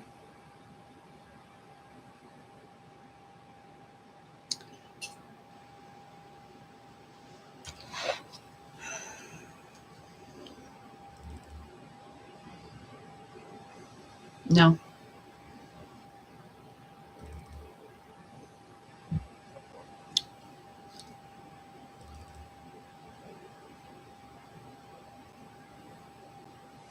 I have an energy that's here that's trying to step forward and speak to me, but I'm not allowing it because its energy is just very off to me, and I don't like feeling like that. I'll wait for Sebastian to see if he comes back. I've already went over that, Joe. Yes.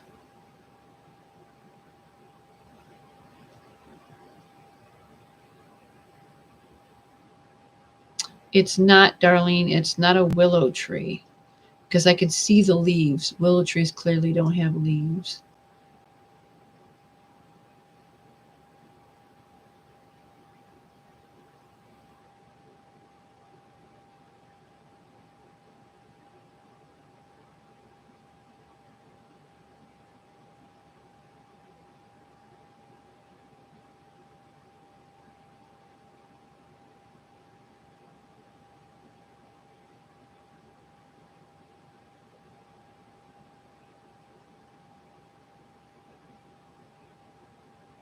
No, I was thrown off by an energy because Sebastian went quiet on me.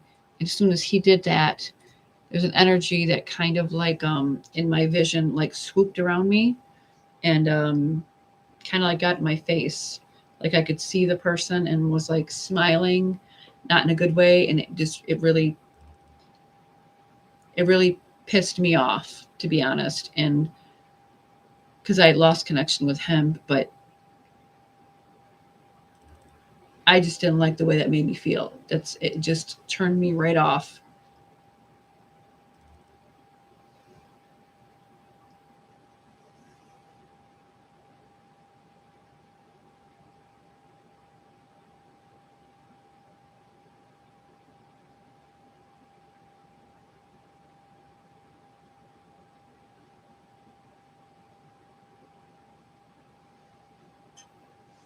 Sebastian, are you still here, sweetie?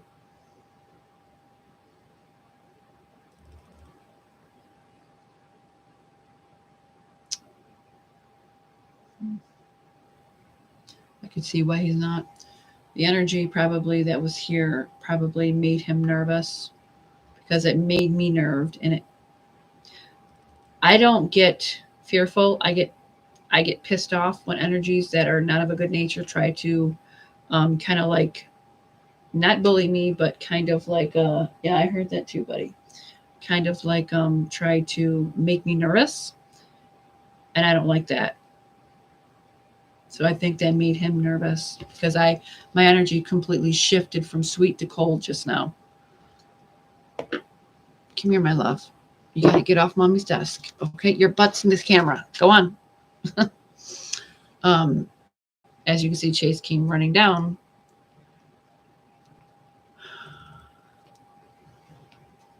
I did not like the way that made me feel. Chase is sitting in front of me, kind of like in protection mode. I don't know if you could see him, but he's actually right on the desk. Um, Sebastian probably left because I went from sweet to ice cold. I will shut down any kind of kind communication when it comes to something like that.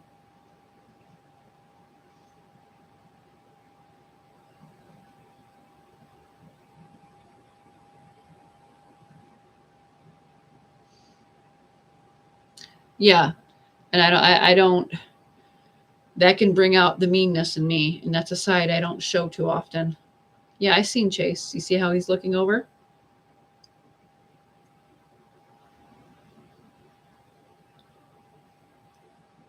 Thank you, Shelby. It really, honestly, it pissed me off. I don't like that kind of nonsense. I don't like that kind of game, energy wise. Because now I lost communication with Sebastian. I doubt he'll come back because I know that nerved me. I know it nerved him.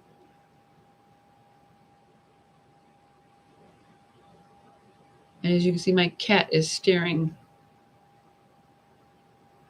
above my shoulder. What's the matter, bub? It's okay. Um, I just don't like that kind of behavior when spirit says something like that.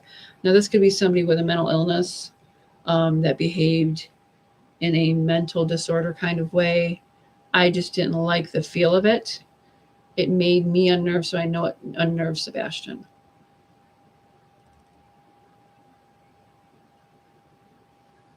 I don't know. I don't think so, Tammy. Because he was like out, gone. And then that's when I felt this urge that when I was this way, I felt someone behind me, and it was like, it's kind of like a person that wants your attention really bad. And they swooped in front of my face like this, and they got into my face. And it was just like a really, really devious smile. And I just didn't like that. And it really pissed me off just now. I don't like my boundaries crossed. I'm not talking about you. Chase is like, I'm not me, right? It's okay. It's okay.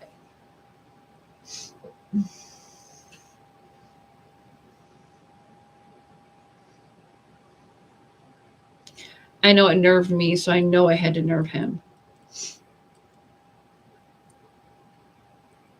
I don't know. I don't know.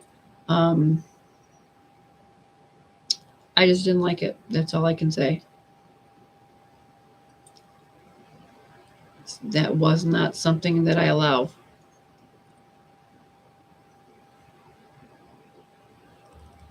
It's okay.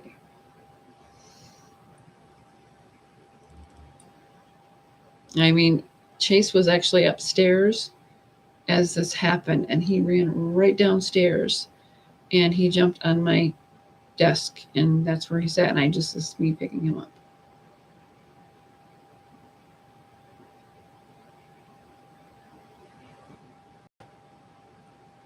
I'm gonna call it a night.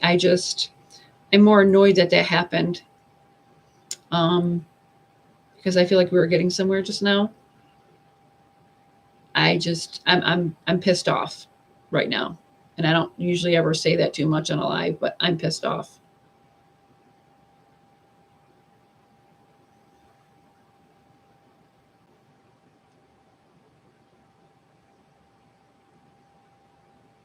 Yeah.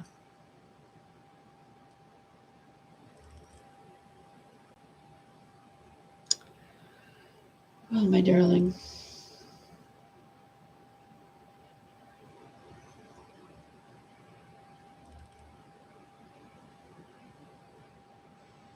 Yes, I will, Tammy. Yeah. You see how it went from, I was like in the groove with him and I was talking to him, and it was like a I like calling it slamming the door, because if I encounter something and I don't like it, I slam the door quick. But I do feel that's why Sebastian just shut right out. It's like a immediate shutting of the door.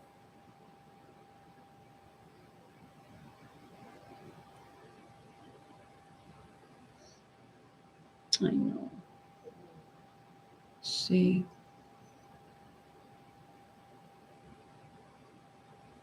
Yeah. I try not to give it attention. That's why I said no while I was turned this way. And um, I was not allowing any interaction. Probably. Probably was a distraction. But yeah, I will definitely just be uh, I'll just continue what I'm doing.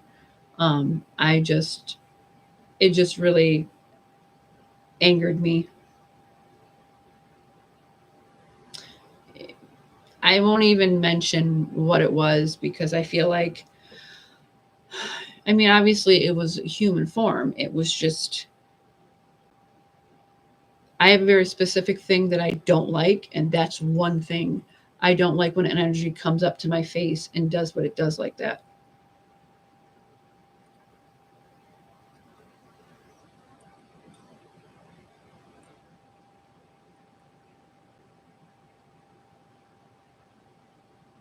What you looking at?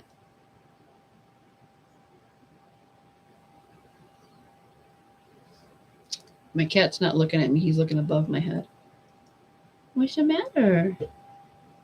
It's okay. We're all right. We're all right. It's okay. I will shut this down. Yeah, I know. I know it's there. It's okay. It's okay. The angels will get it away. Ancestors will take it away. Chase is like my little watchdog,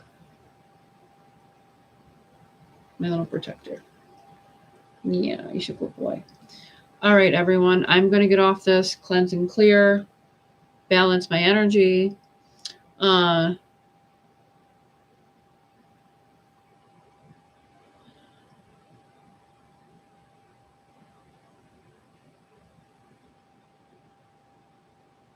You are welcome, everybody. I mean, I'm tired, but I could still keep going. That's what annoyed me because I'm actually not to the point. I'm not tired to where I could just fall asleep on camera. No, I'm wide awake. I'm just more annoyed that it just shifted my whole energy purposely like that because it got my attention for a second and I was like, no. So that's what I'm more annoyed about, but that's okay. We never let anything like that win. So, all right, everybody. Everyone stay blessed, stay protected. Always pay attention to your surroundings. I like to tell people that sometimes too because we take our surroundings for granted. Definitely will not let that go on. Yeah, I definitely have no air up here. I'm not sure what that's about, but I got Chase's hair on me. Love to everyone, absolutely. Everyone stay blessed, stay safe, and just, I'm told, keep watching.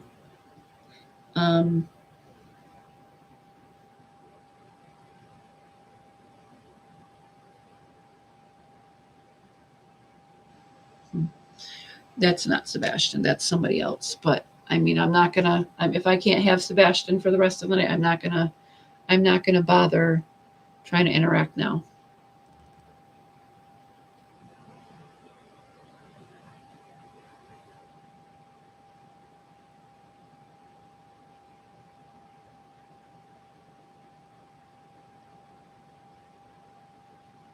Thank you, everybody. Tuesday night is going to be membership perks for members only. So that's going to be a private video for those. If people don't understand, membership perks are also private unless the group says it's okay to share. Thank you, everyone. Have a good night.